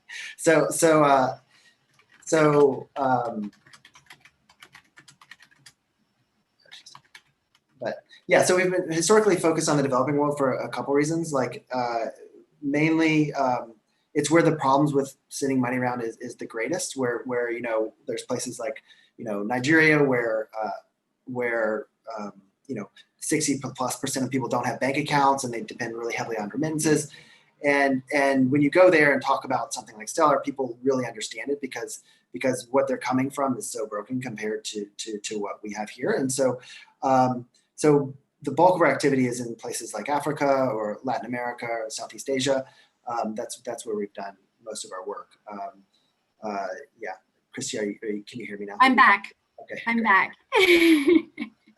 Sorry, it's been very windy up here and everything keeps getting knocked out. Yeah, so that's where you've been finding it. And why do you think that's the case? Yeah, so essentially just because, as I was kind of saying, like that money is just coming. It's similar to the reason why mobile phones took off way quicker in places like Indonesia or other places of the developing world, because they didn't have landlines already. So there wasn't something kind of okay that they were replacing. Like where they're starting from is just a much different place than where we're starting from here in like US and Europe and stuff. So it's just solving a much greater pain point for them. And so I think, you know, I think for those reasons and a few others, like it just will take off faster there than it will like in the US and Europe. And it makes more sense to start there. And then the idea is like, once you can kind of build a kernel of activity in somewhere else, then it can kind of like start growing towards the rest of the world, right? Like if you can get like, you know, Argentina, a lot of those people using Stellar, then now you can get like other places in South America using it, and then now you can get, you know, North America, and you can get other people. You can kind of snowball as you start to build from these communities, and that's kind of our strategy so far. So. And are you seeing much institutional interest, or is that a growth area for you that you're focused on at all? Yeah, we've worked with a lot of big institutions, and they continue to be interested. You know, I think for us, like, you know, like large banks or, you know, other large companies, they move quite slowly and they're very risk adverse. So I just don't think it's, you know, historically in other technologies, they're not the first ones to adopt it. I think it really is going to have to be proved out with smaller companies first before it moves to like larger institutions. But large institutions are obviously all interested in blockchain or whatever, and they'll have like innovation divisions that are looking at it. But but really then putting it into practice is still some years out. And I think they're going to need to see it elsewhere in the world first. So we spend most of our effort with smaller tech companies. So. And I know that you've got, there are developers who are building things on Stellar. What are some of the most interesting things that you're seeing being built or innovative ways that people are using your platform? Yeah, I mean, there's a lot of cool things being built. There's this card game in Korea called Lightment. That's pretty cool. It's like this fun card game that's built on Stellar. There's there's like a real estate, you can buy like fractions of real estate that's built on Stellar called Realty Bits. There's a lot of other things. I mean, but really what's maybe not so exciting about it is I think the thing that's most interesting to me or not maybe the most interesting, but the thing that I think needs to be built the most is just kind of the bread and butter stuff, just ways to get fiat on and off of the network and just the very simple things like that. And once you have things like that, then it allows you to do all these other more complex things. It's just kind of like the bedrock that has to be there before this network is actually useful. Is just like being able to like take your local currency, whatever it is, and like tokenize it and put it into the network. And from there, you can like move it around to other people that also have their local currency on it and they can pull it out. This allows like cross-border payments. It allows like all these things to start happening. And once you have these things, then you can do all these kind of novel use cases on top of that. But that's like, it sounds like boring and simple, but it's kind of the fundamental thing that needs to happen first before you can go into all these things. So 100%. That's actually, I'm glad you brought all that up because yeah, the games and the toys are fun. They're interesting, right?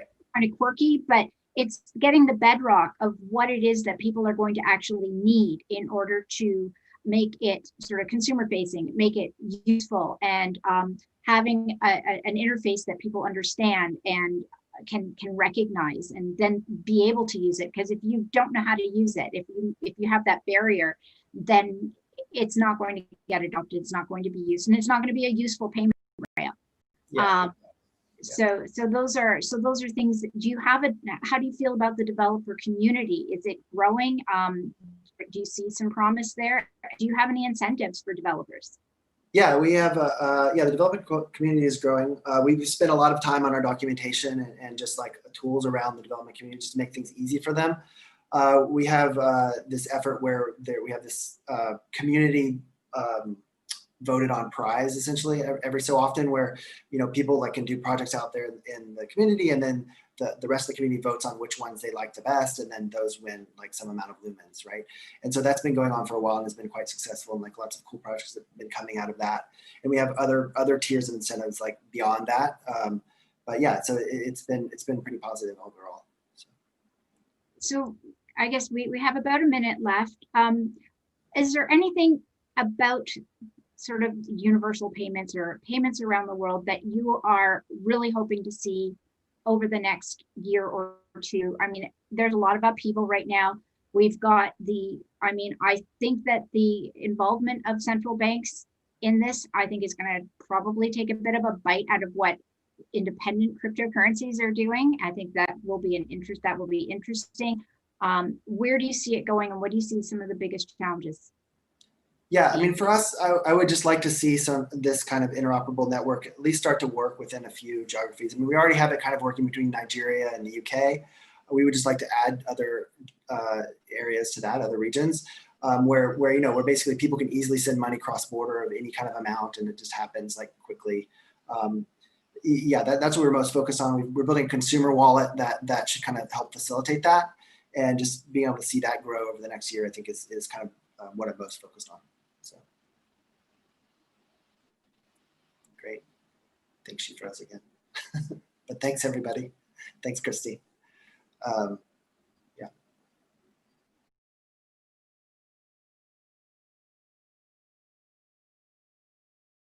What the hell? What the fuck? What just happened? Oh, hell no.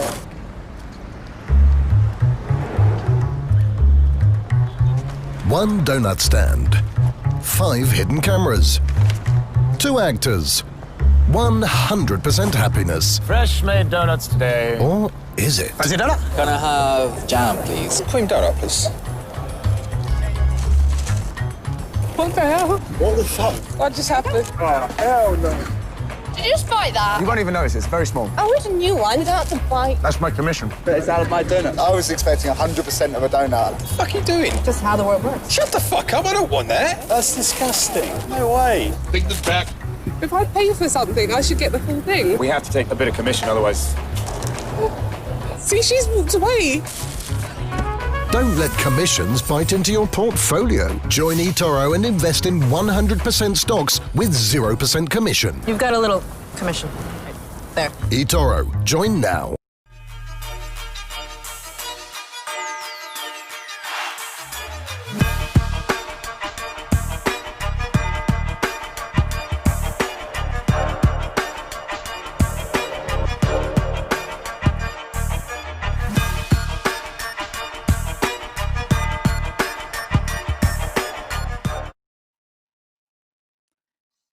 Next up, we bring you to an MIT scholar whose work is known in the world of economics, finance, and accounting. Here to present us with his valuation framework for proof of stake, please welcome Leonid Kogan.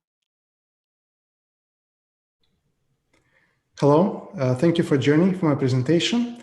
I will talk about the project on valuation under the proof of stake protocol. Let's start with the scope of the problem that we cover here. Our objective is to develop a valuation framework for payment tokens, not the utility tokens, payment tokens. And we will be focused on the valuation problem and related economic problems. We're going to abstract from the issues of incentives and whether or not the protocol itself is going to work as designed. So we're going to assume that the blockchain operates as intended. At the end of the day, these two problems, incentives and valuation of tokens, of course, are connected. It's just that our focus in this project is on the valuation problem itself. Now, let me give a quick overview of the essential elements of the proof of stake protocol that we are going to model here. I'm sure that many of you are very familiar with these, but just so that we're on the same page, we develop a valuation model for the proof of stake payment systems. And this model is going to apply to the delegated proof of stake as well.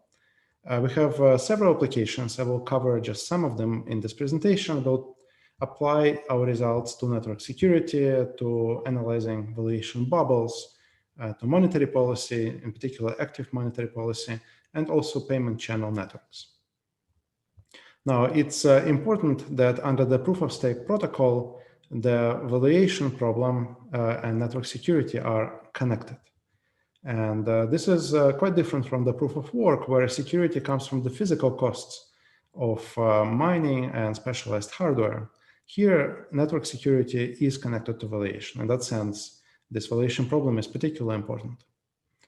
I will also say that our valuation model is conventional by finance standards, in a sense that it relies on the contingent claims valuation methods, with some features that are specific to this setting. So those of you coming from finance background are going to see that this is very familiar and very much resembles contingent claims valuation. Now, if you compare proof of work with proof of stake, just to connect to other aspects, other elements of the space, Bitcoin, of course, is the dominant example of the proof of work protocol. Arguably, proof of work wastes a lot of energy. This is not fully settled, but there is a strong sense that one can do better. One can have a more efficient system, and the proof of stake offers such a promise of an alternative design that's more energy efficient. There are a number of systems nowadays that are either operational or under development using various versions of this proof of stake idea with about $15 billion in tokens across these proof of stake and delegated proof of stake systems. And Ethereum in particular is a very big player in the space that is kind of planning transition to proof of stake down the road.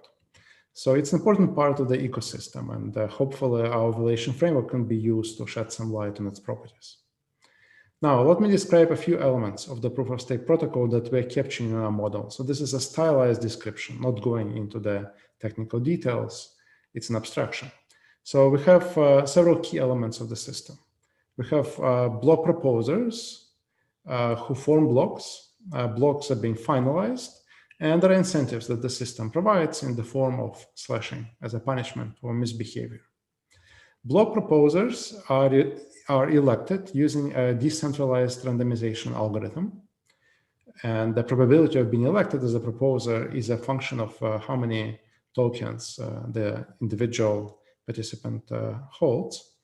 The elected proposers form blocks, and they pack these blocks with transactions, and they collect some rewards for creating these blocks. These blocks would eventually be added to the chain. Now, finalization is an important step in the protocol where blocks are periodically finalized. So essentially, they're permanently added to the chain. And there are various versions of this architecture one could imagine, but essentially what this picture highlights is the possibility that at some point there are potential conflicting versions of the chain, and during the finalization step, the so-called validators, these are participants who are willing to stake their tokens to gain the right to vote in this protocol. They choose one of the two possible versions here, and that becomes the official version of the chain. So for example, you go for the block number 50, add it to 49, block 50 prime is discarded, and then those transactions go back to the mempool, and they could get added in the following blocks, but not for the time being. Now, what is critical here is that validators have to stake tokens, hence proof of stake, and they collect rewards for this activity. Rewards that they collect are pro rata, they're in proportion to the number of tokens that they stake, and they expose themselves to the possible punishment or slashing if they misbehave. So what we're going to assume is that in equilibrium, validators do not deviate from the protocol, so the incentives work as designed and they don't make mistakes, so nobody gets slashed, there is no loss of tokens in equilibrium. This is an off-equilibrium threat, slashing. What is critical about equilibrium is that validators collect rewards in proportion to the number of tokens that they stake. This is going to be at the center of our valuation model. So let me show you a simple version of the valuation model. This is a constant growth model. We're going to abstract from the distinction between proposers and validators. In principle, you could model them as two different classes of participants or market participants here. We're going to merge them into a single pool. We'll call it validation pool. What's important about this validation pool is that it collects rewards. For the next few minutes, we're going to assume that the only rewards come in the form of transaction fees. So there are no rewards from new tokens that are assigned to the validators. We will add that feature later. There is no inflation, quote unquote inflation in the system. All of the rewards come from the transaction fees that are attached to the transactions that enter the blocks. We assume that validators behave competitively, means that they take prices as given, and they also take network design as given. They're not trying to change the protocol. And again, importantly, validators have unrestricted access to a complete financial market. It means that they can trade in all sorts of financial securities. Any stream of cash flows you could imagine can be priced in this environment. And the result is that network participants here are going to value different streams of cash flows, which we'll discuss, in relation to their opportunities in the financial market. So they're going to compare these tokens to stocks, bonds, and other financial securities that are out there, as well as other digital securities. So we're going to assume that there is the stochastic process of transactions that this network executes. We can call them payments, measured in dollars and fiat currency. The total amount of transactions per period is Y sub t. We will aggregate total of tokens and normalize it to 1. So there is always one token outstanding. And P is the equilibrium price of this token. So this is the total price of all the tokens in the system. Now, we are going to use a risk-neutral valuation approach. For those of you who are not in finance, this is a mathematical trick which transforms the problem and allows us to compute valid prices by discounting expected cash flows at the risk-free rate. The only twist is that these expectations are not under the actual probabilities, but under distorted probabilities or risk-adjusted probabilities. And so we're going to use this so-called martingale pricing measure or Q measure or risk neutral measure to discount cash flows. So we will assume that all the expectations here are under the martingale pricing measure, and under that measure, the total volume of transactions is expected to grow at a constant rate, G sub y. This is the risk neutral or risk adjusted growth rate of transactions. We also assume that the total amount of fees that transactions generate is proportional to the total volume of transactions. It's important that this doesn't mean that for each transaction, fees are proportional to the economic value of the transaction. That may not be the case at all. But in the aggregate, transaction fees and transaction volume are proportional to each other. We can relax that and just make them co-integrated, but what's important is that they're growing in the long run at the same rate. In the simple kind of version of the model, constant growth model. Now, validators collect rewards in proportion to their individual stake. And we assume that they follow the protocol, so there are no games that they play, there's no selfish mining, nothing like that. So they really get the fees in proportion to their stake. And the interest rate for simplicity is a constant. Interest rate here is the rate of interest you would get in the financial market. So if you invest in treasury securities, that's the rate of return. Now we look for a stationary equilibrium in which the total fraction of tokens held in the validation pool is a constant. Over time, we call that fraction phi, which means that the total market value of the validation pool is phi times p. That means that it's the fraction of the total value of tokens in the system. And of course, this value has to be equal to the market value of a claim on the stream of cash flows equal to the transaction fees. That's what the validation pool collects. Collectively, all the validators collect all of the fees. Now, in equilibrium, validators have to earn their opportunity cost. The rate of return that they're earning here has to be consistent with the rate of return on an investment with the same risk profile in the financial markets. Our risk neutral pricing measure, the Q measure, takes that into account. And so what we find is that the total value of the validation pool, which is P, the total value of tokens, times phi, the relative size of the pool, is equal to the expected discounted value of the future fees, and that is equal to the current flow of fees, C times Y, divided by interest rate minus the risk-adjusted growth rate of transaction volume in the system. So again, those of you coming from finance, you'll see this is the Gordon growth model applied in this context. So far, we computed the value of the validation pool, not the total value of tokens. The validation pool is a fraction of the total value, so it's a lower bound on the value of tokens. But to get to the exact value, we need another condition. This other condition is going to come from the assumption on the behavior of consumers. If the only people holding tokens in the system are validators, then phi is equal to 1, and what we found is the value of tokens.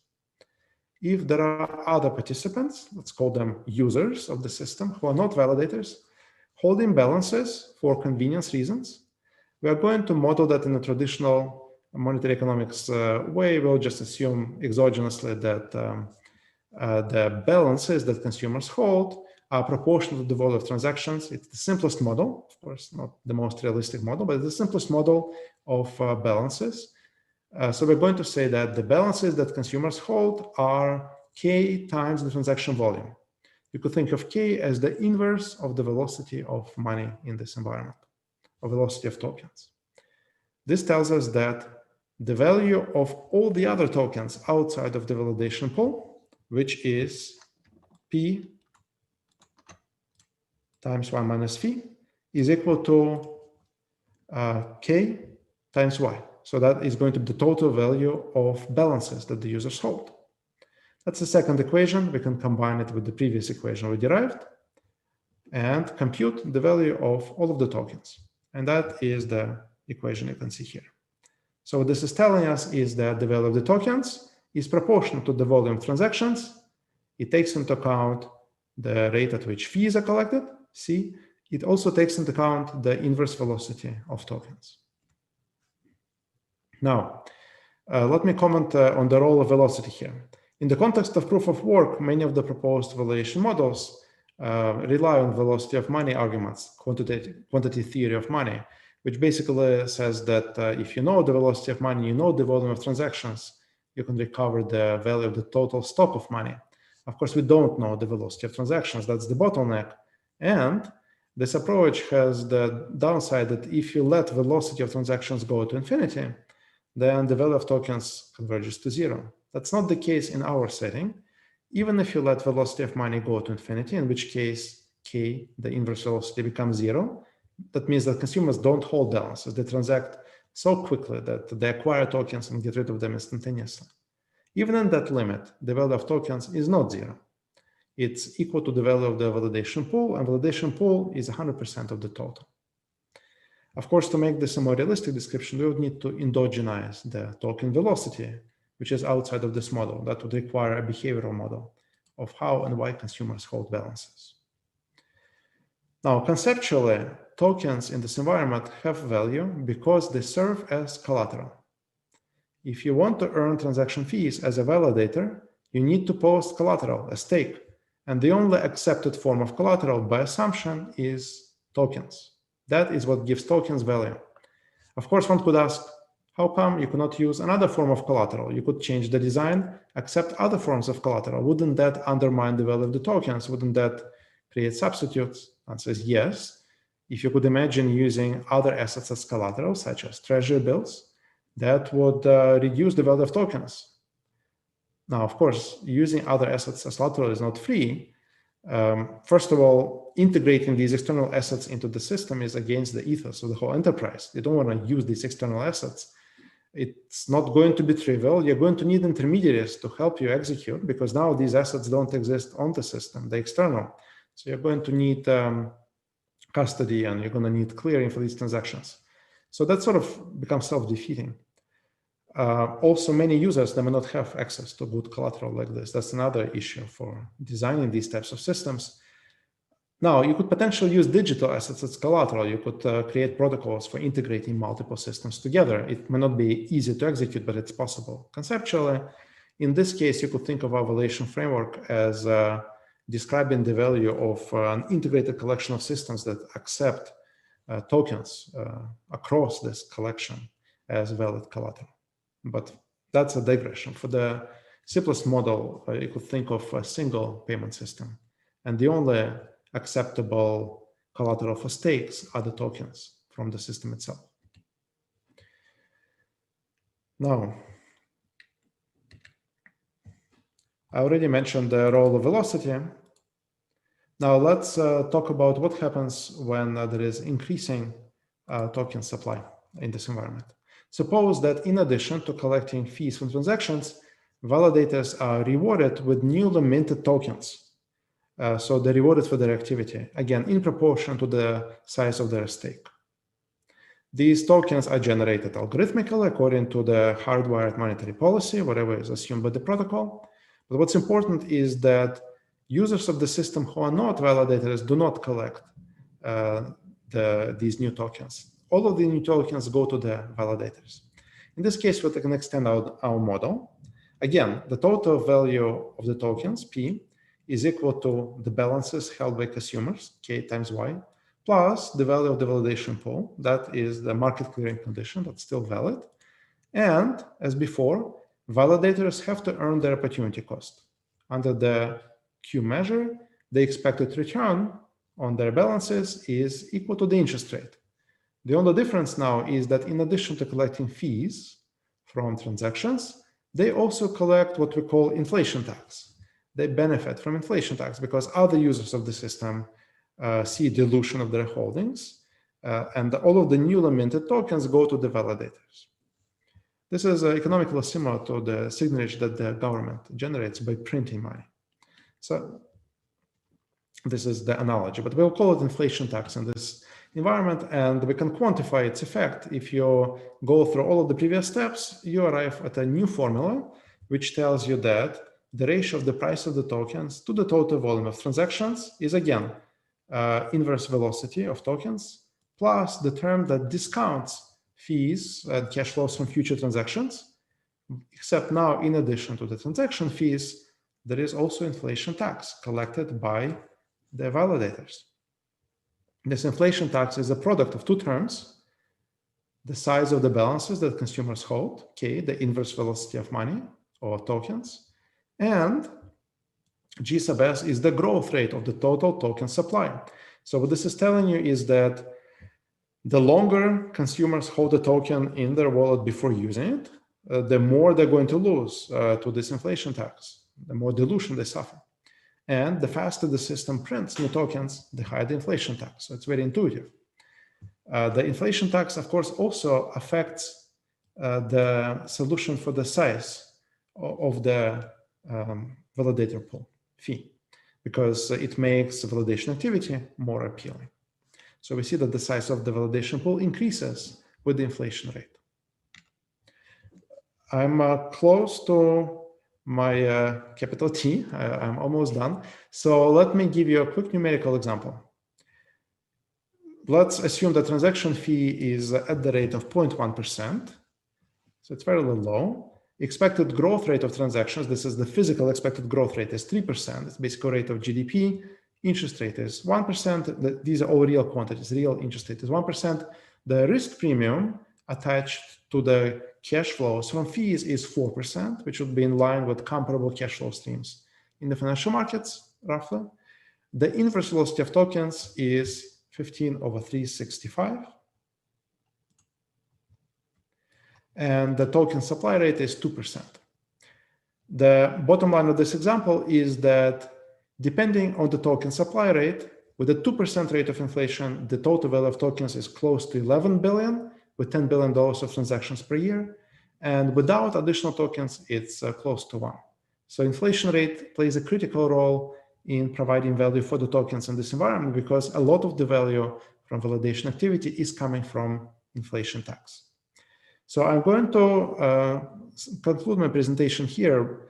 We obviously don't have enough time to go through various examples, but as we think about the determinants of valuation, we can start thinking about what kind of monetary policy would make sense in this environment. How can we enhance? Steve and Dave use eToro to invest in the financial markets. Steve does research on global investment opportunities. Dave does research on how to become a level 60 wizard. Steve follows the feed for the latest market news. Dave follows the feed for the latest cat videos. Steve has a watch list for promising investments. Dave has a watch list too. So why is Dave just as good an investor as Steve? It's because Dave used eToro's copy trader to automatically replicate Steve's trading activity. Whenever Steve makes a trade, Dave does too.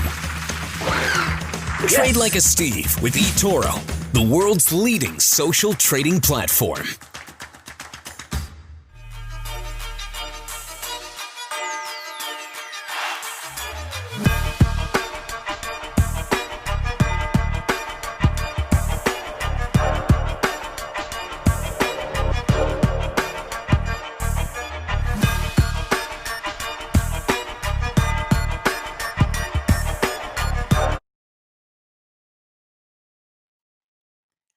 Our next presenter is best known for his research on monetary and distributed system innovation, particularly cryptocurrencies and blockchain technology. He was ranked as one of the 100 most influential economists in the UK and Ireland. He's currently the head of research at blockchain.com and a visiting fellow at the London School of Economics. Please welcome Dr. Garrick Heilman, breaking down the US digital dollar, what it is, and why it matters. Go. Great. Thank you for the introduction. It's a pleasure to be with everyone here today virtually. Hopefully one day we can return to meeting up in person soon. So just before we get into the content on the US digital dollar and stablecoins, I want to briefly introduce blockchain.com and tell you a bit about us. So we've been around since 2011. We're one of the oldest crypto asset companies, probably best known for our wallet. We've had over 50 million wallets created on our platform. Our Explorer is also quite popular, as is our API. And some of our newer products that are attracting a lot of attention include our exchange and our interest accounts. You can currently earn 12% annually on US dollar stablecoin deposits, which is quite attractive in an environment like this one where people are getting 0 or even negative interest rates. We also host a monthly outlook that myself and co-founder Nick Carey manage. We'll be hosting one tomorrow, which we'd love for you to join. It's a webinar. We publish also on the blog the contents of that webinar if you can't join. But we try to share, for example, unique data from our platform on these calls. At various times, the blockchain.com wallet can represent 25% of the total Bitcoin network traffic. And that gives us a unique position to share insights into what countries we're seeing increased activity and where we're seeing declines, and to talk about why that might be the case. So please come join us on our webinar or check out our blog. So to get into the topic today of the US digital dollar, it really makes sense to start with the topic of stablecoins, which have inspired a lot of the discussion of central bank digital currencies like the US digital dollar. And it's probably no big news flash for the folks on this call to talk about how crypto assets have notoriously been very volatile. Bitcoin is much more volatile than other fiat currencies and even other commodities like gold, of course. And so starting in 2014, we saw the advent of stablecoins, the introduction of Tether, which really took off in use in the 2016 timeframe on exchanges like Poloniex that did not have access to US dollar bank accounts and could not offer their users any other way to trade out of more volatile crypto assets into something more stable. So Tether really inspired the huge growth in the number of stablecoins we really saw starting in 2017. And then today we've got some major stablecoins alongside Tether, which we'll talk more about here in a second. But that's kind of a brief timeline of the kind of history of stablecoins. And all of these slides, by the way, can be found in our two major state of stablecoins research reports that we published over the last 2 years. You can download those for free from the blockchain.com research page. So this year, stablecoins have continued their dramatic growth. We've just seen them double in total value from around 10 billion at the beginning of the summer to over 20 billion recently. And that's a 10x increase in the total market value of all stablecoins since last year. We've got Tether still representing kind of the majority of that value at over 15 billion in value, but its market share dominance has slipped. When we started looking at stablecoins in 2018, Tether represented 98, 97% of the total value. Earlier this summer, it was around 85%. It's now down under 80% to more like 75%. We've seen USD coin cross over $1 billion this year, and now it's close to 3 billion in size, about to enter the top 10 alongside Tether as one of the 10 largest crypto assets by market value. And MakerDAI also seems set to cross over $1 billion in value here soon. So we've seen a diversification in the number of stablecoins that are growing and just a massive growth in the sector. And why is that? What's driving this growth? And this is, again, part of the story behind why we're seeing such an interest in central bank digital currencies like the US digital dollar. Well, traditionally, stablecoins have been used, as I mentioned, as a way to kind of risk off and move out of more volatile crypto assets. But we're starting to see them used, for more cross-border payments and use as a store of value. There's reports out of Asia. Always difficult to get really precise data here, but definitely some anecdotal information coming to fore that people are moving funds offshore using stablecoins. And then in the crypto space, we're starting to see stablecoins used in the lending and borrowing sector, both on decentralized platforms like Compound, as well as more centralized digital asset lending platforms like blockchain.com, where again, we're offering 12% annual interest rates. That's incredibly attractive for people looking to earn a return on their US dollars compared to what they can earn in a bank account. And that's, I think, a big part of what's driving the growth of stablecoins today as well. Now, when we think about how a US digital dollar might be designed, it's worth, again, reviewing the framework that we developed for kind of classifying different types of stablecoins.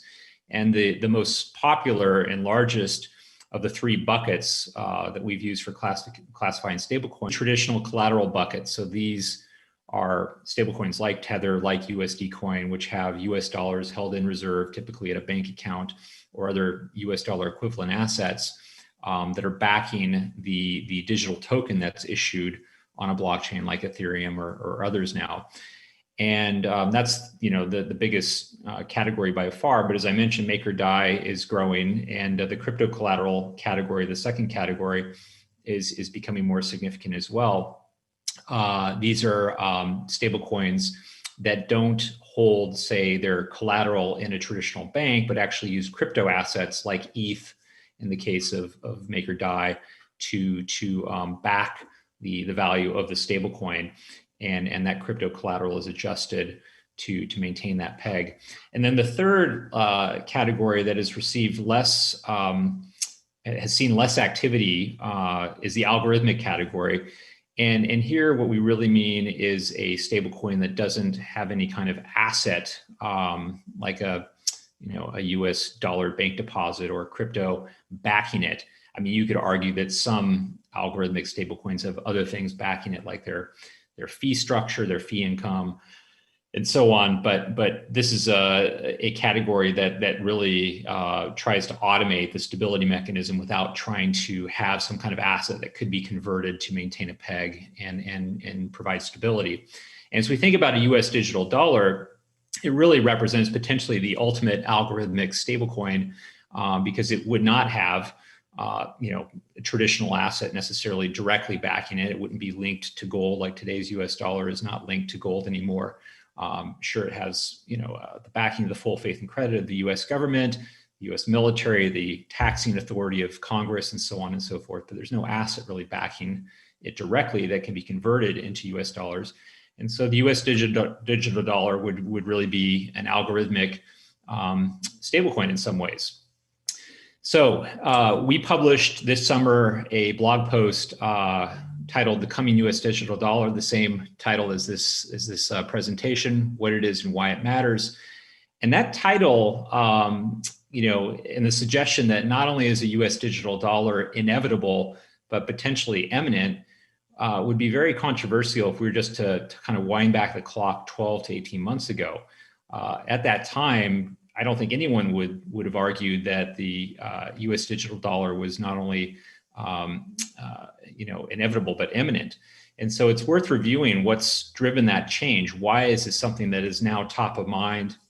When just even at the beginning of this year, organizations like the Bank of International Settlements said central bank digital currency was not a priority, having a hard time seeing the justification for it. What's changed? Well, really three big things have happened in the last 18 months or so that have driven this, in addition to the rise of stablecoins, which are a factor. But I would say arguably these three are bigger factors in what's pushed the U.S. digital dollar to the front of the agenda. So first, in June of last year, Libra was announced. This is the Facebook-led consortium that really validated the ability of blockchain technology to accommodate billions of users. That was a big roadblock based on my early research back when I was at Cambridge in 2017 as to whether or not central bank digital currencies were viable.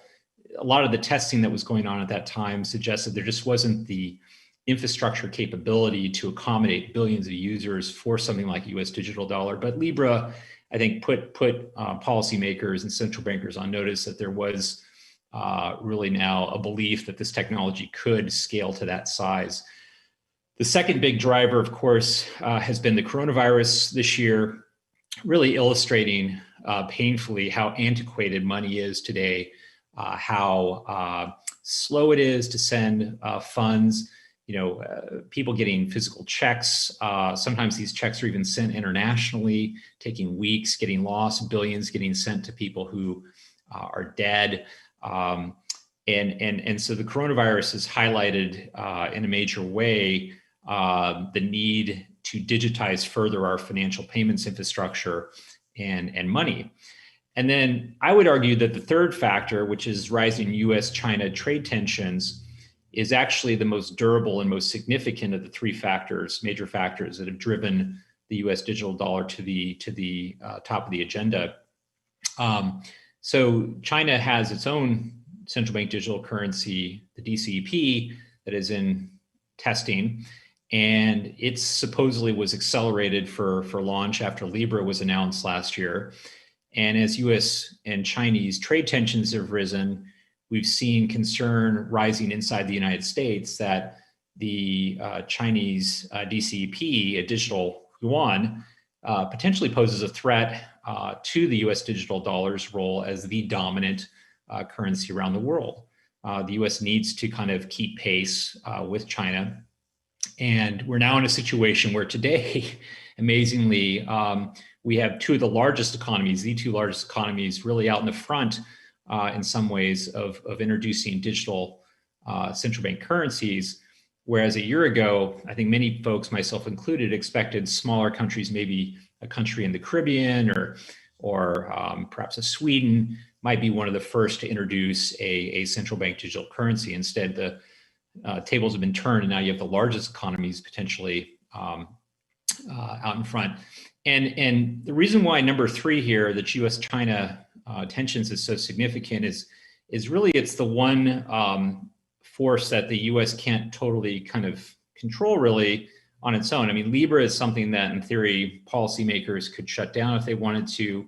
The coronavirus, you know, there's a general consensus that this is something that will pass and will go away and we'll have a vaccine for. Remains to be seen, of course, but the U.S.-China trade tensions are seen as persistent and something that the U.S. can't really let itself get too far behind on. So that's really driving, I think, a lot of the interest in the U.S. digital dollar and making it a priority right now.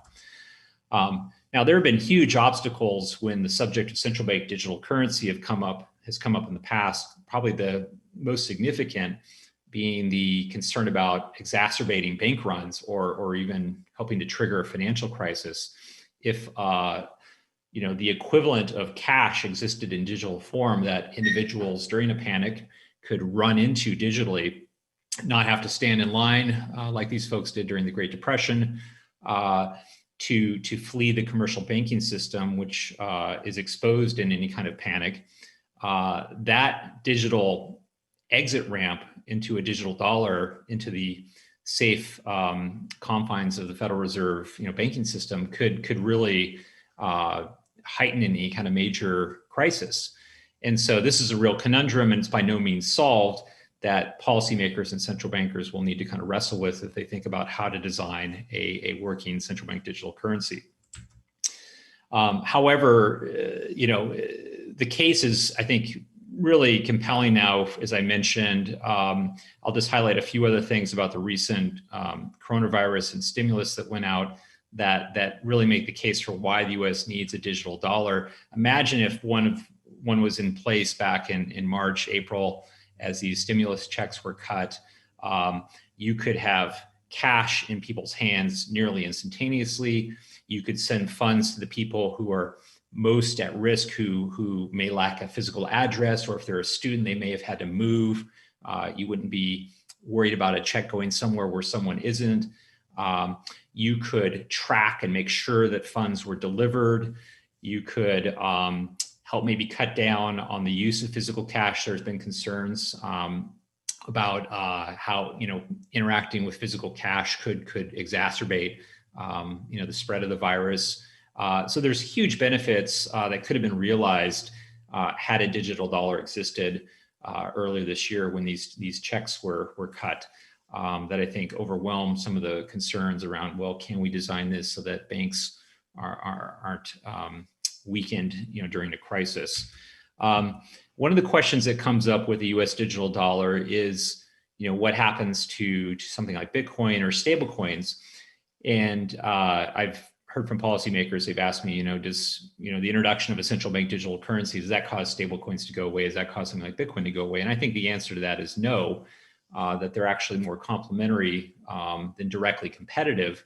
And the reason is because a digital dollar, even though a lot of the, as we'll discuss here in a moment, precise design characteristics are still being debated, we can be pretty certain that it's not going to be a copy and paste of a cryptocurrency or a stable coin.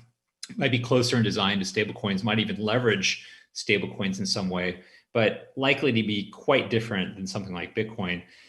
So you may see something like a US digital dollar looking to replicate, say, the technical resilience of something like Bitcoin.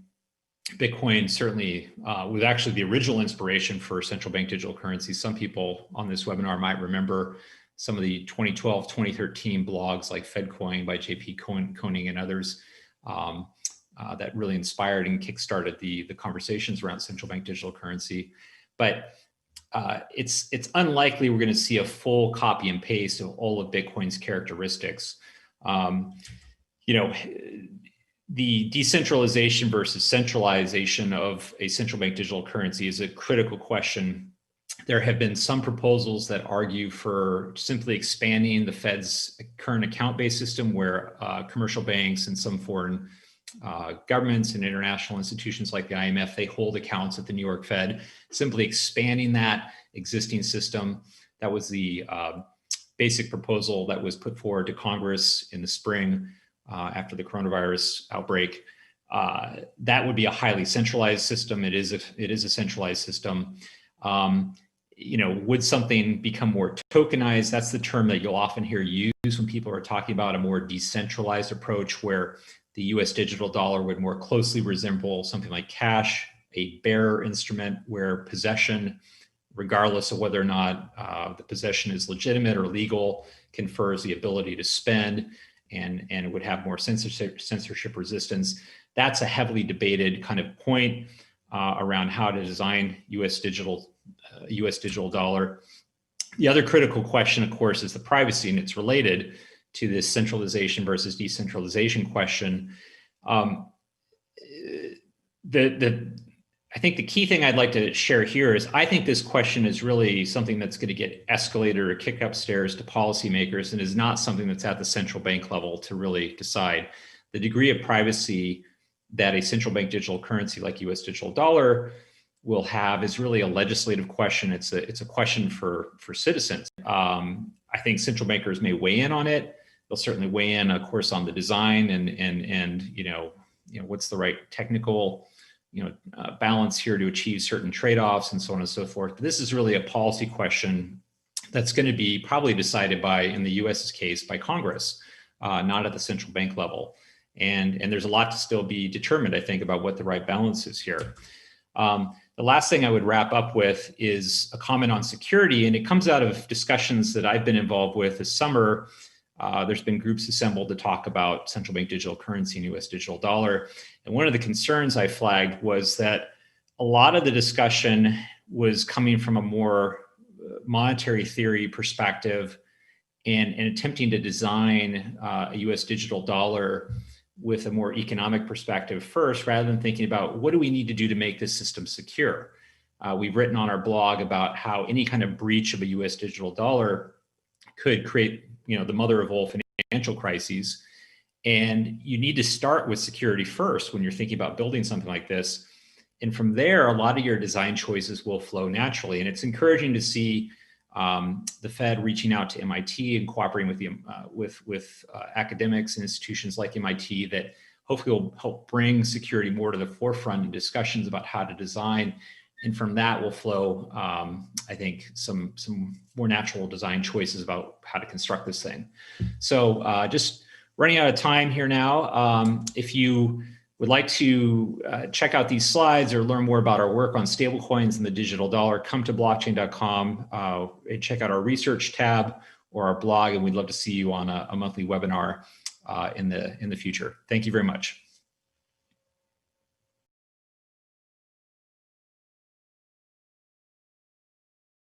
What is blockchain? Blockchain is the technology that powers cryptocurrencies. To put it simply, a blockchain is a distributed ledger that facilitates and tracks all transactions for a given cryptocurrency. eToro.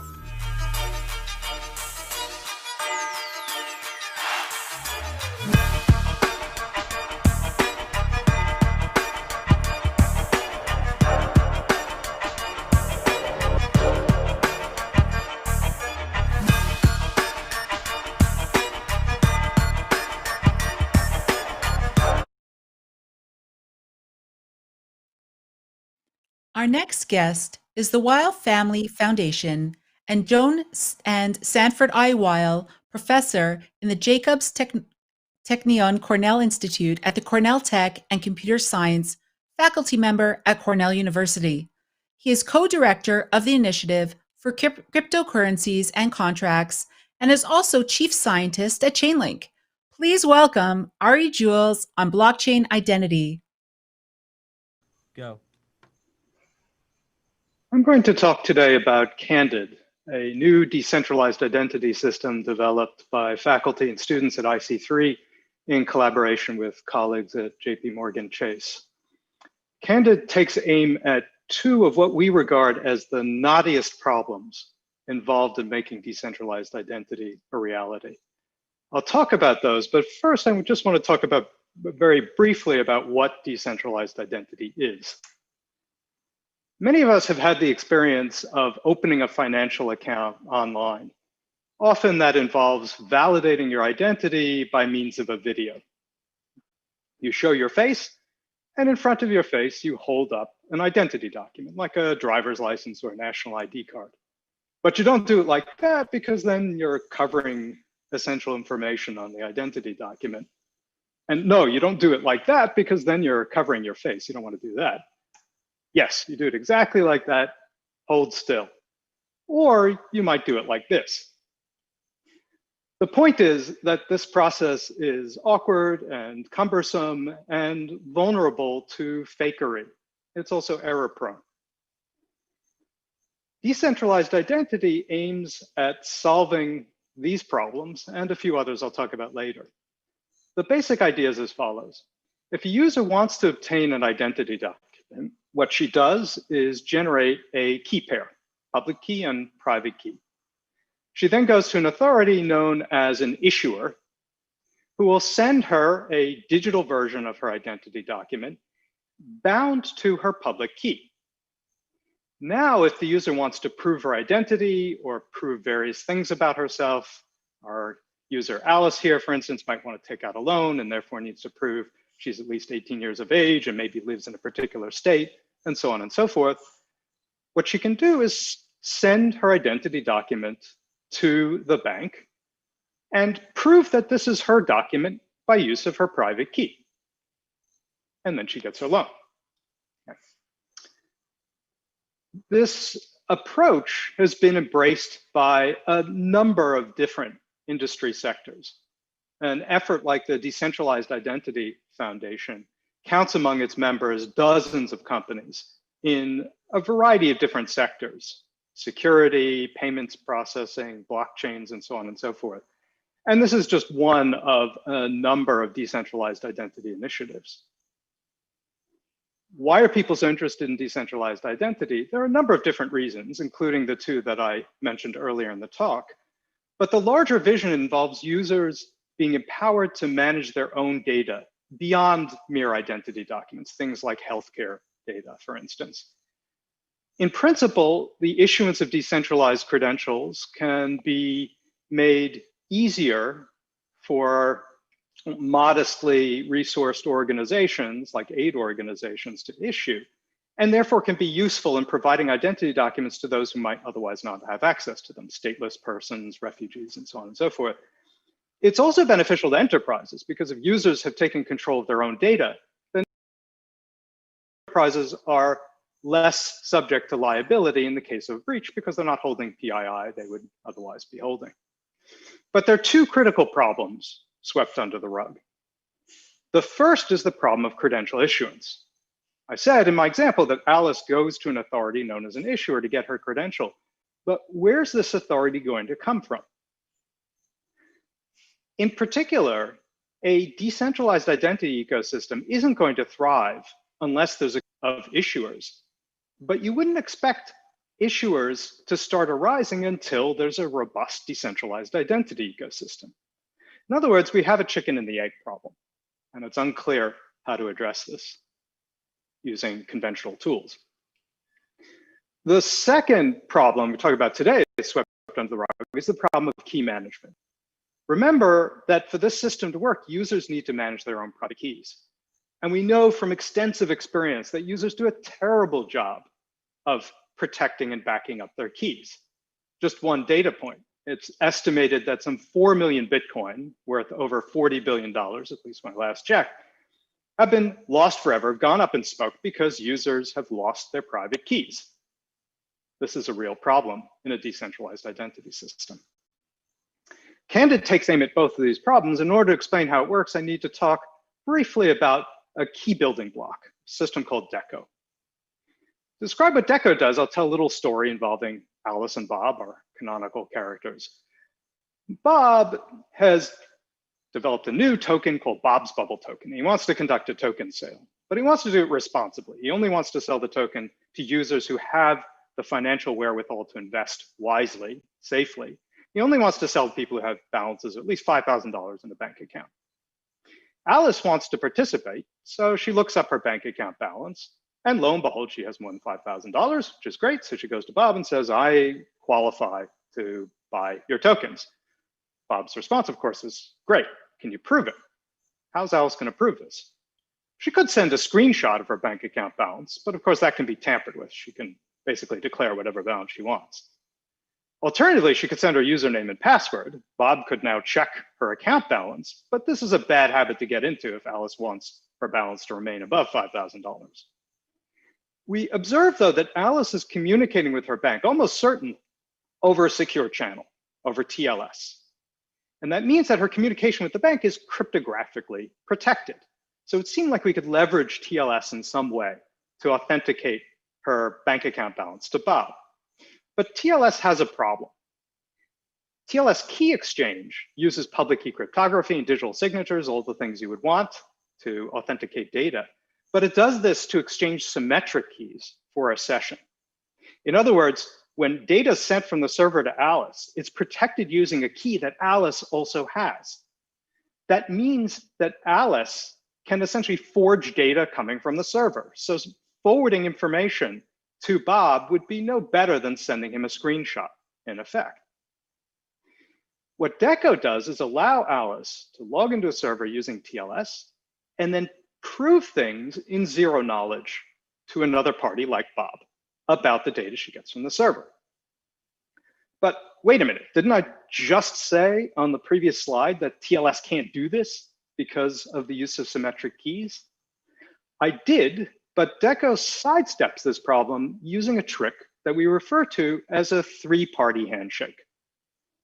Obviously, I'm not going to have time to get into the details, but I want to convey the intuition to you at least. And I'll talk about Alice and Bob now in terms of prover and verifier roles. Here's the idea. Alice and Bob, when interacting with the server, use TLS, conventional TLS, but they generate a shared key for the session.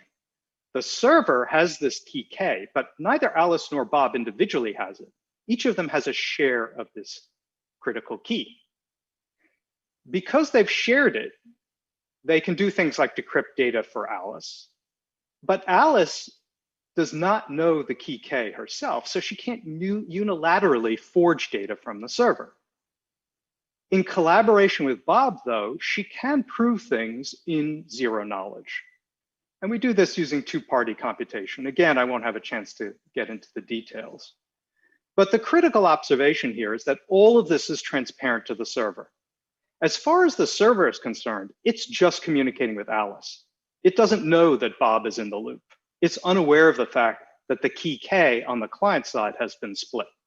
And therefore, no modification to the server itself is required. This is very nice, of course. With Deco in our pockets, as it were, we can see now how Candid works. Candid involves the use of a committee, a collection of servers or nodes. You can think of it as a permission set, like the kind you'd use in a permissioned blockchain. Although you can extend Candid to permissionless settings as well. We assume that some fraction of these nodes are honest, some majority fraction. The nodes in the Candid committee have essentially two jobs. The first is to verify Deco proofs, and the second is to store secrets on behalf of users. Now, suppose Alice wants to go get a credential. Suppose she just wants a credential proving she's over 18 so she can take out her loan. Here's what she does. She communicates with a collection of servers that have an authoritative record of her birth date. The Social Security Administration, DMV, a bank, for instance. And then she can use Deco to prove to the committee that the birth date recorded on these sites is such that she is over 18. These committee members now, if they agree that indeed Alice's proofs are correct, they verify correctly, can generate a credential saying, I saw proof from Alice that she's over 18, I'm going to sign this credential. What have we done here? We've turned legacy web servers into issuers. Using Deco and Candid, we can turn any web server, any existing web server, in principle, into a Candid issuer, into an issuer of credentials. And in this way, we address the chicken and the egg problem. We don't need to stand up special purpose issuers. We just use existing authorities. One important feature of this process is that because Alice is using zero-knowledge proofs, the process can be private in the sense that Alice only reveals to the committee the information she wants placed in her credential. For example, she doesn't need to reveal her birth date. She just proves that her birth date, again, is such that she's over 18. We have legacy compatibility. As I mentioned, there's no need to modify existing web servers. The Social Security Administration doesn't even need to be aware of the fact that this process is going on. No changes are needed to its servers. And because we can draw on essentially any existing website that's TLS enabled, HTTPS enabled, which is most of them these days, we can generate a wide variety of credentials or attestations using these techniques. That addresses the problem of credential issuance. We also have this problem of key management. Remember, I mentioned that users are prone to losing their keys. How do we address this problem? The key management approach taken in Deco actually looks very much like the credential issuance process. What Alice does, our canonical user here, is store her private key with the committee. And she can do this in a secret shared way so that no individual node has access to her key, but collectively, the nodes in the committee know her key. And they can reconstruct it on her behalf. Then Alice registers a bunch of accounts on providers of her choice. And now if she loses her key, what she can do is go to the committee and prove using Deco that she can log into these pre-designated accounts. And so she provides a proof that she has successfully authenticated to these accounts that are bound to her key. The committee verifies these proofs, and if everything checks out, they can provide Alice with her key. Again, because the key is secret shared, at no time do nodes in the committee individually gain access to her key. Now, we could in principle use OAuth to do exactly the same thing. The reason we don't advocate for this in Candid is that OAuth has some disadvantages with respect to privacy. In particular, an OAuth token will leak a user's identity with the target website, an identifier, which can often be converted into a real-world identity. So with the use of OAuth, there's the risk that Alice betrays her real-world identity to the Candid committee, clearly something we don't want.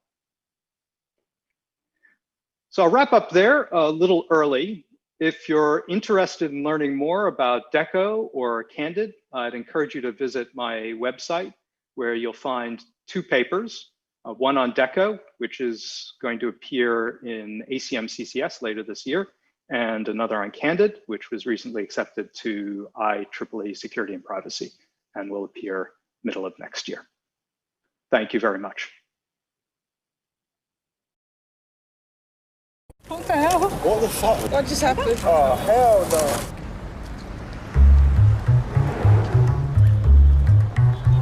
One donut stand, 5 hidden cameras, 2 actors, 100% happiness. Fresh made donuts today. Or is it? Fancy donut? Can I have jam, please? Cream donut, please.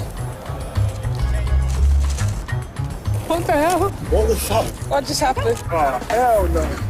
Did you just bite that? You won't even notice, it's very small. Oh, it's a new one. You don't have to bite. That's my commission. But it's out of donut. I was expecting 100% of a donut. What the fuck are you doing? Just how the world works. Shut the fuck up, I don't want that. That's disgusting. No way. Take this back. If I pay for something, I should get the full thing. We have to take a bit of commission, otherwise... See, she's walked away. Don't let commissions bite into your portfolio. Join eToro and invest in 100% stocks with 0% commission. You've got a little commission. Right there. eToro. Join now.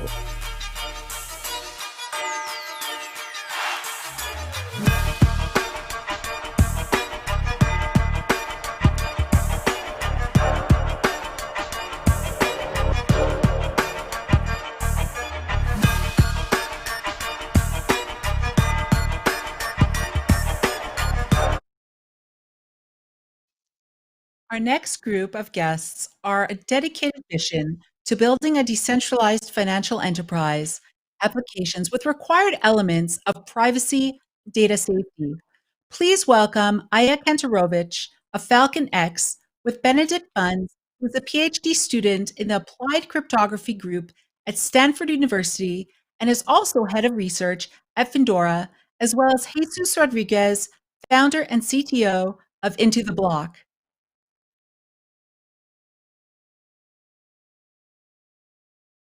First off, thank you, Draper Gorham Holm, for hosting the LA Blockchain Summit, and a huge thank you for the audience for taking the time today. My name is Aya Kantarovich from Falcon X. We're a digital asset trading platform in the cryptocurrency and blockchain space. So today I'm both honored and delighted to introduce our panelists who have added significant discoveries in tech and schools of thought to the digital asset space. So we have Benedict Funds, as well as Jesus Rodriguez. So why don't we start off with brief introductions on both who you both are and what you're working on today.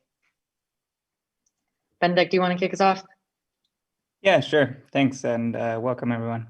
So my name is Benedict Funds. I'm a PhD student at Stanford, where I work on cryptography, zero knowledge proofs, privacy, verifiable delay functions, other things related to cryptocurrencies. For example, I was the first author on the paper introducing bulletproofs. And I also am using a lot of this research at my work at Findora, where I'm the head of research. And we're building a platform and a system for really bringing both privacy, but also auditability to financial applications.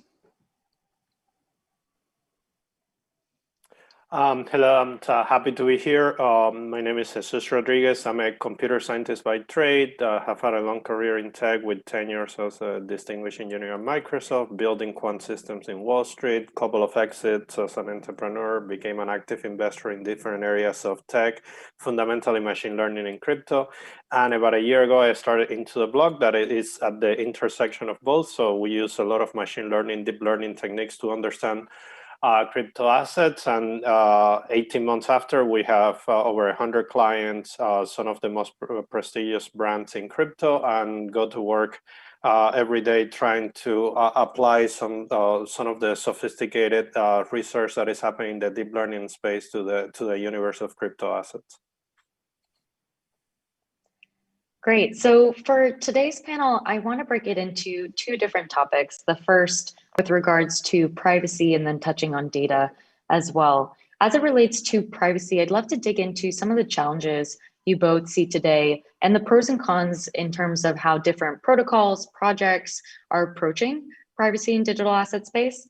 So for context, one example is at Falcon X, the way we service institutions and the way that we interact with some of these privacy coins is we're actually not able to service a lot of them due to lack of KYC, lack of data analytics and tracking. And so that inhibits some of institutions and more enterprise clients from accessing these markets, but would be curious whether that use case or other use cases to get your takes on just the overall pros and cons as well. Yeah, so I guess in general, right, one of the principles of a blockchain is that everything is public and you can see every transaction and track everything. But this, of course, also creates a problem because if you say you receive your salary on a blockchain and it's fairly easy to figure out, say what your address is, then, well, I just simply know exactly what your salary is, and people don't want that. Or if you're a business and you're transacting with another business, then everybody can exactly see, you're buying your GM and you're buying tires, your competitors can see how much you're paying for that. So that's a problem, right? I don't think, and this is different, like this is worse privacy than what we have in the banking world, right? Where your bank knows how much you're sending around, but they don't know exactly, but the public doesn't know, who you're sending transactions to, and the public has no need to know. But then on the other hand, so we have cryptographic solutions to that, and different privacy coins like Monero or Zcash, they apply very fancy cryptographic solutions to this by basically encrypting everything. But the problem is then you're kind of on the other side of the spectrum and no one knows anything, and regulators can't see what's going on, and you can use this maybe for money laundering and so on and so forth.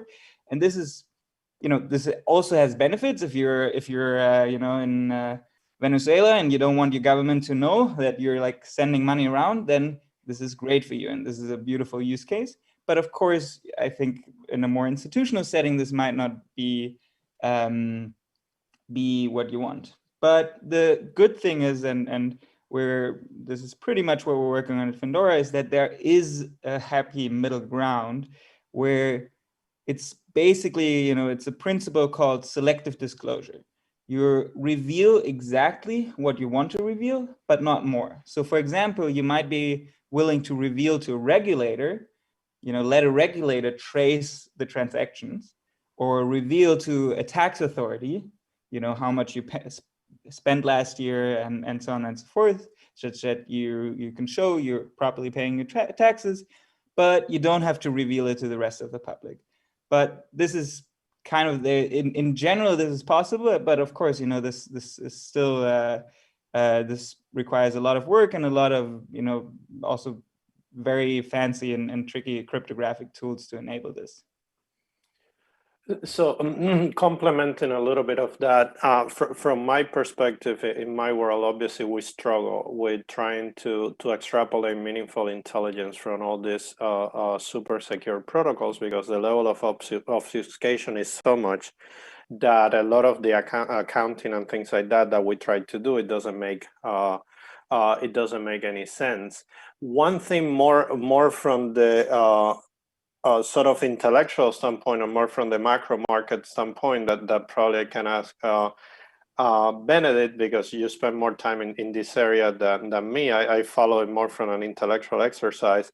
Is there's so many protocols that seem to be tackling this type of problem, like cryptographic techniques. They all seem to come from the same school. So you have CK-Starks, SNARKs, and bulletproof and secure multi-party computations, and all those things.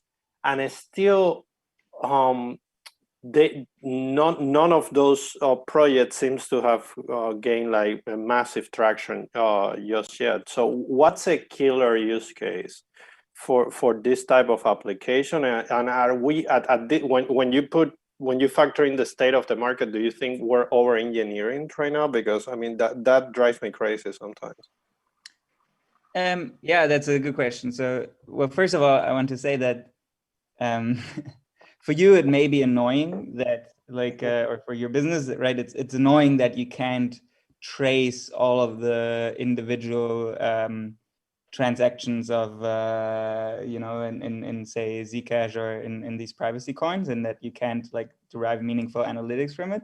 But for a user of that currency, that may be nice, right? Like they may not want analytics firms to be able to see exactly what they're doing, right? If they have a need for privacy, then this may be, if they're a whale trying to buy a lot of these coins, they may not want a very smart analytics firm with genius machine learning algorithms to predict that they're sending money to an exchange, and they're going to, I don't know, sell a lot of a huge transactions, right? Like, so this is, I'm saying like that this is, there's it really depends on who you're asking whether this is a pro or a con.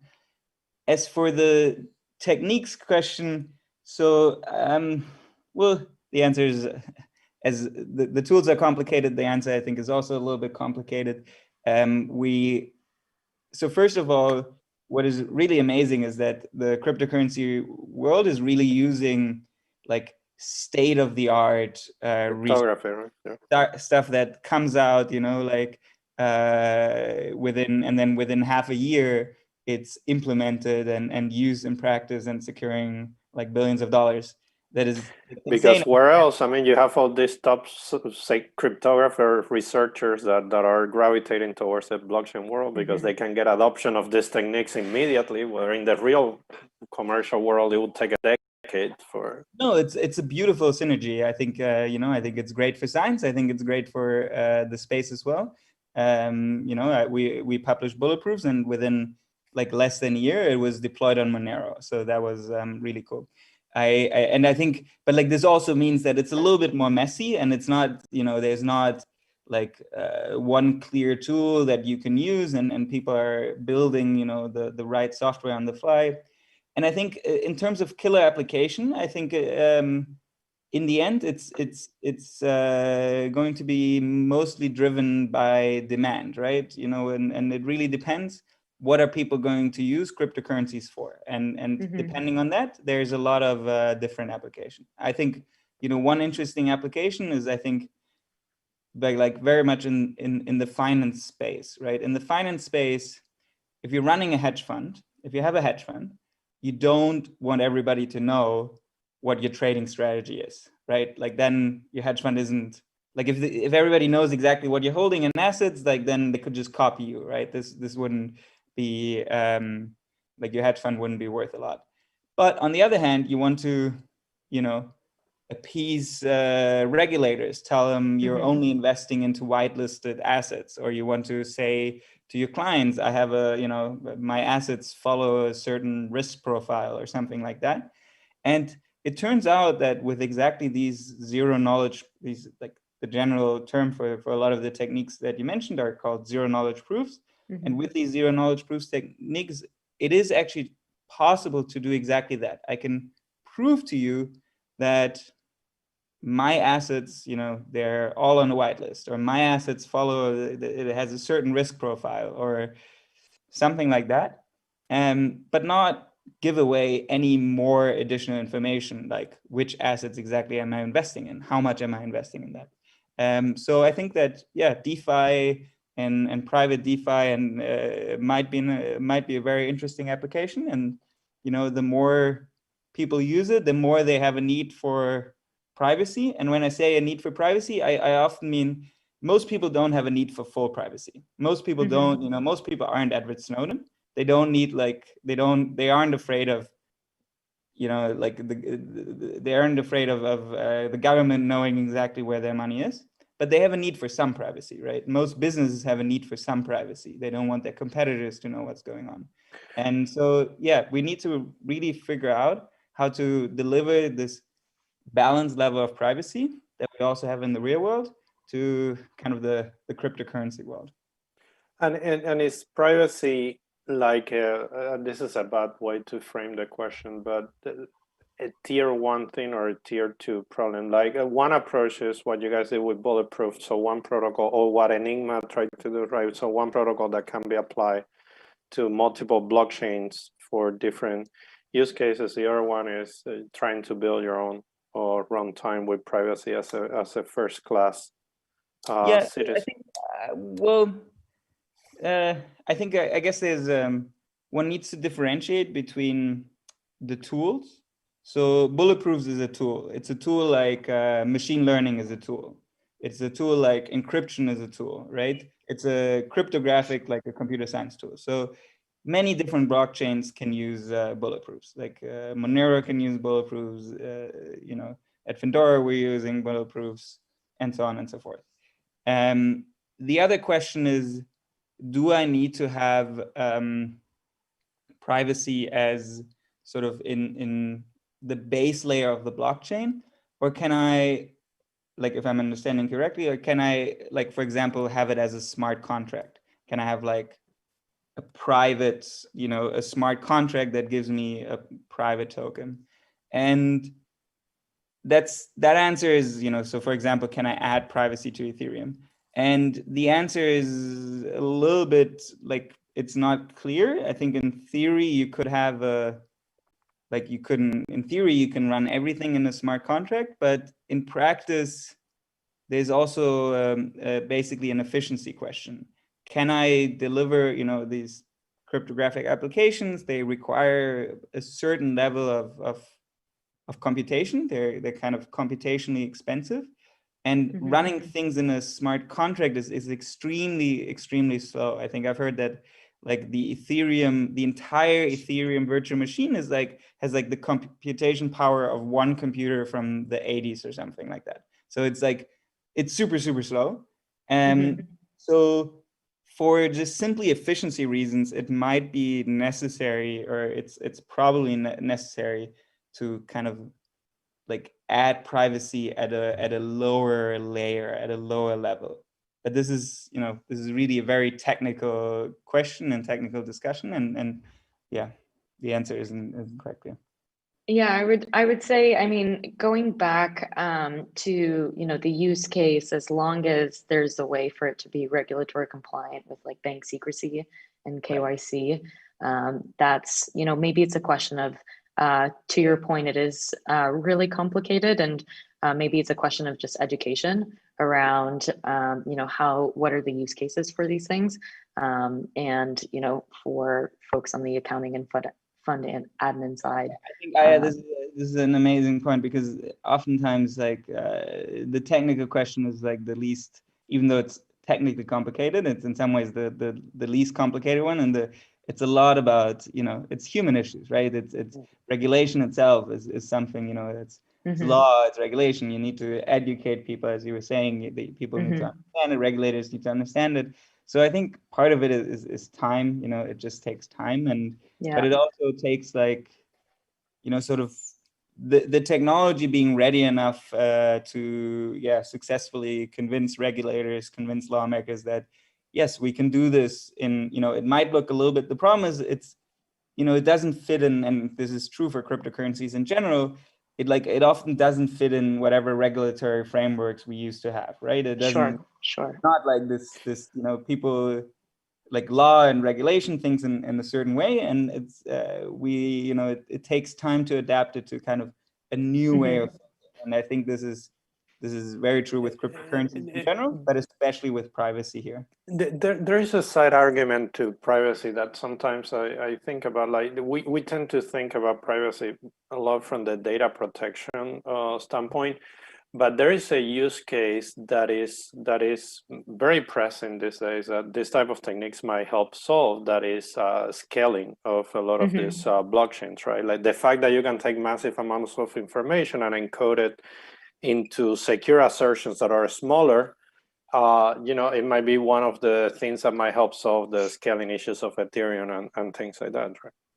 Yeah, that is true. I mean, this is the like kind of one of the magic properties is that the same property that gives you privacy can also give you scalability. So you can, instead of having to verify all transactions or the entire blockchain, I can sort of give you a short proof that that the entire blockchain is correct, and you only need to check this short proof, and this allows you to scale from, I don't know, 7 transactions per second, or I don't know, some 10 transactions per second to thousands of transactions per second. So we might see kind of but the interesting thing is that it's exactly the same technology that gives you privacy is the one that can give you scalability. Sure. That's we'll see which application there is becomes relevant first. Sure. So transitioning to something, Benedict, that you mentioned on the prediction side as it relates to data. I know, Jesus, that's something that you do quite a bit of work on. Can you speak a little bit to how, first off, at a high level, the technology behind some of the data predictions, and then as it relates to perhaps more both enterprise and institutional players coming in, what are the benefits there? Yeah, so as a financial asset class, crypto is like a dream come true for this type of technology. So it's not only a 100% digital asset class, but it also it coincided that it came out when the machine learning space was experiencing a boom, right? So all these technologies around artificial intelligence has been a lot of the research we're using today has been around since the 80s, and it was just not possible to implement. And then suddenly, with the advent of GPUs and all that, becomes possible. And then you have this type of asset class that it becomes almost like an ideal environment. So we have some theories about how this market is going to play out. Like, for instance, we think that some of the, obviously Falcon X has spent a lot of time on this, but we think quant funds might be the dominant type of investment vehicle in this type of asset class, because over time, with that amount of data, it's just hard to think that discretionary investors will have any edge. And then the fact that the activity of transactions gets recorded in public ledgers, right, in some form, despite of all the manipulations and things that centralized exchanges do, you get some footprint, right, that you can analyze and you can extrapolate intelligence. So we think that that applying machine learning techniques could yield a ton of intelligence. That's from the alpha generating trading opportunistic standpoint. There is also a side of this that is any financial asset class needs a market intelligence layer, right? So there has to be analytics and intelligence that accompany these products as they get adopted by institutions. And so that's one. And then there is a third component of this that is often overlooked, is that blockchain runtimes could become sort of a runtime for a next generation of artificial intelligence, right? There are companies like Singularity and OpenMind and all this working on decentralized artificial intelligence, which is this idea that you can sort of decouple the power that all the Googles, Facebook, and all these companies have when it comes to create deep learning models and machine learning models and put it in a network in which people can share data models and things like that. So those three vectors we think are super interesting when it comes to data and crypto. So do you think that, like you're talking about sophisticated investors and quant investors, like what do you think is the level of sophistication of investors right now? Is it like are crypto markets efficient, or are there still like high arbitrage opportunities, or what do you see? Highly inefficient, like even and it varies per segment. So I think, like, for instance, when you looked at it from the quant perspective, a lot of the theories that focus on the efficient market hypothesis of factor investment and all that, they really don't apply in crypto. Like some factors like momentum and all that works, but when you look at things like value, another, like who knows what that is. And then you look into areas like DeFi that bake inefficiencies as a first-class citizen. So arbitrage is a feature, it's not a bug, right? It's just part of the ecosystem, and I think that's here to stay. Yeah, and to add to that, I mean, there's rarely a conversation where we don't talk about the lack of standardization of data and just how much cleaning you need to do to, even start gaining hypotheses and understanding the data you're looking at. When it depends on different protocols, different platforms that you're using, and so I would say the sophistication is there. A lot of, at least the traders that we see come from traditional finance. And so they're trying to, as Jesus mentioned, apply a lot of the same solutions over in crypto, but to your point, it's still very inefficient. Yeah, data is very small. The data sets are very small. There is a ton of market manipulation. The APIs and infrastructure are very bad, right? So you have exchanges going down all the time, APIs. So there is a lot of challenges that you just don't have in traditional capital markets.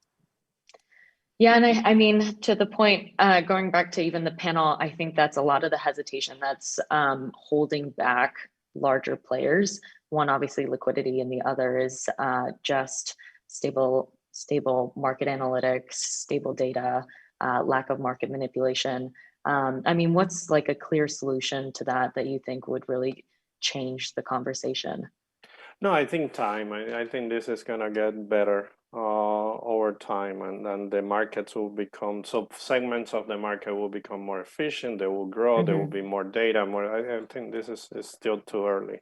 As a complete, in terms of cryptocurrency markets, I'm really an outsider or just amateur, but I've been in the space since 2011. And like, the crazy thing is that like the volatility, for example, it hasn't really gone down. Like, No. you know, it was insanely volatile in the beginning. Like I remember it like went from, you know, it went from less than $1 to $32. That was like the insane event that happened. Like, okay, maybe we don't have 32x increases anymore, but like it's still, you know, it jumps up by, you know, it can jump up by 10% on a random day without any news. It's yeah. Yeah, we call it regularly inefficient type of thing. Like I published a paper about these challenges in deep learning models that we never seen before. Like something like that happens. We have a month of no volatility and then it spikes. And you have a prediction model that never seen that before. So what do, right? If you've retrained the model for capturing that event, you're gonna overfit because that's the most current data. Right. But then if you don't, then it's probably gonna start making a ton of stupid predictions. Whether if you're training something against the S&P 500, it's probably gonna be fine. I mean, there are spikes, but it's nothing like you haven't seen before. Right. Yeah, yeah. It's especially it can like have high volatility even after a long time of no volatility. Yeah. That must be. It's wild. How much of Twitter is impacting that? Zero. I think it's zero. Yeah. Really? Wow. So. Yeah, I think so. I think there is a lot of hype about what natural language, like sentiment and all this. I think is zero. It's neglect. It's always a lagging indicator to what's happening in the market. Oh, it's always lagging. Interesting. Yeah, that is. Wow, that's shocking. So I guess, you know, obviously everyone loves touching on this topic as it relates to DeFi. What do you guys think both on the privacy side and the data side? Jesus, you mentioned there, I mean, you know, it's some of the projects are older, but some of them are 3 months old. And so there's definitely a lack of history and data. And then Benedict, curious on the privacy side, any projects that, you know, sparked your interest? I find the space fascinating. I think a lot of the project has a lot of intellectual and technical merit. Whether it's published or not, we'll see. But I think a lot of projects are here to stay. And I think concepts like automated market makers and things like that are not going to go away in the foreseeable future. So we'll see how it evolves. But I find the space incredibly fascinating. Yeah, I mean, I agree. I think there's a lot of cool things happening, you know, with all the stable coins, all the decentralized exchanges. I think, yeah, I mean, I think that for example, the decentralized exchanges, there's again, you know, a huge issue of privacy, well, from multiple sides, but like, for example, one of them is front running. You know, if you can exactly see who places what order, then it's very front run that. That's a huge issue for them. So yeah, you know, I think that there's a lot of different places there where sort of the right level of privacy again becomes a huge factor, or would be a big win, I think. But yeah, absolutely. Well, I was gonna How say, do you guys see DeFi Falconex? I mean, yeah, good question. So we are pretty excited about automated market makers. Obviously, as a centralized liquidity provider, these decentralized liquidity providers are, we see them less, I would say, as a competitor and more as that partners what we're servicing. Because at the end of the day, you know, when gas fees spike up, or if you are in an algo trader or systematic trader, you need the trade done quickly. And so if there's time lagging or the blockchain, then having that centralized, you know, prime broker per se really helps in those situations. But at large, we're also super excited. I think it's sad to see that this only lasted 3 months. And I think the projects that are, you know, there's actually solutions behind a lot of the projects that came out in comparison to 2017 and 2018 when I was at Pantera. And so excited to see how these continue to grow. I think a lot of good capital was deployed. And so hopefully we have longer runways for products to come out. But super excited. And the investors were really excited. So a lot of engagement across the board. With that, I definitely recommend everyone read the numerous papers between the two of you that you have written that references all of the stuff we discussed today, but really, truly huge thank you for taking the time. This is really great, both on the privacy, on the data side. And again, thank you to LA Blockchain Summit for hosting us. Thank you. Thank you very much for having us.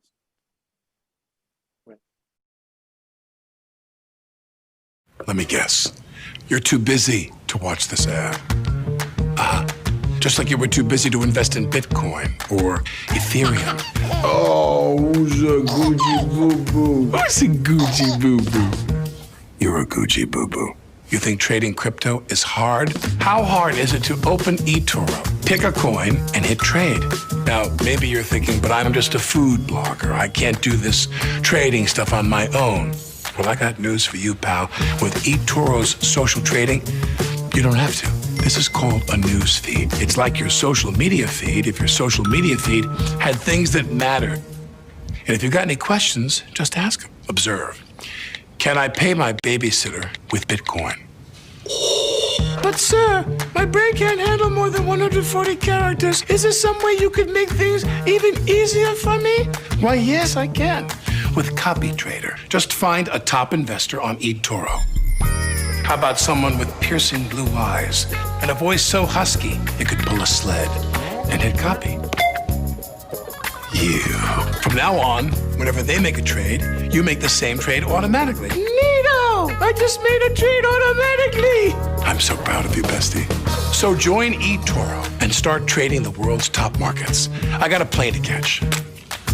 Got it. eToro.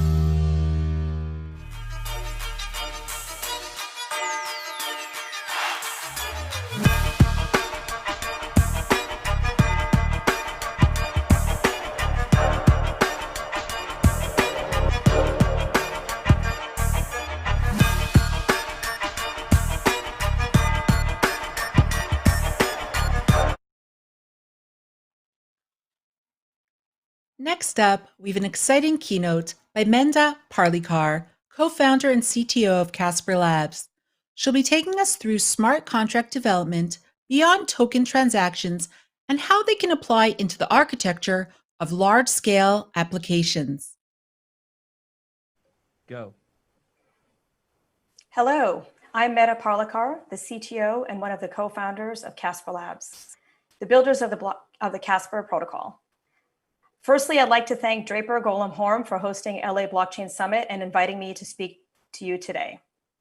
I hope to inspire you to think about blockchain projects differently. I will take you to a world beyond the smart contract platforms that exist today and into larger application architectures. The next generation of enterprise blockchain projects won't have to play a balancing act between security, scalability, and decentralization. Before we dive in, I'd like to share a bit about my story. Prior to getting involved in the space, I spent the past 2 decades at marquee software companies as a technical leader, responsible for quality and core product delivery.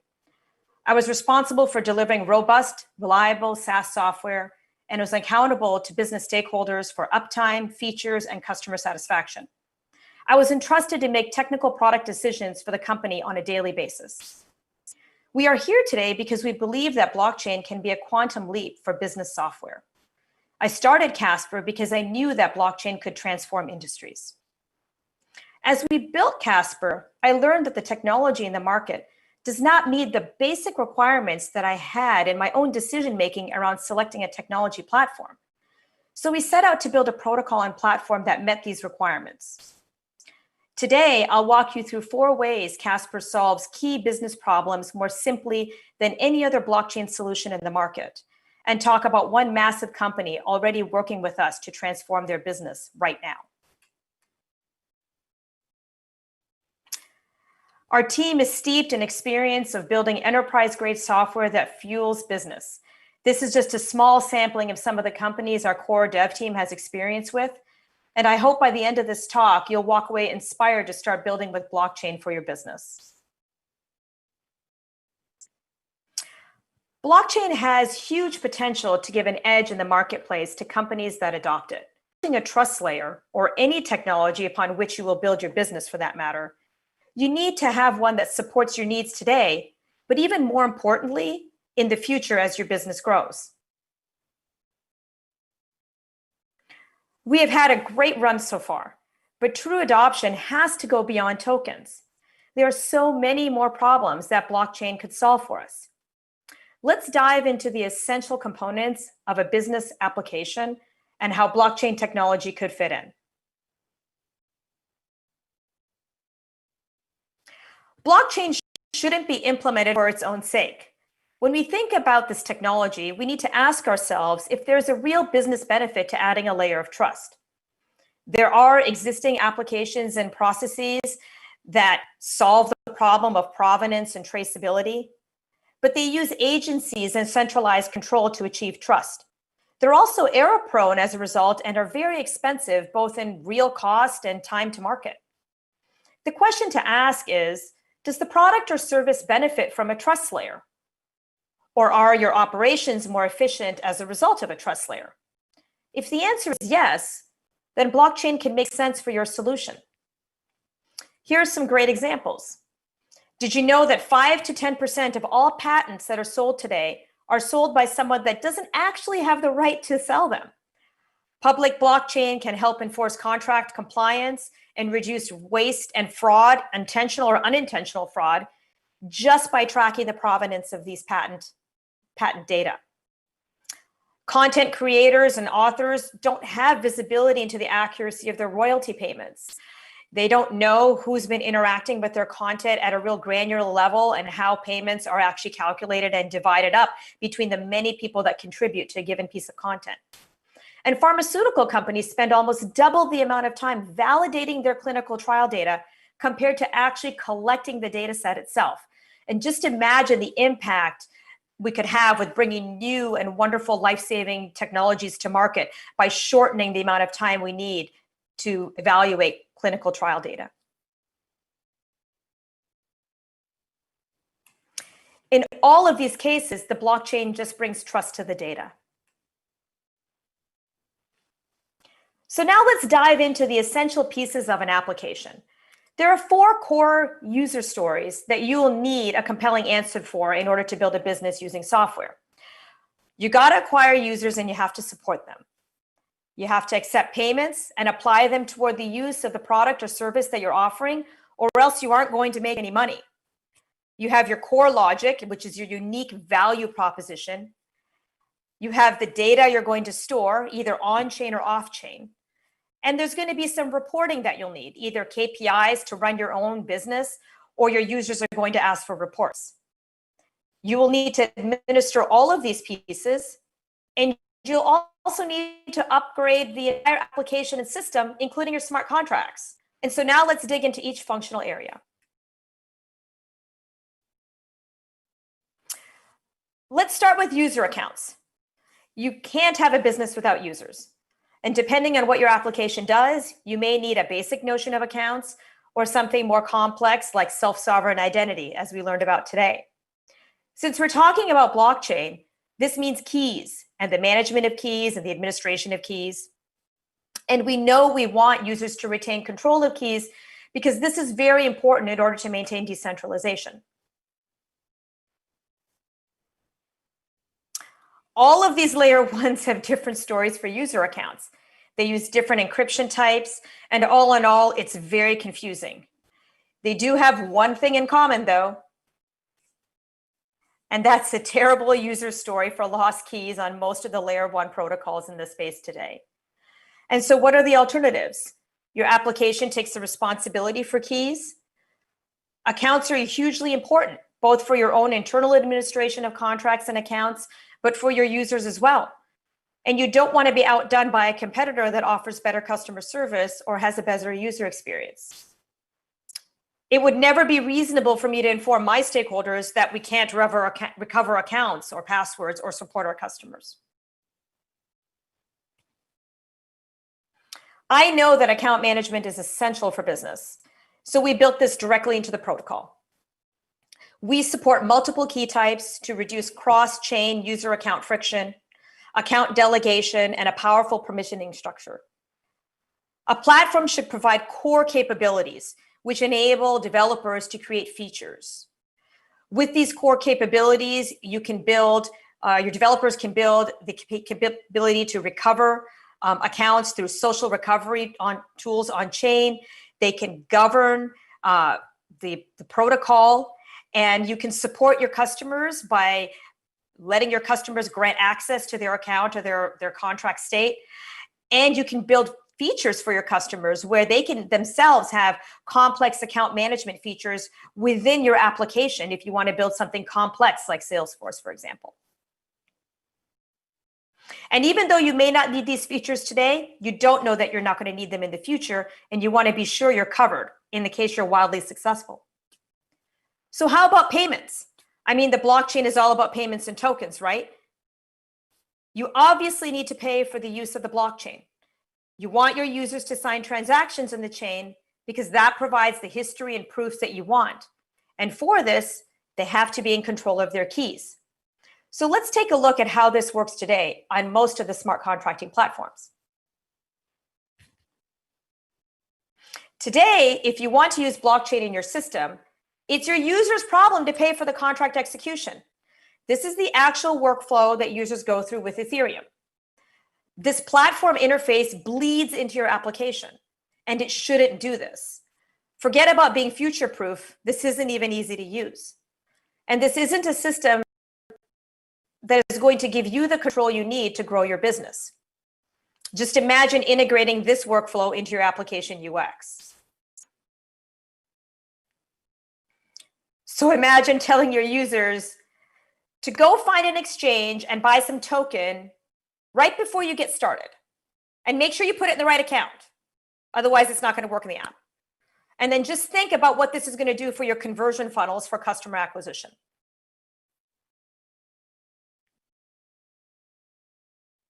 What you really want is the flexibility to design whatever kind of payment rails you want. Users shouldn't have to care about the blockchain at all. Remember, we still want users to retain control of their identity, keys, and transactions. We want to know for certain that I signed a transaction with my key that I held in my possession. This is why we built the rails to support flexible payments. Flexible payments will let you create whatever kind of payment mechanism your business needs. You can choose to pay for your users' on-chain transactions, and the user still signs a transaction with their key.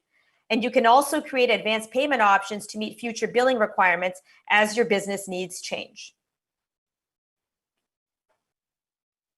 So now let's talk about the core of your application logic. Since this is a blockchain conference, I'm going to focus on smart contracts.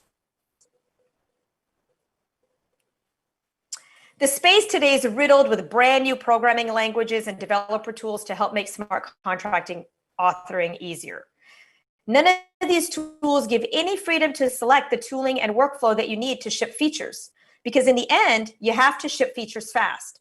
And you got to hire and retain staff to build these features for your business. For sure, when I selected my platform and applications, the skills of my team, compatibility with existing tool chains were huge considerations. I wasn't going to pick a brand new programming language that nobody on my team knew how to use. So what did we do? We decided to create a platform that used existing programming languages and open standards, starting with Rust, AssemblyScript, and WebAssembly. We adapted our protocol to integrate fully into existing development processes. And while there are several protocols that support multiple programming languages for smart contract development, like Rust, Casper does something really unique. Casper gives you a contract runtime and a blockchain store that runs locally on any machine. So you ask, why is this important? Well, imagine you have a large application architecture that's going to send data to the blockchain. And you've created this application using a bunch of tools and languages. Maybe you're using IntelliJ or CLion, or you want to use Visual Studio to build your application. Well, the blockchain platform needs to work within your product, not the other way around. So what you want to be able to do is drop in the blockchain architecture, the blockchain technology, into the tooling that you use to build your application. And here you can see that on the screen, there's some assurances on whether my contract was set up correctly. And so what's really cool is I can initialize the blockchain before I run my application all on my computer. And this is really, really important for developers because they can test all their code using the tools they already have, all on their local machine. So for the many decades I've been doing this, in my organizations, anyone that committed buggy code to the repository heard about it, right? Their bug would halt the pipeline and stop builds. And this is the same thing as halting the assembly line when you're manufacturing equipment. And as the product owner, you want to give your customers guarantees that you've tested your code. And from a best practices perspective, these tests need to be run on every single code change that is made in the system. This is something I've had to assure for many years in go or no-go release meetings.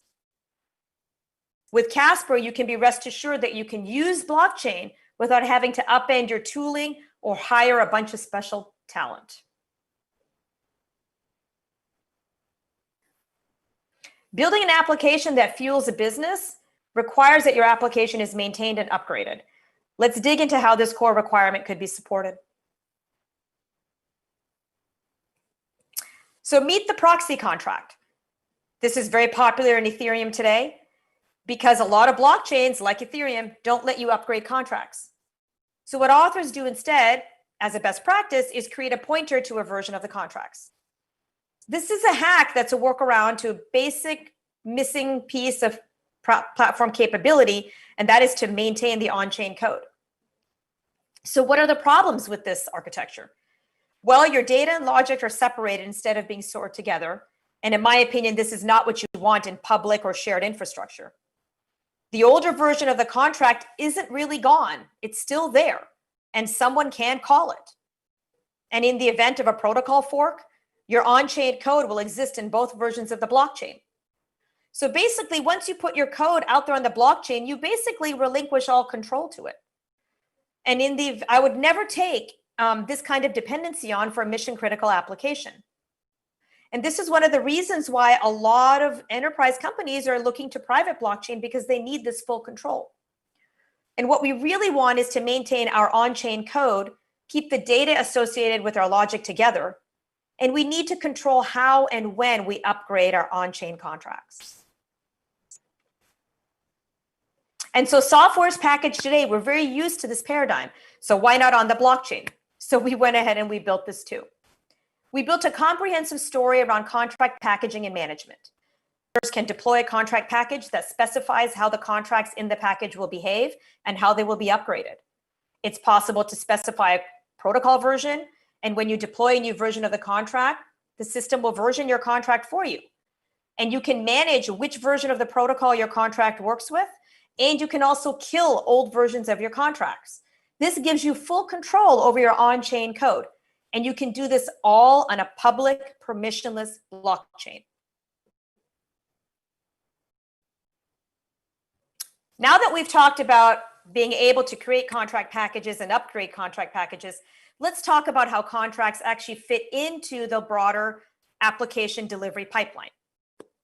So how do we get these updates in? So your application will be delivered via existing development operations tools.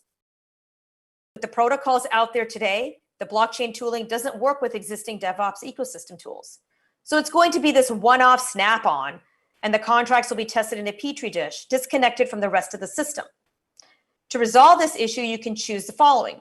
You can push your entire DevOps pipeline into the cloud that provides blockchain DevOps, and you won't get to pick any which one you want. It's going to be those cloud providers that provide DevOps for the blockchain you've selected. You can choose to run a full blockchain node in your pipeline, or you can pay gas fees and run your contracts occasionally in test nets at some interval. And all of these options are going to be both expensive and time consuming, and they still are not going to give you the results that you want. This is not an architecture or option I would ever propose to my stakeholders. And so this is what your pipeline is going to look like. It's not going to be very efficient or easy to maintain. And you can definitely see here it's not integrated, barely integrated. So you're going to see bugs drip through in the middle. And spend time building your business or great idea, you're going to be messing with your infrastructure. And this is not the kind of infrastructure that's going to help you win. And this is how your developers will feel. Too many sad pandas. Again, you want to build your contracts alongside your application. So with Casper, all you need is 4 lines, and Casper contracts will build and run in the existing DevOps ecosystem. This will work with any instrumentation that you currently use, and any developer can set this up without needing any special skills. This is possible because we provide you a VM and internal blockchain state store to you as a small runnable component that will run on any Linux machine. We created this tool for our own purpose because we saw that we needed this tooling to develop smart contracts with confidence. And now we're making this tool available to anyone that wants to build on Casper. And in almost every organization where I have worked, the first problem I was tasked to solve was around this DevOps pipeline. Having a solid pipeline is absolutely critical to quality software delivery. And I would never, ever select a platform that risked my DevOps pipeline. When you provide all these core features coupled with the trust of decentralized, permissionless public blockchain, it's possible to unlock the potential of the trust layer. Next, I will dig into a real-world use case that's implementing Casper. IPWe created the first platform for the world's patent ecosystem, connecting buyers and sellers of patents and patent-related services, creating a tradable asset. They leverage the power of artificial intelligence, data mining, and predictive analytics to unlock a global patent value, and have created entirely new ways of interacting and transacting with patents. They are also a gold member of IBM Global Blockchain Service, and our prototype will demonstrate the power of Casper contract management with respects to patent data. They selected Casper for the following reasons. We provide real decentralized consensus and the security required to prove patent ownership, smart contract capability that helps manage and enforce contract compliance, and powerful account features which simplify the blockchain interoperability requirements in their architecture. We'll be going live with our IPWe implementation in 2021, shortly after our mainnet launches. When you make the right choice of the platform to leverage, you can get the best of what blockchain has to offer without the baggage. And this is what you need if your big idea is going to win. You can build solutions that don't require anything new because the protocol snaps right into the architecture.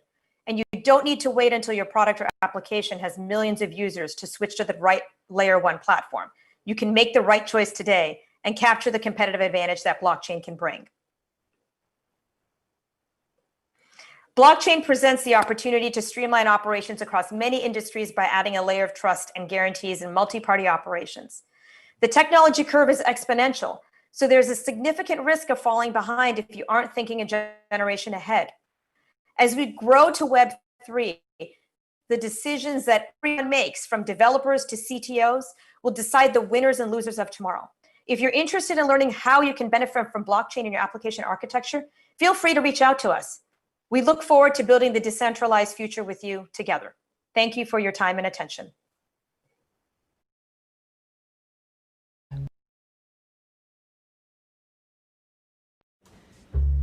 So you've heard about these 2 cryptos that are going to explode?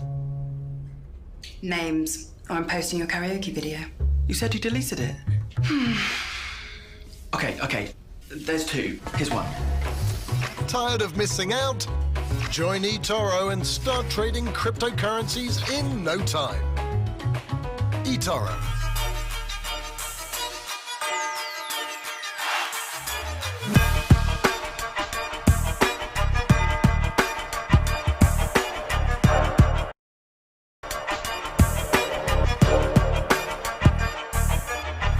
Let me guess. You're too busy to watch this ad. Just like you were too busy to invest in Bitcoin or Ethereum. Oh, who's a Gucci boo-boo? Who's a Gucci boo-boo? You're a Gucci boo-boo. You think trading crypto is hard? How hard is it to open eToro, pick a coin, and hit trade? Now, maybe you're thinking, but I'm just a food blogger. I can't do this trading stuff on my own. Well, I got news for you, pal. With eToro's social trading, you don't have to. This is called a news feed. It's like your social media feed if your social media feed had things that mattered. And if you've got any questions, just ask them. Observe. Can I pay my babysitter with Bitcoin? But sir, my brain can't handle more than 140 characters. Is there some way you could make things even easier for me? Why, yes, I can. With Copy Trader. Just find a top investor on eToro. How about someone with piercing blue eyes and a voice so husky it could pull a sled and hit copy? You.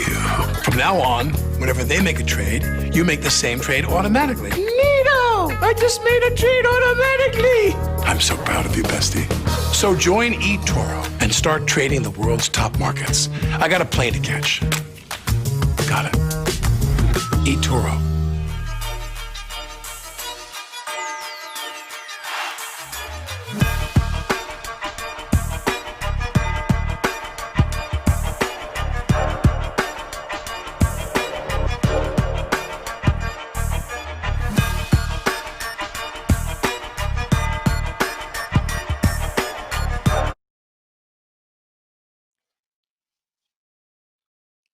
Our next guest will guide us through his presentation titled Solving the Availability-Finality Dilemma, or How to Fix Ethereum 2.0's Consensus Protocol.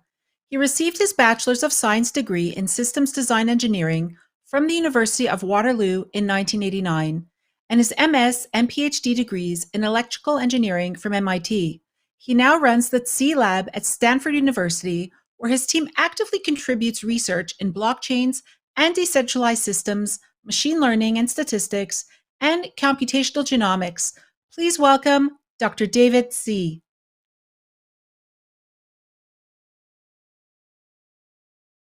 Talks. Great to be here at the LA Blockchain Summit. So my research group and I have been working on the problem very hard in the past few months, and I'm very excited here to share the results with the community.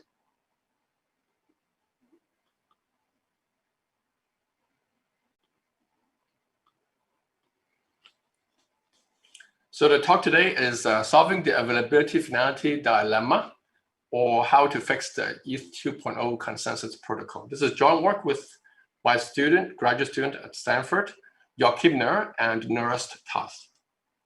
So our story started about 6 months ago when this paper by Vitalik and his co-authors came up, combining Ghost and Casper. So this paper is about a new protocol called Gaspa, which is the current candidate for the ETH 2.0 beacon chain. It's a pretty complex protocol. It combines Casper FFG, which is a finality tool, with LMD Ghost, which is a fork choice rule. So a lot of jargon, sounds really complicated. So we spent quite a bit of time trying to understand why is this protocol so complicated. If it's a consensus protocol, why doesn't it use an off-the-shelf consensus protocol, but have to design one from scratch? So after a few months of investigation, we came to two conclusions. Number one is that this protocol is actually not secure. We find a liveness attack on the protocol, so it may stall forever. And number two, we were able to reverse engineer its goal of Casper, and we find an optimal solution, which we can prove to be secure. So this talk is about how we solve that problem. So we have to go a little bit back to get started. And we observed that in the world of blockchains, there are basically two types of consensus protocols out there. On the left, we have the Nakamoto-style longest chain. Prime examples is Bitcoin, Ethereum 1.0, as well as newer blockchains like Cardano's or Boris, proof of stake protocols. On the right-hand side, we have BFT protocols. Some names that you may have heard of is PBFT, Tendermint, Hot Stuff, and Algorand. So these two types of protocols are really quite different. On the BFT protocols are invented over a history of about 40 years, whereas the Nakamoto-style longest chain is quite modern, 10 years. But actually, in addition to the history, more importantly, there is actually a very significant difference between these two protocols. And I would like to highlight the difference. So let's first talk about BFT protocol.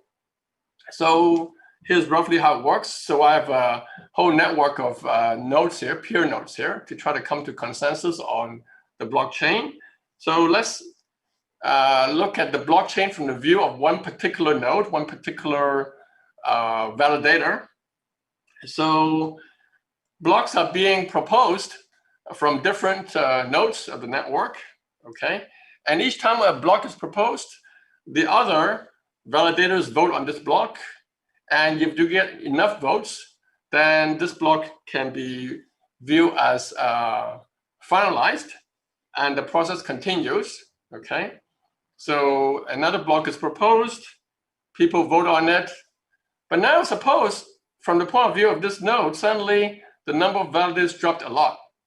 And all he saw is a very small number of votes, very small number of signatures.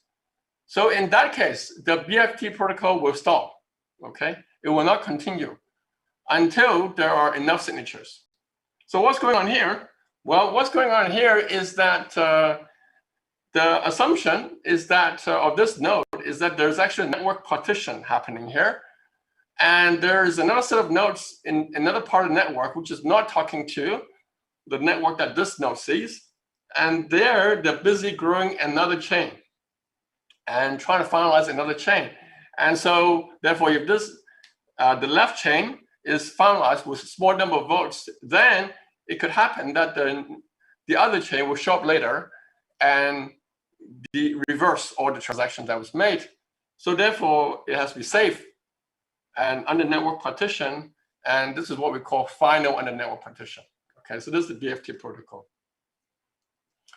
On the other hand, we have the longest chain protocol, okay? Nakamoto style longest chain protocol. And in Nakamoto style longest chain protocol, again, we have a network of nodes. In the proof of work setting, these are miners. In the proof of stake setting, these are validators.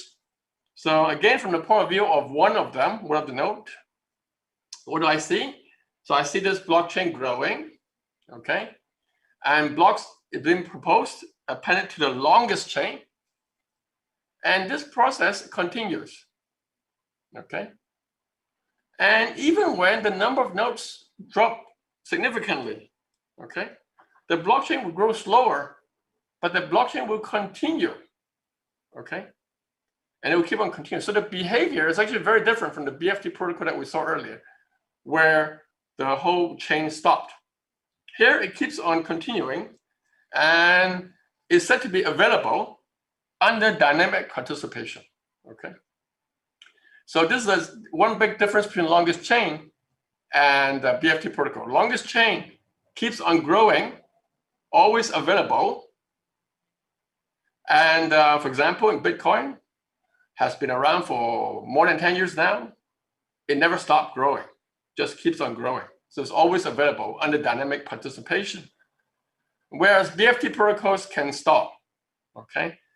And so these two protocols are actually, types of protocols are actually very different, okay?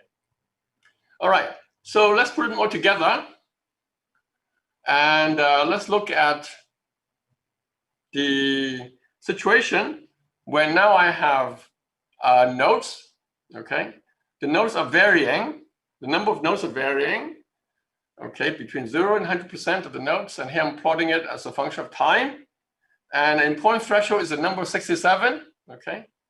67% is actually the number of validators that need to sign on the block for BFT protocol to continue, okay? So now let's look at what happens on the longest chain. As we saw earlier, it keeps on growing. And here I'm plotting the ledger, the length of the ledger with time. And you can see that no matter what, even when there's low participation, network partition, the chain keeps on growing no matter what. Dynamic availability, very good. On the other hand, BFT protocol will stop growing when there's network partition or low participation. And when there's high participation and no partition, then it will grow and continue to grow, okay? So the reason why these two protocols behave so differently under the same network setting is because they're making two different set of trust assumptions. The participant in the longest chain protocol is an optimist. And the optimist says that if I don't hear from many peers, it's just because these other peers went offline and they were doing nothing. And so I can keep on confirming. I can keep on continuing the blockchain. On the other hand, a node that runs a BFT protocol, a pessimist. And here, when it doesn't hear from nodes, then he thinks that these peers that we don't hear from are actually plotting against me, growing another chain invisible to him. And so to be conservative, it needs to stop confirming, okay? So two different set of trust assumptions. So both property, dynamic availability, and finality are actually good properties. Nothing wrong with them. A chain which is dynamic available keeps on growing, like Bitcoin. Finality means that when you confirm a block, then nothing will happen in the future that would reverse that transaction, okay, in the block. So these two are very good property. So the real interesting question is the following. Is there a consensus protocol that can provide both availability and finality? Okay. Now, if you look at the picture on the left and right, the behavior of such a protocol has to, which is a protocol which is dynamically available, has to keep on going forward, even with a network partition. Whereas a protocol that provides finality has to stop during network partition or during low participation. So therefore, it is clear that it is impossible to have a single protocol that can both be available and finality, because it's impossible for the ledger of that protocol to behave differently under the same condition. So therefore, it's impossible. And you may have heard people mention the word cap theorem. And it turns out that there is indeed a connection between this impossibility result with the cap theorem. But it's actually pretty intuitive result as well. That's what I want to highlight. Okay, so here we are. And this sets up the so-called availability-finality dilemma. So why is it dilemma? Because you want to achieve both these properties, but you cannot. So that's pretty sad. And that's why it's a dilemma. And so what we find out is basically that Casper is essentially trying to solve this dilemma. And in our work, we formulate the problem precisely. And we came up with a formulation of how to overcome, how to resolve this dilemma. And here's how it works. So imagine you have a protocol that creates a ledger, and this ledger is available. So it keeps on growing. Now I know because of the negative result, the dilemma, I cannot make this entire ledger final at all times. Not possible. However, what I can do is I can make a prefix of this ledger final. Okay. So effectively now I have a ledger that has a prefix. The whole ledger is available, but the prefix is final. So in other words, the prefix can survive network partition, whereas the ledger may become unsafe during, the available ledger may become unsafe during network partition, but the available ledger keeps on growing.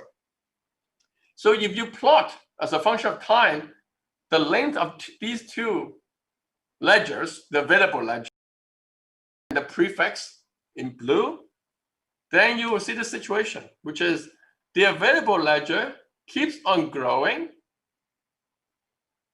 while the finalized ledger will sometimes stop. For example, when you hear very few votes. But when the level of participation or the network partition ends, the finalized ledger will catch up to the available ledger, and then the two will be in sync again. So you can imagine now that you can use it this way. You have some clients who have important transactions, and those he wants to confirm only if that transaction is in the finalized prefix. Whereas if there are transactions which are not that viable, say liveness is important. So then as long as it's okay, we can continue, get on with life. So we call this property app and flow because the prefix, the finalized prefix, and the available ledger, apps and flow with respect to each other. So now we have the question, and the interesting question, therefore, is, well, can we build a protocol which satisfies this app and flow property? Now, actually, you may have heard of this concept called finality gadget. Okay, so finality gadget was invented about 4 years ago by Vitalik and co-author called CasperFFG. And you can think of finality gadget has multiple purposes, but one application you can think of is to create such an app and flow protocol. So basically, roughly, it works like this. Okay, you have blocks being proposed like an available protocol, like a longest chain. And at the same time, on top of that, you have a voting mechanisms where you put votes. And if you have enough votes, you finalize those blocks. And it keeps on continuing.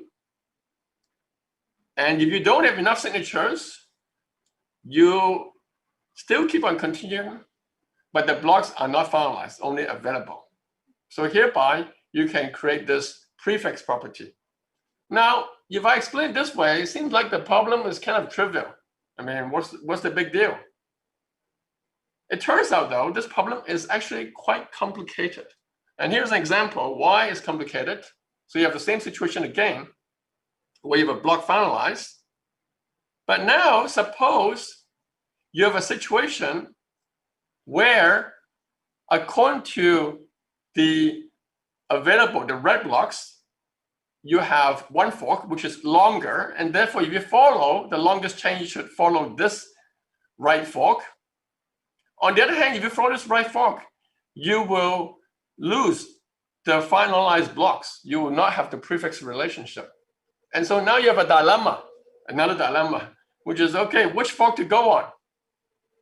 So the whole challenge of this problem is to really figure out how to decide on which the path to go. So in other words, you can't really follow just the pure BFT protocol or the pure longest chain protocol. You have to do a compromise between two. And a lot of these works, for example, Polkadot's grandpa, CasperFFG, and Gospel itself, is really how to handcraft a protocol to try to achieve this compromise. And it's a very complicated problem. And that's one reason why Gaspar we could find an attack, is because you have to handcraft a protocol from scratch. You can't use an off-the-shelf protocol anymore. You can't use an off-the-shelf BFT or off-the-shelf longest chain protocol. Okay, so that's why this part is quite complicated. Lots of proposals out there, but really not quite sure whether they're secure. So we took a totally different approach to solve this problem, totally different. Instead of trying to add a finality gadget on top of a longest chain protocol and have to modify the fork choice rule, we took a different approach. We said, hey, our solution is called Snap and Chat. So here's what we do. First, we take two off-the-shelf protocol, okay? So we don't do any joint handcraft design. We take two longest chain two off-the-shelf protocol, one longest chain, for example, it could be proof of work or a Boris proof of stake longest chain, doesn't matter, longest chain protocol. And then we take an off-the-shelf BFT protocol. It could be PBFT. It could be more modern, hot stuff. Doesn't matter, two off-the-shelf. And then we compose them together as follows. So first, we pass the transactions into the longest chain. And the output of the longest chains are the dynamic ledger that was generated by longest chain And what we do is we take snapshots of this growing ledger from the longest chain, always growing because it's dynamic, and then run it through the off-the-shelf BFT protocol, which now attempts to finalize this ledger. And the output of the BFT, we call that the finalized prefix. So the finalized prefix is the output of the BFT. And then we take the snapshot of the longest chain and concatenate it with the finalized prefix. And together, they form the available ledger. Now, this concatenation process has to be done carefully. And the reason is because there may be already transactions in the finalized prefix that appears again in the available ledger. So we have to go through a sanitization process. But the point is that we give priority to the finalized transactions. And the transactions from the snapshots of the output of longest chain have to take second-class citizen, and then they have to fit in to form the final available ledger. And what we showed is that this system is actually very secure. In fact, we showed that the finalized prefix can be proven secure under network partition as long as there are less than 33% adversary. And the full ledger is proven secure under dynamic participation with 49% online nodes adversary. These two conditions are actually the optimal security conditions for each of the two ledger separately. So what we showed is that given with this prefix condition, both are still optimally secure. Great. So that's the end of the talk. If you want to read more about our work, please take a look at the paper, the App and Flow protocol. And if you're interested in attack, we just put it up on the Ethereum blog, research blog, and where we detailed the attack on Gaspa. So thank you very much.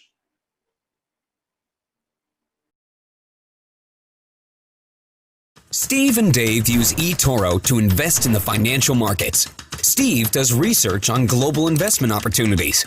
Dave does research on how to become a level 60 wizard. Steve follows the feed for the latest market news. Dave follows the feed for the latest cat videos. Steve has a watch list for promising investments. Dave has a watch list too. So why is Dave just as good an investor as Steve? It's because Dave used eToro's copy trader to automatically replicate Steve's trading activity. Whenever Steve makes a trade, Dave does too. Trade like a Steve with eToro, the world's leading social trading platform.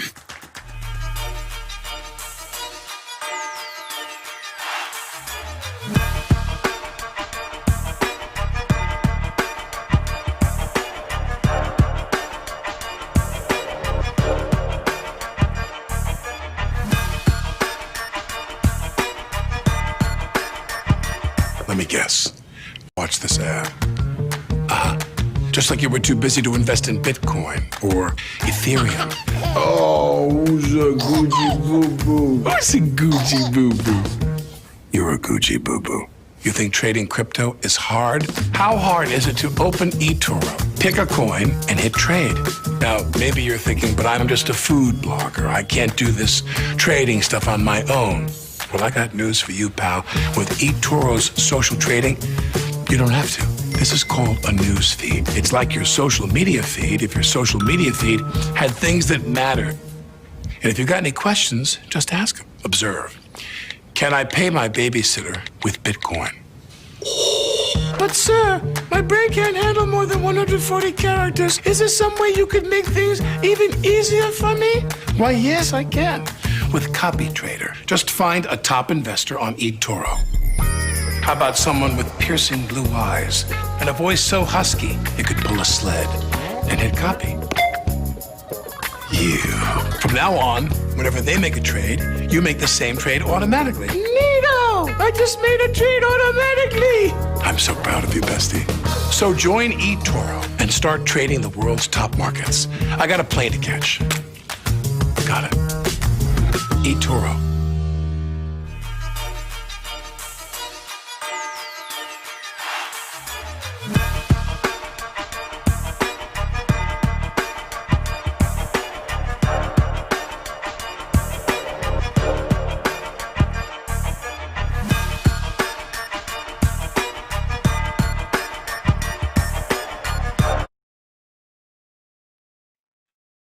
To finish day 2 off of LA Blockchain Summit's Research and Innovation track, we have one last panel for your enjoyment. Ben Lakoff of the Alt Asset Allocation podcast will take us through the do's and the don'ts for mainstream blockchain application with Stephen Pupu of Textera and Jude Regev of Jointer.io and Elementor. Hello, everyone. My name is Ben Lakoff, and welcome to the Do's and Don'ts for Mainstream Blockchain Applications. On this panel, we have Stephen from Taraxa and Jude from Jointer. Brief introduction about me. I'm the host of the Alt Asset Allocation podcast and a startup investor and advisor. Mainstream blockchain adoption. We have a long ways to go. Before we get started, let's start off with a little intros. Let's start with you, Stephen, and then we'll jump into the questions. Sure. Hi, everyone. My name is Stephen. I'm the founder of the Taraxa project. We are, in addition to building a layer 1 ledger, we're also building this application called Marinate, which makes handshake business agreements highly verifiable, helping businesses minimize confusion, disputes, and the risk and costs that come with them, all without changing their current usage behaviors. Awesome. Thank you. Jude? Hey, everybody. My name is Yoda, Jude Regev. I'm the CEO of Jointer. Jointer is basically an alternative to syndication. What it means is that usually when you're thinking of an investment, your investment is not really decentralized. Even if you're investing in startup or investing in decentralized startup, your investment is still in position of a risk, what the startup will be or how successful it will be. So what we created is basically a new way how to bridge the gap between the old world investor, like accredited investor, to the crypto investor, and bring the money from the old world to the new world and make a safe bridge between the massive into the real estate, to venture capital, to student loan, to insurance loan. So it's a new way how to drive money to the massive, from the massive to the crypto market and vice versa. Awesome. Well, excited to have both of you on, and this is a nice balance between the two, financial and non-financial. So I'd like to start off by asking both of you, what does mainstream blockchain adoption look like? Yeah, I can go first. So from my point of view, mainstream adoption meaning that there is no adoption, which means public do not even aware that something happened. It's like, imagine that you have electricity, right? You don't care what's going on behind the scene. You just want to get electricity, right? So the point is that the public is not into being an investment, right? Investors, they're not here to be speculator. If you think about it, when the public puts money in the bank, the only reason that to put money in the bank is because they want to protect the money from themselves, because they have the self-trigger that's spending money all day long. So they want to keep it, even if they will get zero return. They just want to keep it from themselves. But by doing it, they want to know that there is stability. They want to know that their money is protected. Even government give insurance $250,000 to make him safe or feel safe about it. If they can get some kind of return that can beat inflation, which most of the time is not happening, so be it. They will be happy with that. But the main point is that they're not here to make money. They're here just to put some money in the side every time. And the best way for them to do it is not actively.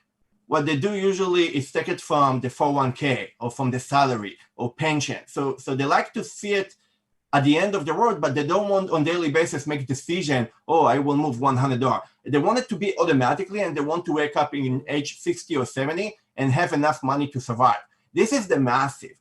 Now, the money, where the money go?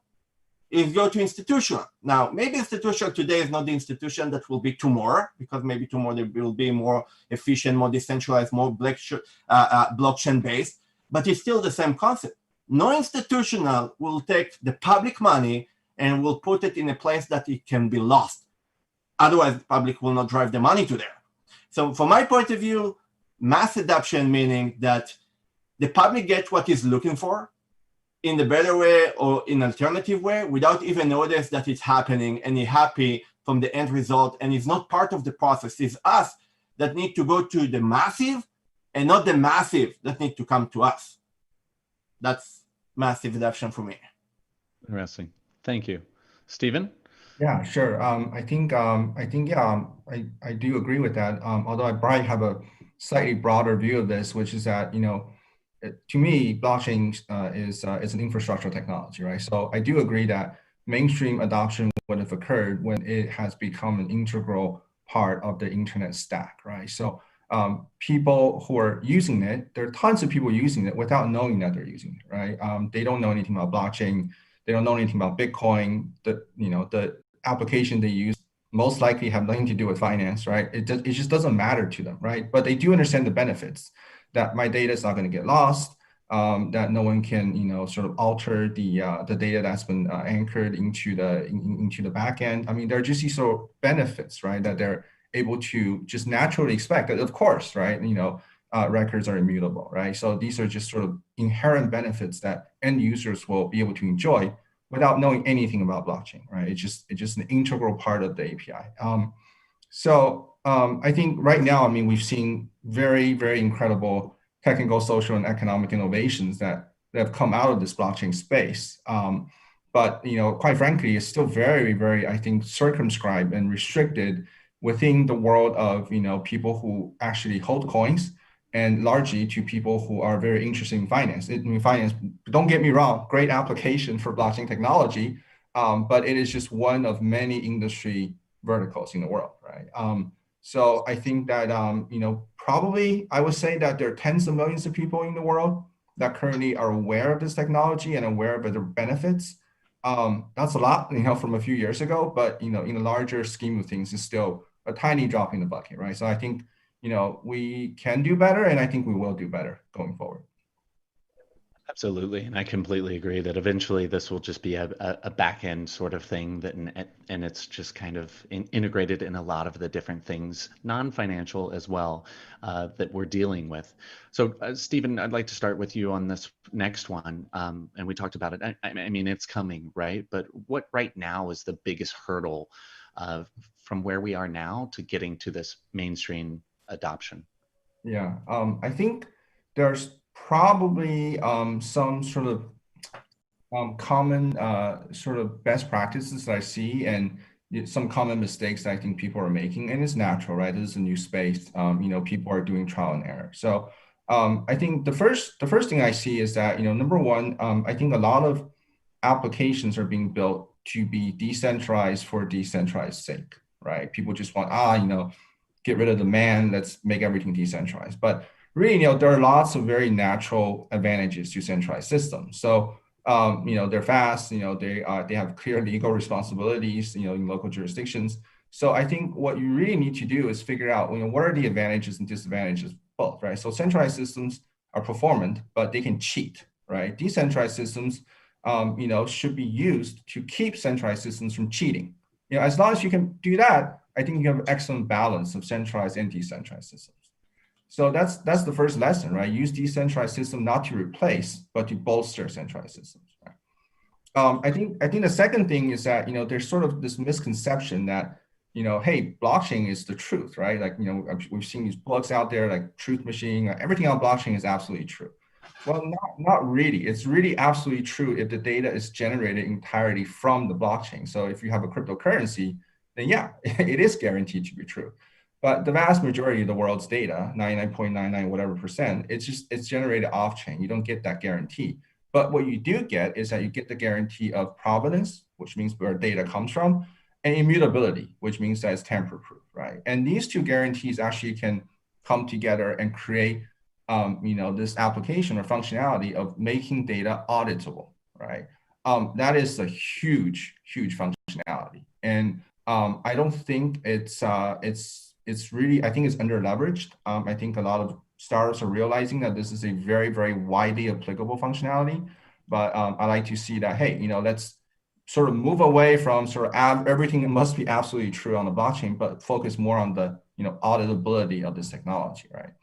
And I think the third one I think is really sort of a big one. Is sort of, blockchain is still very complex, right? So you got to figure out a way to hide that complexity, right, away from the end user, right? So often I often muse to myself and my friends, we have these great DApps on these various blockchains, and they're gambling apps, right? So, and they attract like 100 users on a daily basis. So when you have a casino, right, gambling, that's only attracting 100 people a day worldwide, there's something wrong here, right? There's something wrong here. And what's wrong is simply that, look, it's the barrier to entry is too high. People need to get wallets. They need to be sure they understand that you can't lose your private key. There's just a lot of complexity that are coming in.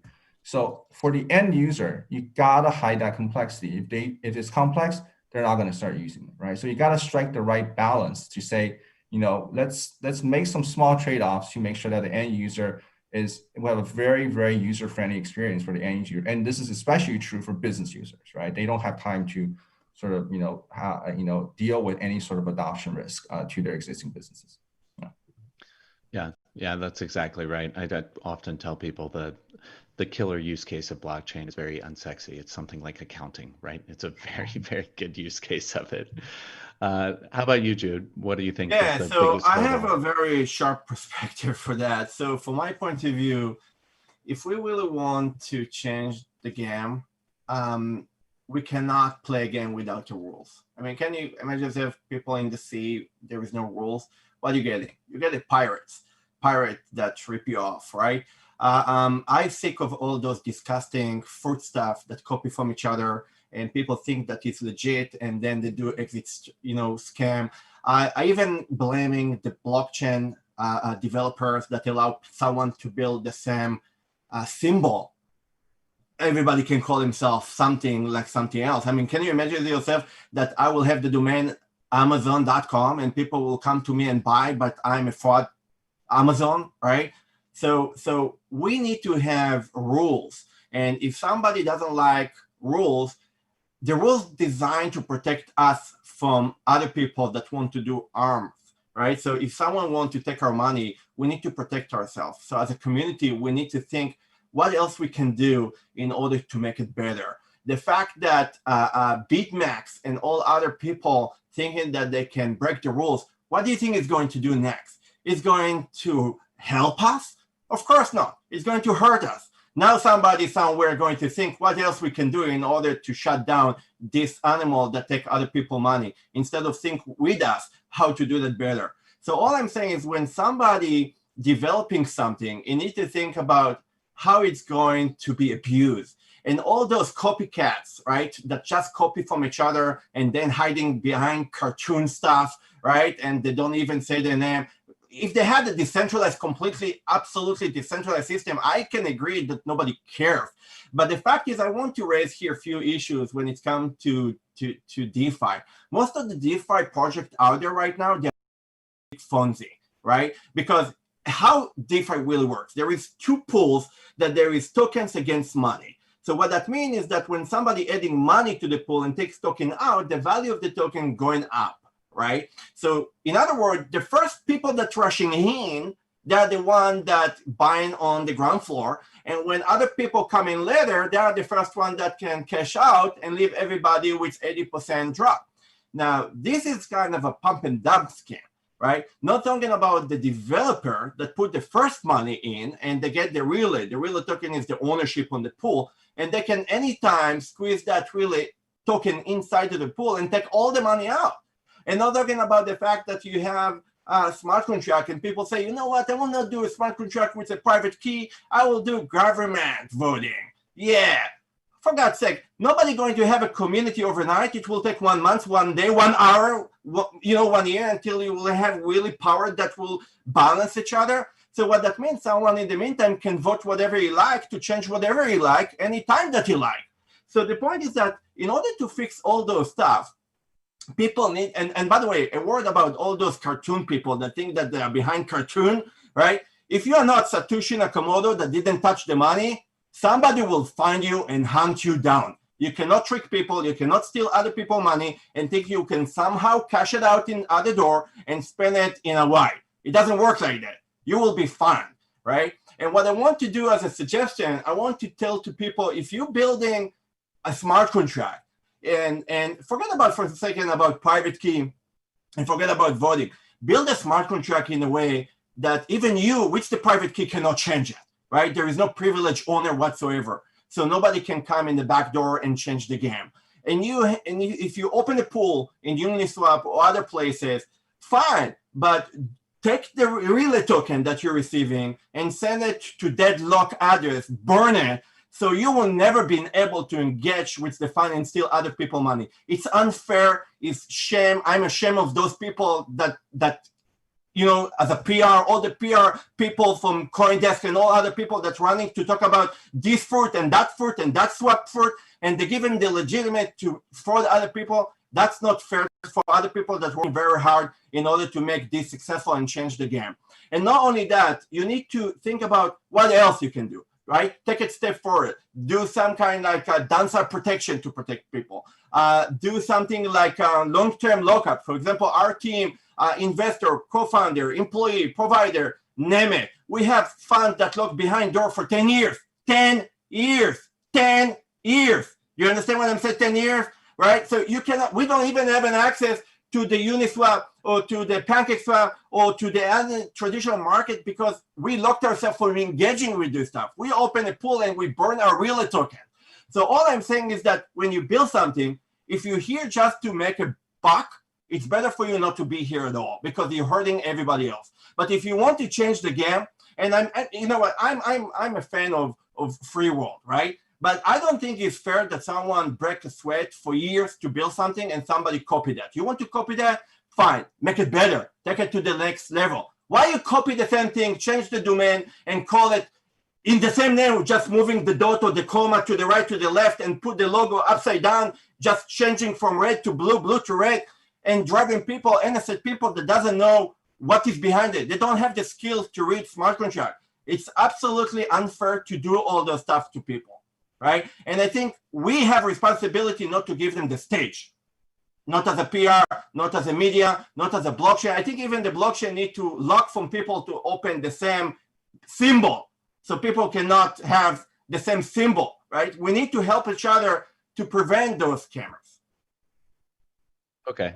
So it sounds like, I mean, usability is a big one, and then policing and filtering some of these like non-value add projects is another massive hurdle. I'm curious for each of your thoughts, and maybe we start with you, Stephen, but I mean, are there any examples of a mainstream blockchain application that you can think of? And what does this look like? And in your opinion, you know, what contributed to their success in this area? Yeah, sure. I mean, so shameless plug here. I do think Marinade is it hasn't reached mainstream yet, but it's targeting that direction. So I encourage everyone to check it out. But there's a project that I respect a lot. I think it's probably based in Southern California. It's called TruePic. I think a lot of people who are in this space probably knows about them. They're very interesting, right? So they started with this very simple idea, which is that, hey, let's anchor images into the blockchain to make sure that they are traceable and verifiable, right? Very simple concept. Okay, how do you commercialize it, right? I mean, this goes to how do you get mainstream adoption, right? So they're very, very practical, right? They're very practical. And today, I think they found a very solid foothold within the insurance industry, really helping them to validate photographic evidence during the claim processing progress. So it's a very solid value proposition, right? Instead of sending an adjuster, fly them out to some place and check things out, make sure that they're real, that's hundreds, sometimes thousands of dollars of cost, right? You know, you take a picture, fully verify it, anchor that into the blockchain, and you're done. I mean, that's like a tiny fraction of the cost. So that makes a lot of sense, right? So, but of course, in order to do that, blockchain itself, decentralization itself is not really enough, right? It's not enough. So they built a centralized system with functionalities that do fraud prevention and fraud detection, right? Geolocation, et cetera, really to deliver a full stack solution, right? And they've struck an excellent balance, I think, of marrying the centralized and decentralized technologies and systems, and the end user has no idea that they're using blockchain, right? They just know that they're getting all these great benefits. So I think this is really a interesting example, right, of a company that has, they've been around for a while. I think at least 3 to 4 years, right? So they've been around for a while. They started out with a very simple decentralized concept, slowly evolved it, very practical. I think they fit all these principles that I mentioned before, and built a very successful business, targeting customers who don't know or care about blockchain. They just want the benefits, right? So I think that's an excellent example. I'm sure there are more out there, but like I said, overall, I think we're still early in the space, and that's why I can't just rattle off like 20 companies off the top of my head. These are rare gems. Yeah, definitely. But I mean, the key there is that they're using blockchain in a way that it's kind of hidden from the average user, and the application still works seamlessly without knowing that it's blockchain, right? Exactly. Jude, examples of mainstream blockchain applications and what contributed to their success. So, okay, so again, when it's come to mainstream, if you're thinking about the mainstream using stuff that other people using, like the mainstream kind of do validation by the public. So if everybody thinking that this is a good company, like a T-Mobile or AT&T, right? So suddenly people start to come into that. So the mainstream is not really first adopter. It's not really a smart person because he's a day-to-day job worker that doesn't have the time to do research. And when you see the mainstream, if you can imagine to yourself the picture in the news, hey, the stock market is going up. What do you think happened?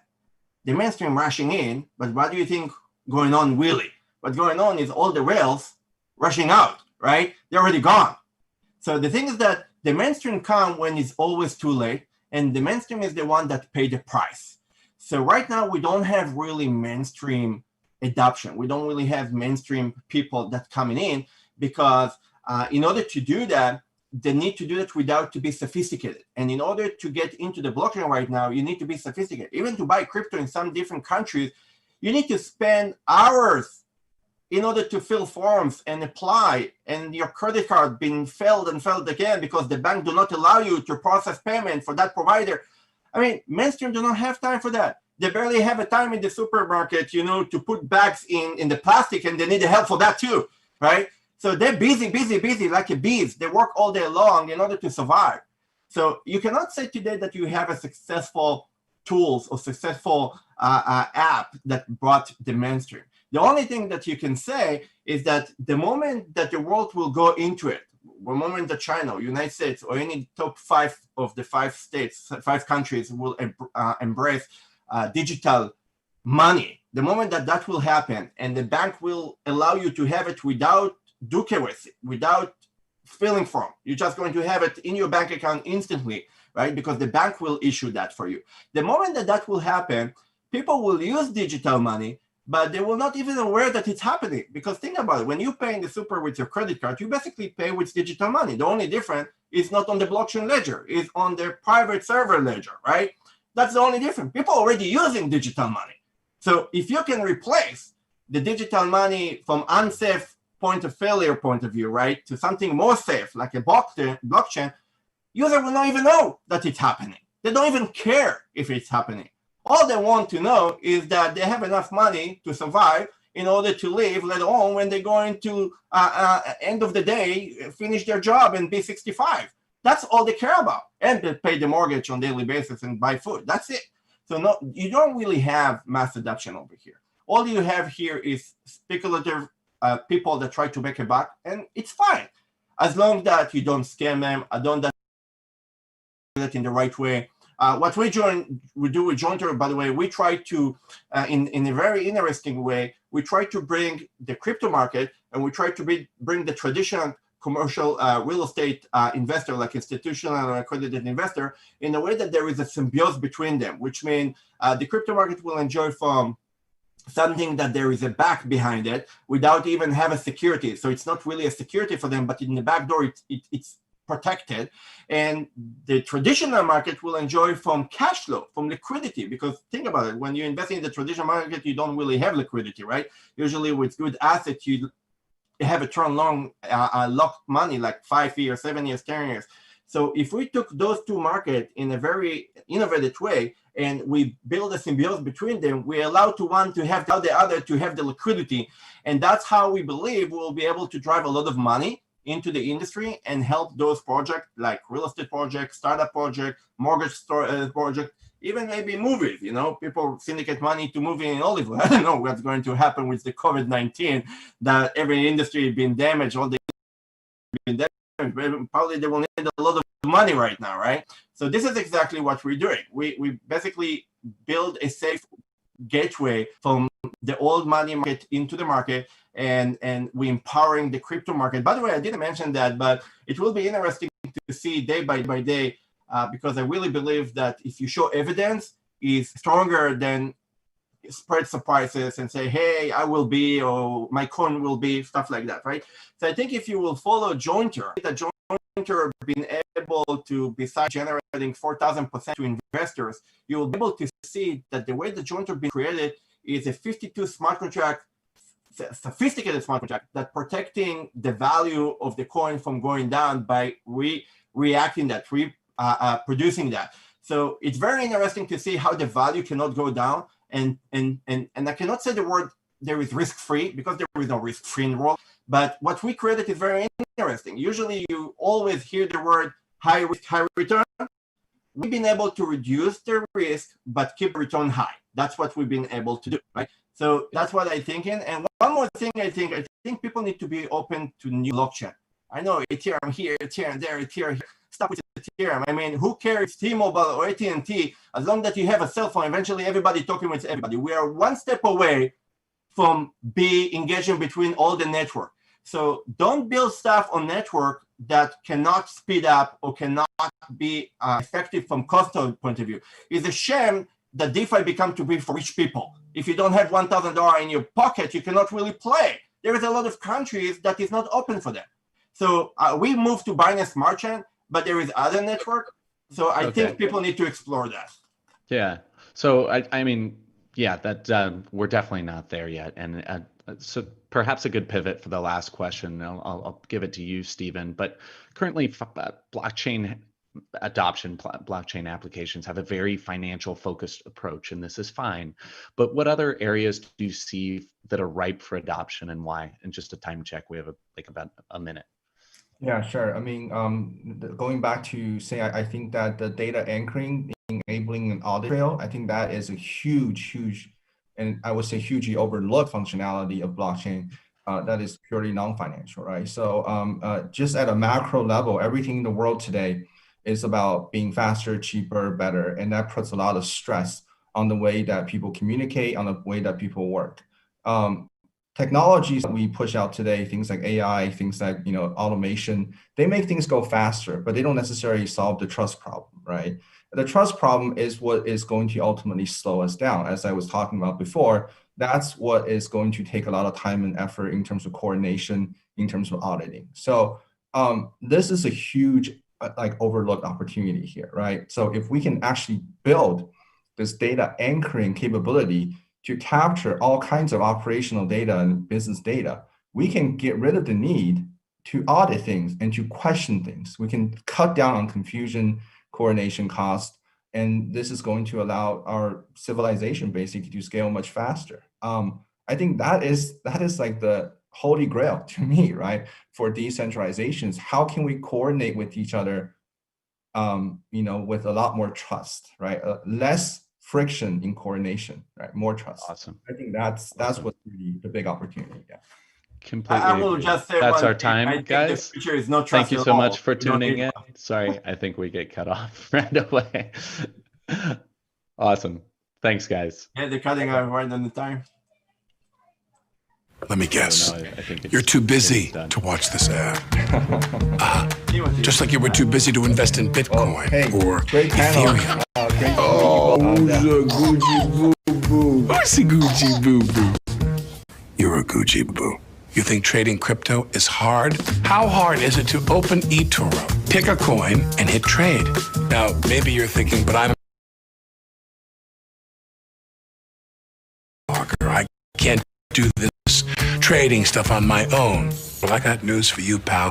With eToro's social trading, you don't have to. This is called a news feed. It's like your social media feed if your social media feed had things that mattered. And if you've got any questions, just ask them. Observe. Can I pay my babysitter with Bitcoin? But sir, my brain can't handle more than 140 characters. Is there some way you could make things even easier for me? BitTrader. Just find a top investor on eToro. How about someone with piercing blue eyes and a voice so husky it could pull a sled and hit copy? Yeah. From now on, whenever they make a trade, you make the same trade automatically. Neato! I just made a trade automatically! I'm so proud of you, bestie. So join eToro and start trading the world's top markets. I got a plane to catch. Got it. eToro.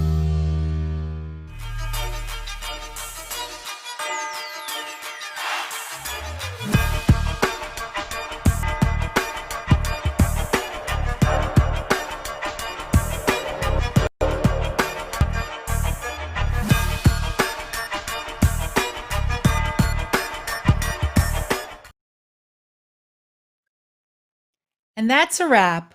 We hope you enjoyed both the Digital Securities track and the Research and Innovation track at LA Blockchain Summit.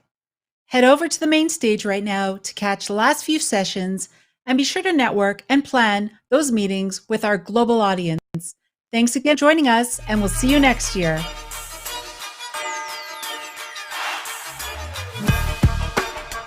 Doing that again?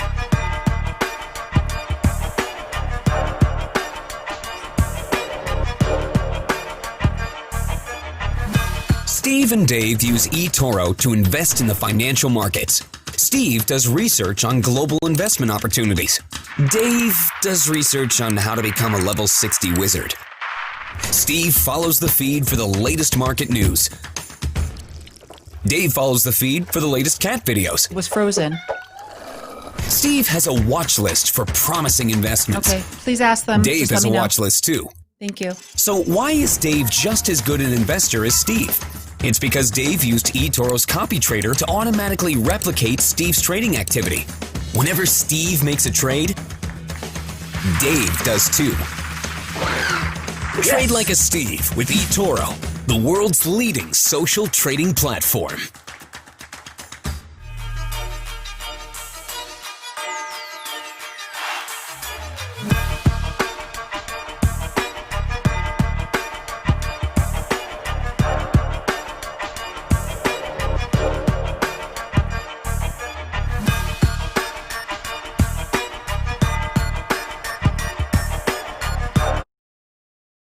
What is blockchain? Blockchain is the technology that powers cryptocurrencies. To put it simply, a blockchain is a distributed ledger that facilitates and tracks all transactions for a given cryptocurrency. eToro.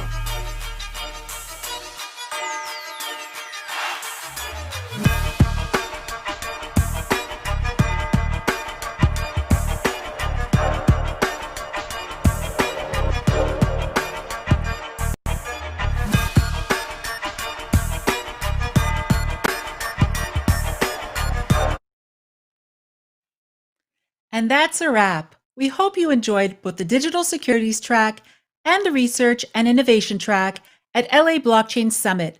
Head over to the main stage right now and catch the last few sessions, and be sure to network and plan those meetings with our global audience. Thanks again for joining us, and we'll see you next year.